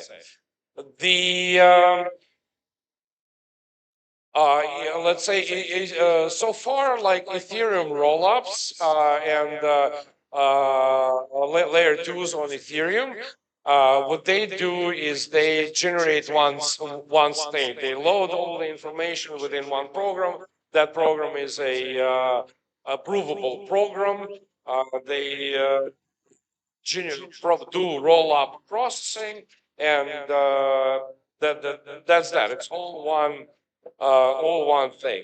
However, you can also have multiple states, effectively multiple accounts on L2, where each account represented by a specific state. So to efficiently handle states, it's beneficial for L1 to support multi-state model, where a single L2 can on demand create multiple states, effectively substates. They don't have to be states; they're actually completely parallel to each other. Each state, if desirable, can have its own Kaspa balance, because one of the requirements sort of for rollups is that we want to be able to associate balance with a specific state. We want to be able to send balance on L2, and then this balance can be used by can be transferred all at one using L2. Such model allows for parallelism on L2, because you can have states that are completely independent can operate completely in parallel to each other. There doesn't need to be a hierarchical relationship. There can be, but it doesn't have to be. Because if you look at it, if you have an L2, L2 can be represented as a single, let's say, as a state or a set of states. Then another L2 can be represented by a state or a set of states. But you can also have a single L2 that just has a bunch of states published on L1. It should be it should be the prerogative of L2 to determine what states it wants and how many states it wants and for what purpose. That's one of my key assertions, is that L1 Kaspa should not be, even if L2 uses a single state, L1 should not be limiting state processing to be somehow already that's a part of the design, because you can have multiple L2s, but we'll get into that a bit more in depth now, because the reality is that you can also prove multiple states simultaneously. What are the benefits of multi-state model? Which is that there's you can, let's say you have different program calls, and you can generate proofs for all of them continuously, or you can break proofs down into shorter executions, or you can do proofs down on separate sets of states. So more states provide effectively ability to have more granular exchange with L1, which means more frequent transfer of funds on L1, more frequent communication between L2s, because you can post, let's say, as in a classic ZK rollup, you can post, here's the information, here's the balance, give out the money to these accounts, because I've provably concluded that, or here's some data. Interpret data how you want, and this data between L2s, if there is any proposals, let's say for standardization, then this data can be used as, let's say, bridges between different L2s, basically direct data exchange, or DDE. Another thing that multiple states, and when I'm talking right now, I mean multiple states and short-term proofing also. Allow is potentially, again, this is all research, and some of these elements, like some of these elements we were just discussing and kind of originating in the last couple of days with me and Maksim, as we're trying to address different elements of this and understand potential shortcomings somewhere. So we can have a proof of work like proofer ecosystem. We'll get to that in a second. And the drawbacks of more frequent proofs are the associated costs. The problem is that whenever you want to prove something, you post a transaction. Whenever you post a transaction, you are paying fees for the transaction. So if you start, the goal has to be some type of a balance between the intake. Basically, whenever you call a smart contract, you might want to collect some fees for that L2 operation. When you collect these fees, then you might want to post proving transactions, and there can be rules associated with that. But if you start posting proving transactions all the time, L2 will eventually run out of funds. So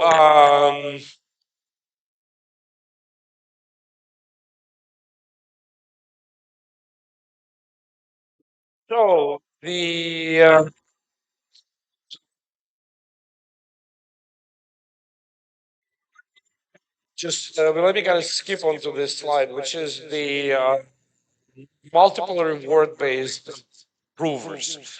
One of the key elements or challenges in that type of L2 design, proving design, is who does the proving. The proving requires a lot of computational power.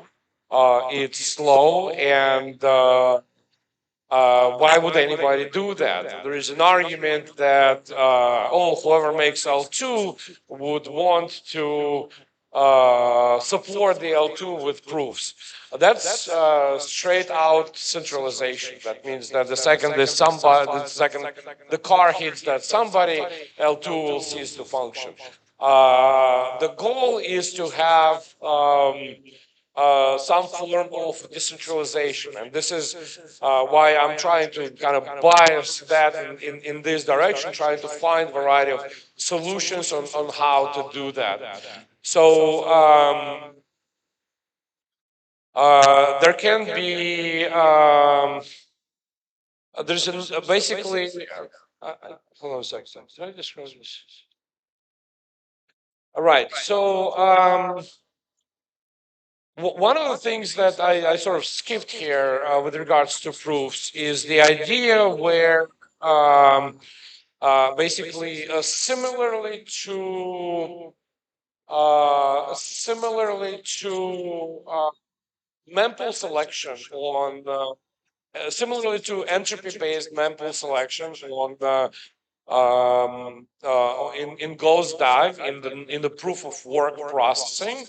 What we can have is, let's say, some way where L2 basically says, here I have 10 different proofs that I need to be proven. Let's say by some mechanism. We have a bunch of proofs that needs to be proven.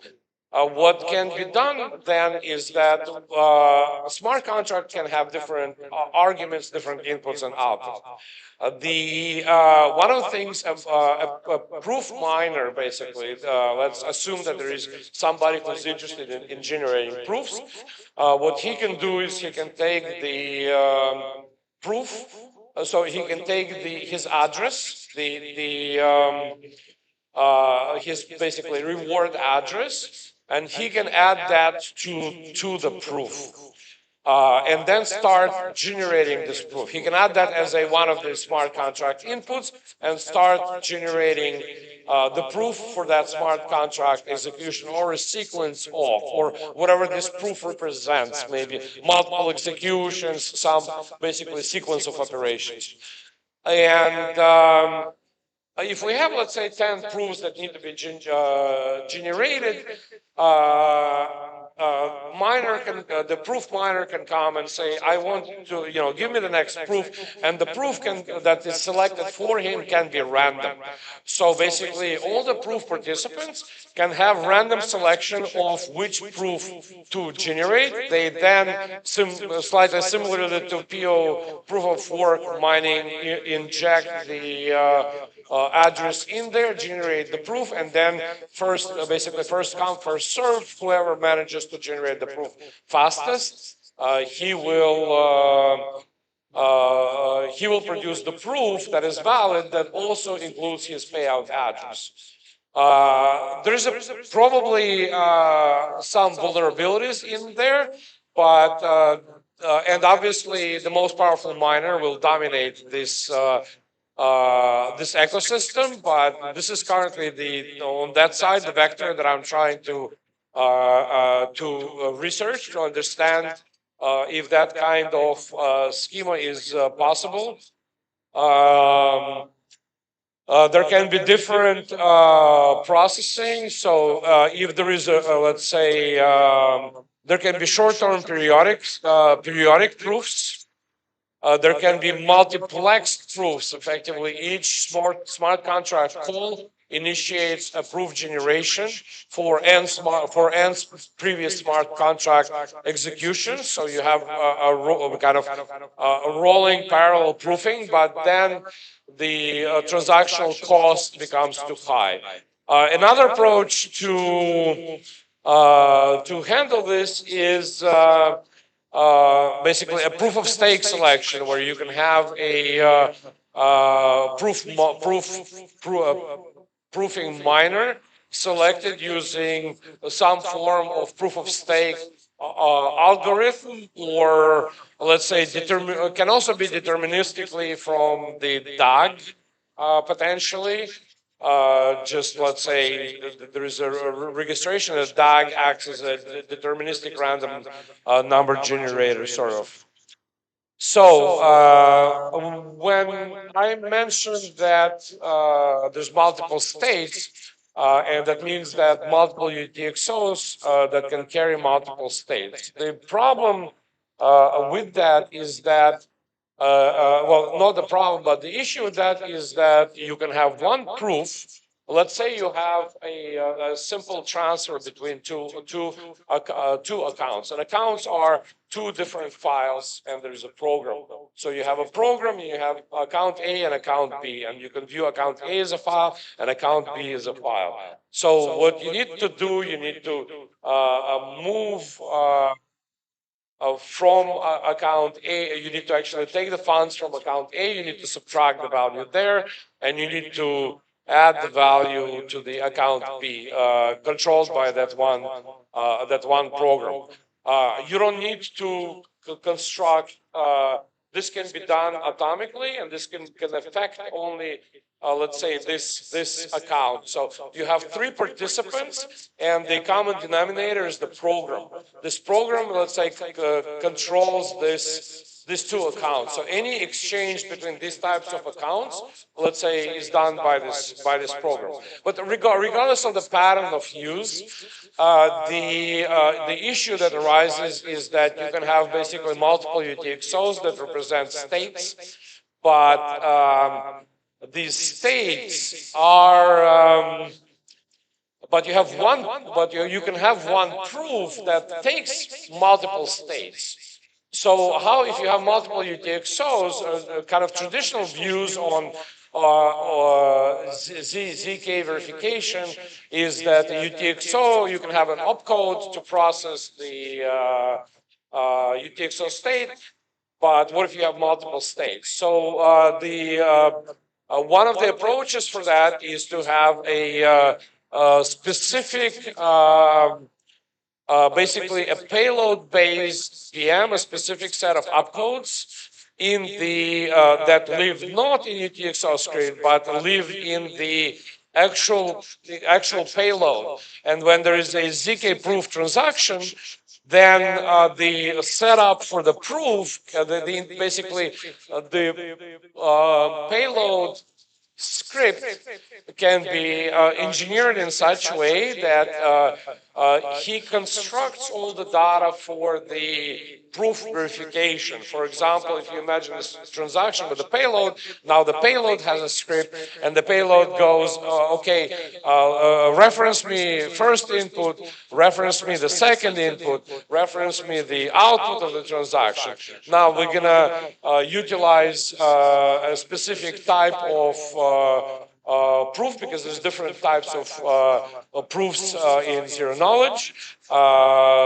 Basically, select the proof type. Let's say load the verifier key from that UTXO. And there's a couple of issues with that.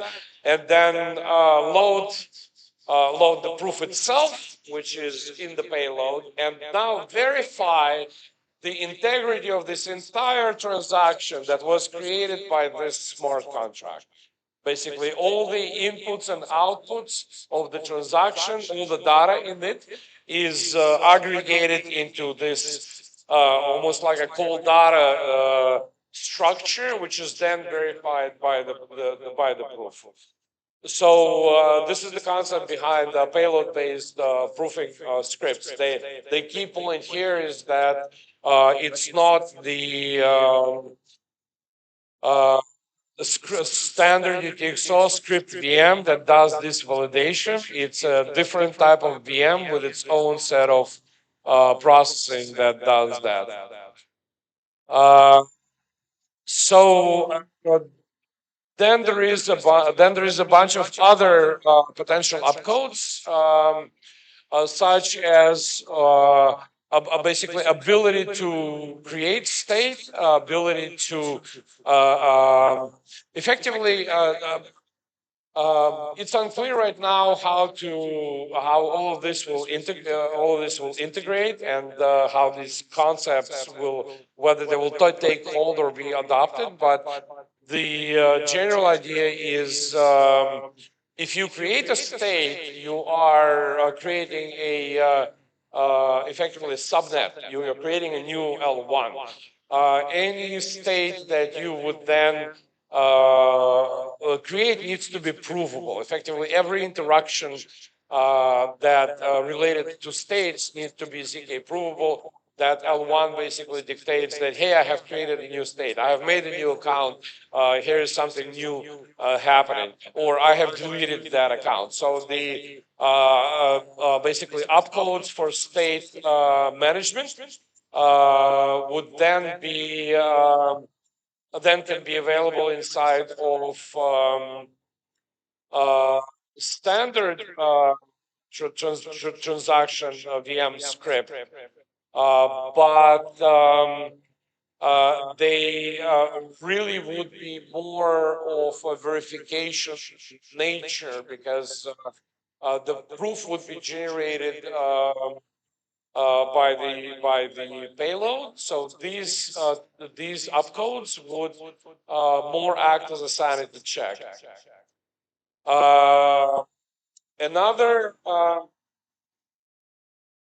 so now, because what we're trying to effectively do now is we're trying to create different create schema with opcodes and proof generation, which using existing infrastructure as well as new infrastructure allows to simulate, and given the concepts of UTXO states, allows to simulate basically smart contract, the bare minimum needed to simulate a smart contract execution needed for the roll up within the context of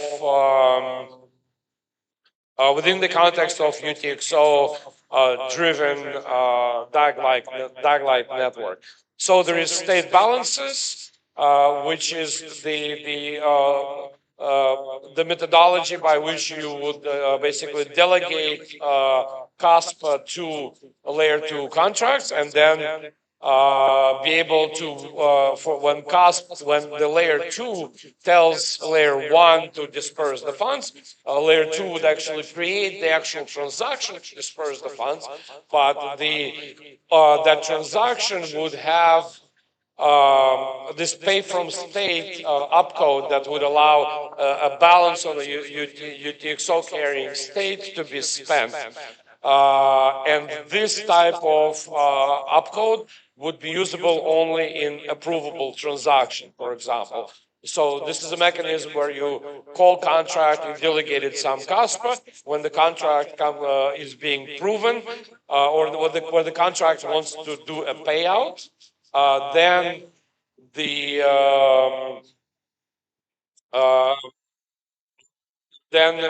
these opcodes can be used to facilitate the payout from the balances kept by UTXO.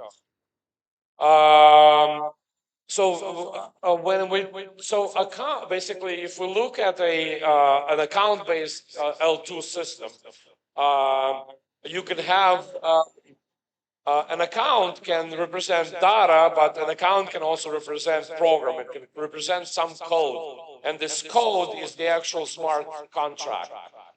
It's a program that you upload into L2, and then you interact with it. Are we dying?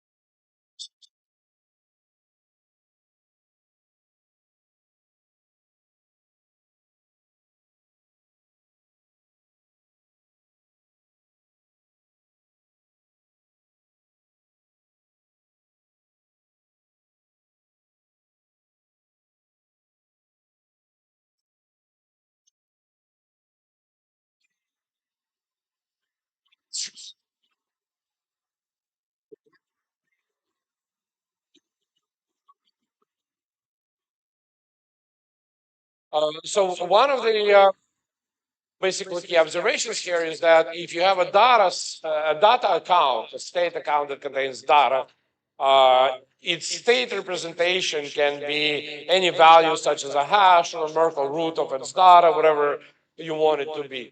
However, for the program, this state can be a combination, first of all, a program hash. I'm not sure if that's needed, but most importantly, it can have a verifier key.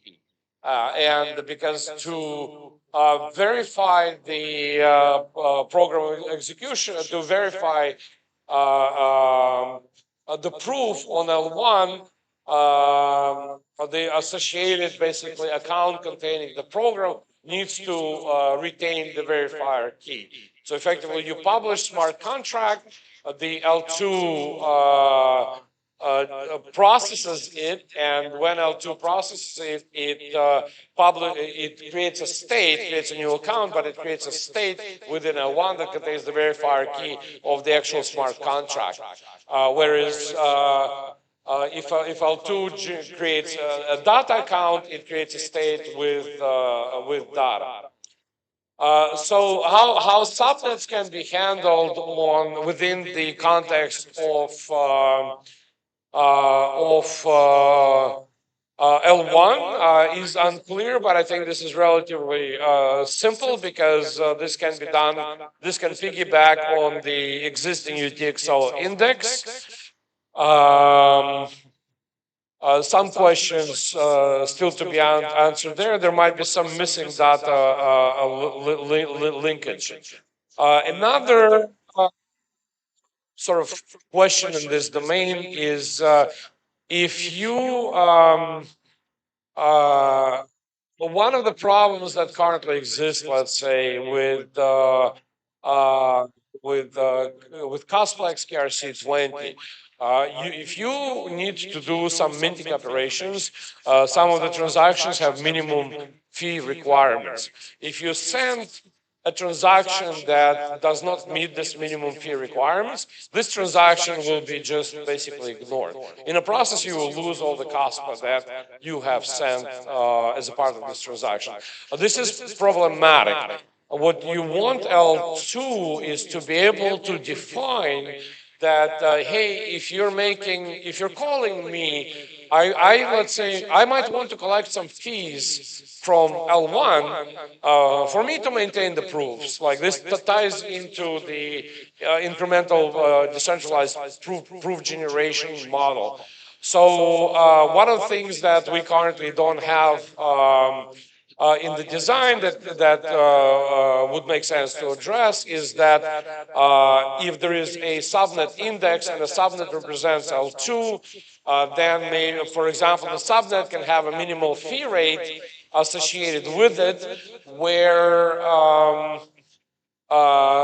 if transaction does not a fee rate, but a minimum fee, and the transaction has to delegate that fee to the state that it's executing, and unless it does that, the transaction would be then rejected at the node level. So if you make an RPC call to the node, you cannot pass through, the transaction won't get accepted because it doesn't meet the some of the layer 2 constraints. So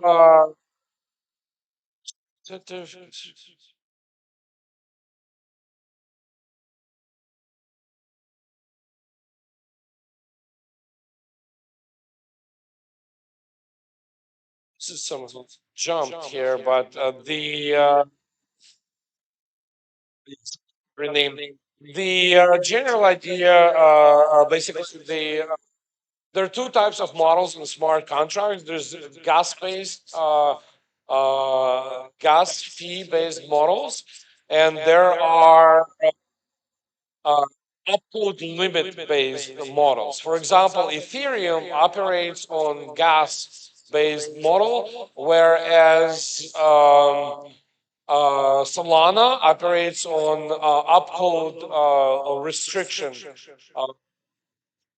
based model. What that means is that since every contract is bytecode, for every instruction that you execute in Ethereum, you pay gas.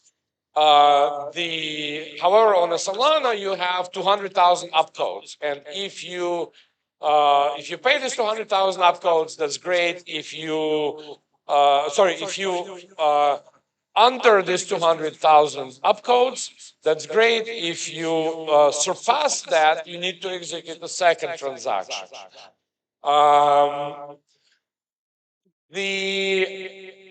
If smart contract logic becomes really complicated, and it's really has a lot of different conditions. It becomes very difficult to utilize the gas fee based model because you never know how much gas it will take. Like like imagine it's like basically if you have a it's kind of like, I don't know, a gas car versus an electric Tesla car. Like if you don't know where you're gonna go, and you fill up you never know how much gas you need. You can kind of have a range, but whereas with the electric car, you know that maximum you can go is that far, so you can reach these specific distances. I don't know if it's a good analogy, but effectively, it's much when it comes to really complex logic, it becomes much inside a smart contract. It becomes much easier to model logic based on transaction separation versus to model total gas consumption. And yes, your gas, that unspent gas is returned, but you just don't know how much a user will be paying. For one thing, he might be paying something. For another thing, he might be paying something else. Whereas if you have fixed costs, it's easier for the developers because you know that you can do that much things, and it will cost you fixed amount. So it's much easier to deal with. So, running way out of time, I'm quickly going to cover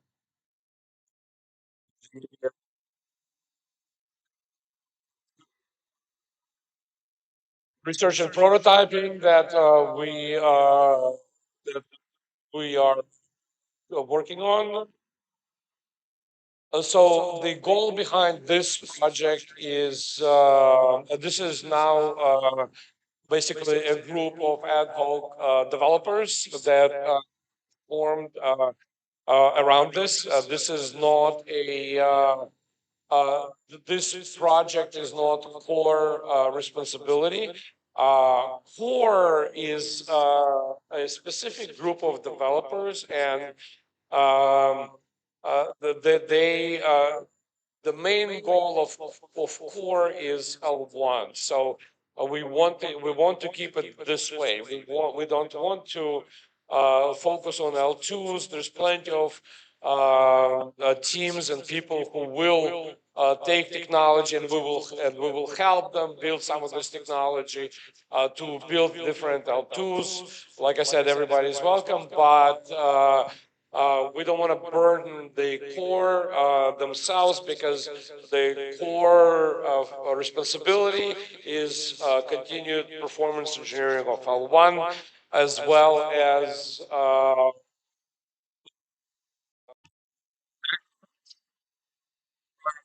other L1 specific elements. Uh, But obviously, right now we're in the bridge. We're kind of at the bridge where we need to identify all the patterns, use cases for L2s and create specifications for L1 for core to implement that interface for L2s and make this interface as versatile as possible. Although, like I said, the key element here is versatility, because we're not looking, nobody wants to make an L2 a smart contract system. That's not what we're looking to do. So at the same time, we have to do it because sort of how do you how do you make a car without the engine, or an engine without the car? These are two. We need to build a prototype effectively to make sure everything is working. And that I'm saying from the standpoint of a practitioner, as a developer. Like it's very hard to make something. It's very hard to. You can make a server kind of without a client, but making client without a server, that's difficult. So it's kind of midway solution. So anyway, coming back to L2, the goals behind that Sparkle project is to develop a bleeding edge RISC-V and Cairo smart contract platform, as well as supporting other implementations. Deploy ZK EVM capable of supporting existing EVM projects. This is a lower priority because that requires other elements, and EVM itself is not as potent of a system. The reason we would want to adopt EVM, ZK EVM, or maybe somebody else in the community would want to work on bridging that once ZK proofs are properly done, is for adoption of, is to open doors for existing EVM-based projects to join Kaspa network and provide an integration layer for different types of zero-knowledge stacks. So while L1 has neutrality to two L2s, anybody can build L2s with their ZK stacks. In the case of the Sparkle project, the goal is to have neutrality toward ZK stacks themselves. So anybody can basically come in and do an implementation. So one of the sort of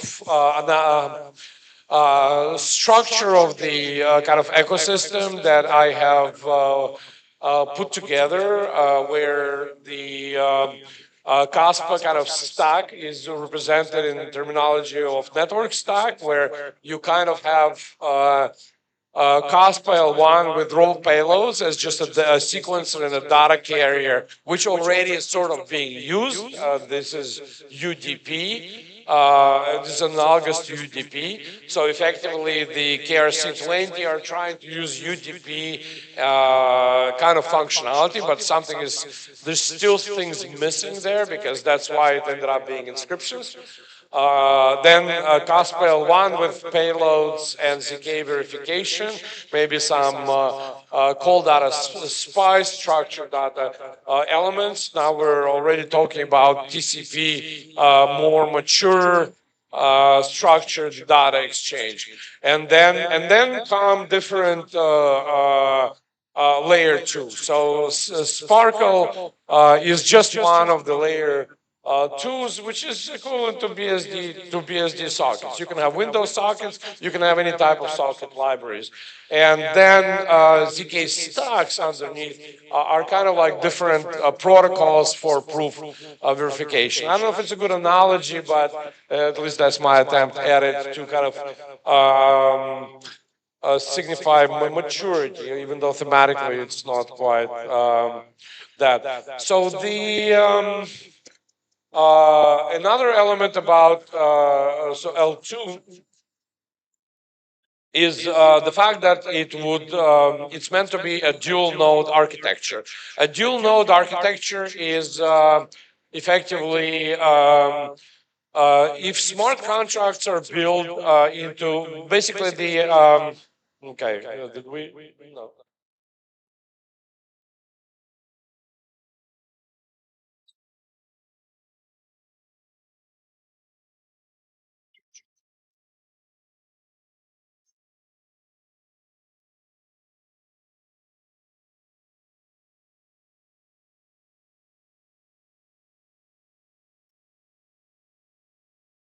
So where was I?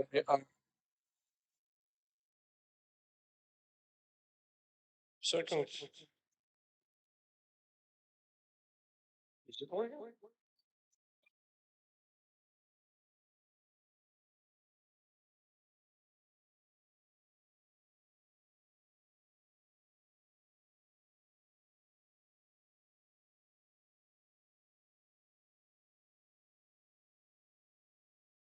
So if you take a smart contract as a small program and you compile it to RISC-V, it becomes a binary that is just a program that can run on RISC-V processor, or it can run on any processor in a virtual machine. And a virtual machine, it can be that RISC-V VM.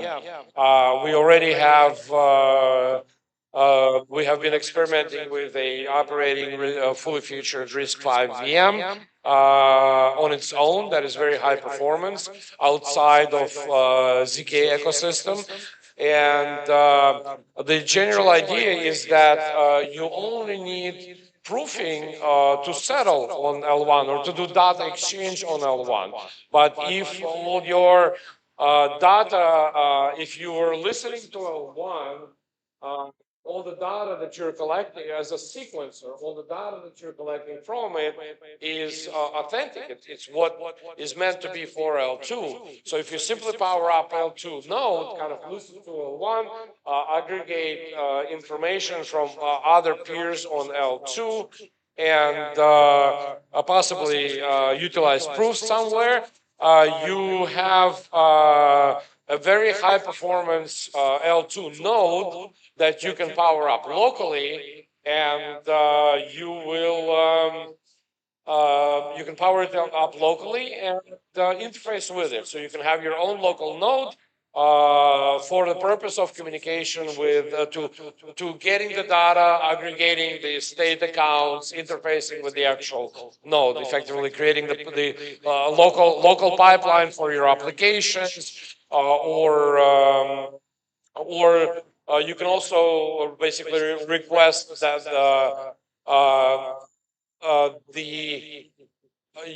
there's a number of scenarios here. You can ask the same node to generate proofs, or you can have a dedicated proof generator node that just focuses on that. But the idea here is that if you're only interested in data replication, data access, you can just rely on all the data in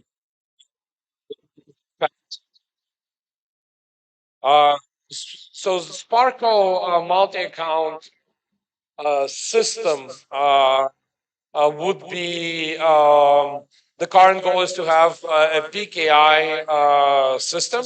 Effectively, every account has public-private cryptography, and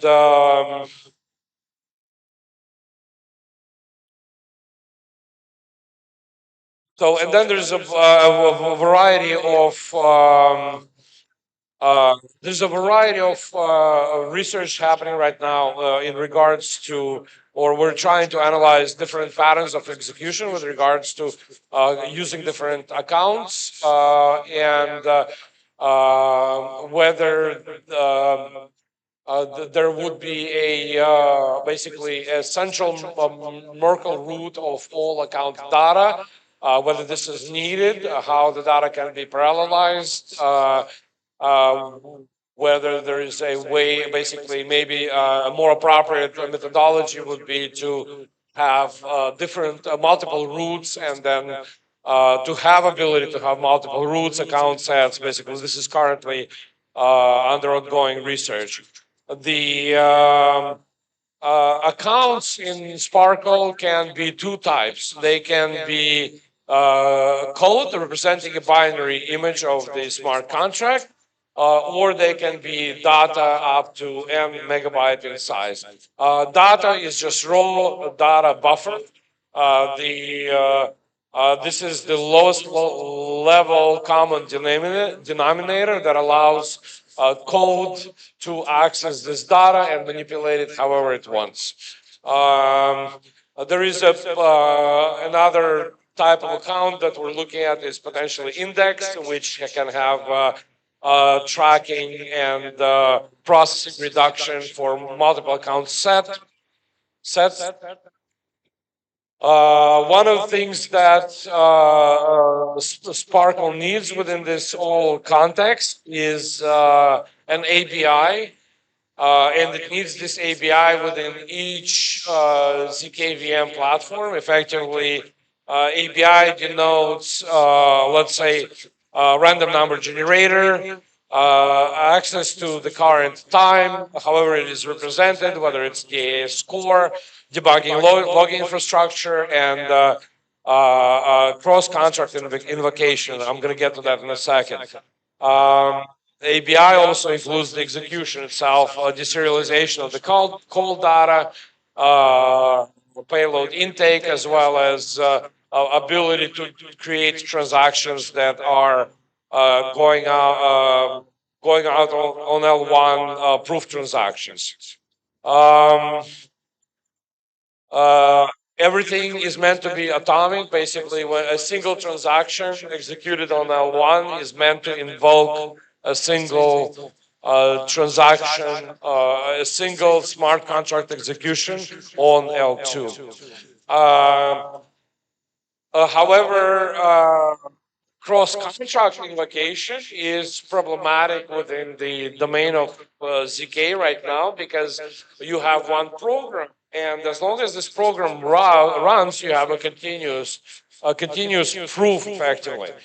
If you exit this program to run another program, then you're exiting this kind of space where you are proving, and now you're somewhere in the unknown. This information might be not provable. If you run this other smart contract, technically you could have that generate a proof, and you could integrate all that, but generating the proof on a basically cross-contract invocation can be very expensive, depending on the pattern of use and what's involved. So maybe ZK recursion can be used here. I don't know. This is one of the currently one of the hot topics in the whole basically ZK ecosystem, and it is also possible to use some type of a protocol on L1, similarly to a custom data-driven bridge, where you would, let's say, if you want to have a bridge between two different L2s using ZK proofs, you could, in a similar way, facilitate cross-contract invocation within the same L1, but it's unclear. So this is still, again, areas of the research. So I mentioned before opcode limited execution. Contract data, account data requires storage. Storage means bytes cost. There is a variety of platforms. It is a common problem in cryptocurrency. Variety of problems of platforms use different methodology. We haven't zeroed in on what approach to take here. Very possible temporary rental, as well as very possible permanent rental of the account data that grows the disk space. So this is more about, this is not as much about research as much about decisions. One thing we have not really looked at is there's a variety of platforms, like for example Saya, who have who generate proof of ownership of storage, and using this proof of ownership as a payout mechanism for proofing. Maybe ZK can be applied in this domain. If it can, that would be very interesting, because if you have, let's say, time-sensitive challenges or some kind of POS mechanic, which allows L2 to prove to the network that somebody owns, that somebody owns the data set, the state of the entire L2, and it is provable at that time that he owns it. Basically, participants can be rewarded for maintaining the nodes. maintaining the nodes with storage. But this is unclear, and this is really outside of the right now current focus. So when we come to ZK stacks, currently we are exploring basically SP1, Risk Zero, and Cairo. Risk Zero and are the two primary areas of focus. Risk Zero is the basically originally risk basically what I have been describing before in a simplified manner about risk 5 instrumentation. The risk 0, they provide that. SP1 also does that, but and both SP1 and risk 0, they process risk 5 bytecode. They operate on top of RISC-V bytecode. Cairo, however, is have proprietary technology. It is very similar to basically Cairo programming language has its roots in Rust. It's very similar to Rust, if not almost identical, with certain additional elements. And the interesting thing about Cairo is that unlike RISC-V, they generate their own assembly instruction set. They have their own basically bytecode for the CPU, for the virtual CPU, and some of the problems revolve around some of the challenges that ZK ecosystem currently experiencing is different challenges of instrumentation of the bytecode, which makes proofs which do not allow efficient proof acceleration, and like SP1,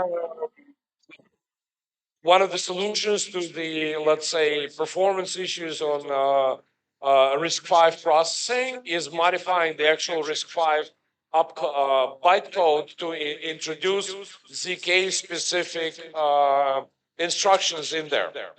On Cairo, however, it's a proprietary instruction set. And because it's a proprietary instruction set, it allows much faster implementation. So there is the reason we want to be agnostic to the actual ZK stacks is because we don't know what to expect in the coming years. There can be different technologies evolving. Risk Zero has an open source GPU stack, which allows GPU-based prover generation much faster than CPU. SP1 have a closed source GPU stack, whereas Cairo has, for example, they're in the process of building and releasing a new prover, which is going to be 3 times faster on the CPU, and then they will also have a GPU based proof generator.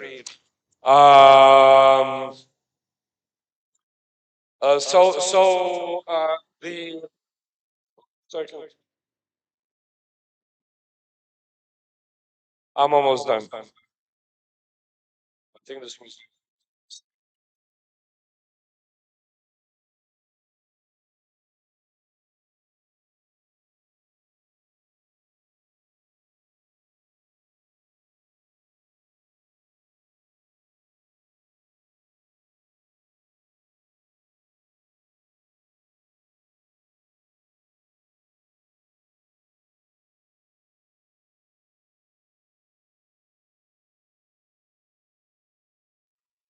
Right. So the other there's a variety of stacks, and so this is why we want to kind of be stack agnostic and work with everybody. And Delphinus is another alternative. But they do risk 5 for CS and Cairo assembly. They do web assembly. So basically, there's different bytecode interpreters. There's different solutions to all of this, and different performance for provers as well. The reality is that the goal for the code segment is not to define is to define what type of prover should be used, what type of bytecode it is, but not rely on but be agnostic. So effectively, you should be able to, if you have a ZK system, you should be able to use this ZK system and build an application, build a binary, build a smart contract on it, upload it to L2, and L2 would use the appropriate proofer, etc. But obviously, as I have mentioned, types of proofs, L1 needs to be aware of the types of proofs, which all of which can be gradually introduced with through the basically hard fork management.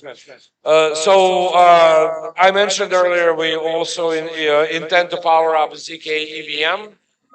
There is a ZK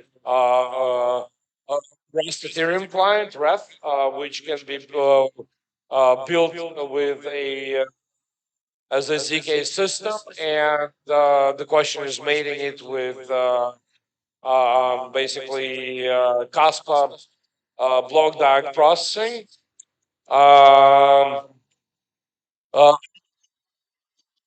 Which is we would need to have a custom tool chain for Rust to handle smart contract deployment management, as well as basic standards for standard fungible and non-fungible tokens.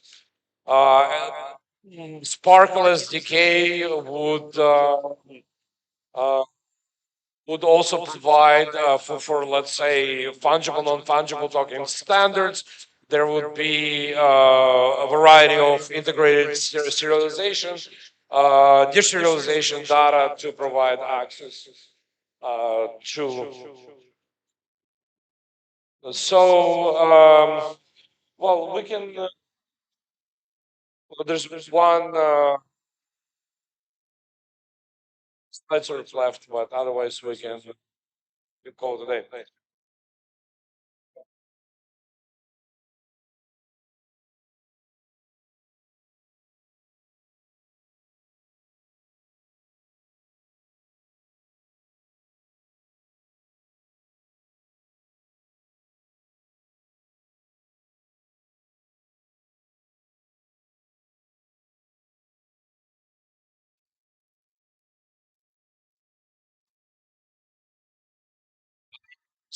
So, to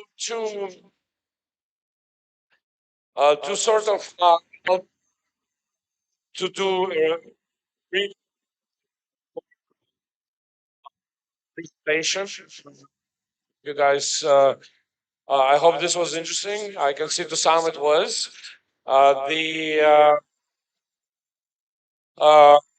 We went over first. I think any business manager should focus on adoption of Rust. It's really great for interoperability and the efficiency of development teams. We kind of briefly went over various aspects. Yeah, that's fine. Yeah, just that's the last slide anyway, so leave it there.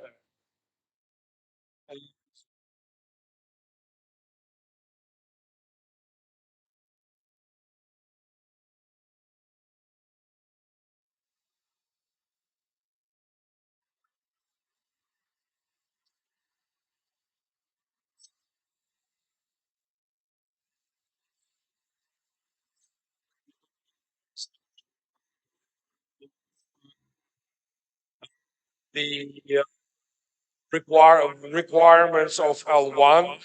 Basically, we're looking at the various variations and models for L2 design, and what I have presented right now on the L1 architecture is highly driven by this set of requirements that we see on L2s. I hope Jonathan won't cut my head off. That I have not, deviated way too much. This is, in part, this is an open forum and brainstorming session. I'm also using that to sort of kind of address some of our developers on Discord to sort of present the information. I hope this has been useful to them, whether it's on Rust or on the whole smart contract ecosystem. And here's basically, this is the last slide of the previous presentation on the Sparkle, where you effectively, what you have is a peer-to-peer network. Each node, so the important thing here, while each node is represented as if it's talking to L1, the important thing is that basically L2, at least Sparkle, will have a Kaspa baked inside of its application. Same way as Kaspa and G does. Kaspa and G powers up, it can power up Rusty Kaspa as a child process daemon, or it can just start it within it can start it as a thread. So the same thing will be here. It will start it as a thread, connect to Kaspa, and you will have a single application that will run, that will interoperate, that will do peer-to-peer communication and consensus processing. That will be Kaspa, and tightly against it, there will be Sparkle interfacing with that.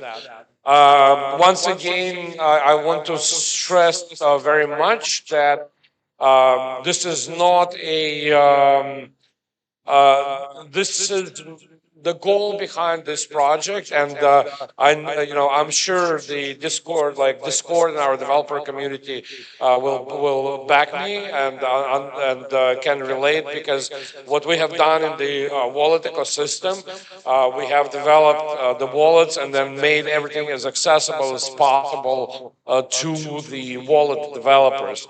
The same ethos is meant to be applied here. We want everything to be, first of all, to follow both on L1, whatever work is done on L2. We want to follow the Rust standards established by core, same mentality. At the same time, make everything as modular and as adaptable, so that any parts can be reused. And I will, however, again reiterate that attitude stance is very beneficial. It is very beneficial for Kaspa, but what this can result in is a fragmentation of ecosystems. This is why I'm so much stressing the whole aspect of data across L2 data exchange and potential development of protocols and things that we can think about to address that, because if you have many solutions, they need to talk together, otherwise you'll end up with Babel as the ecosystem. So on that, conclude my presentation. That's it for tonight.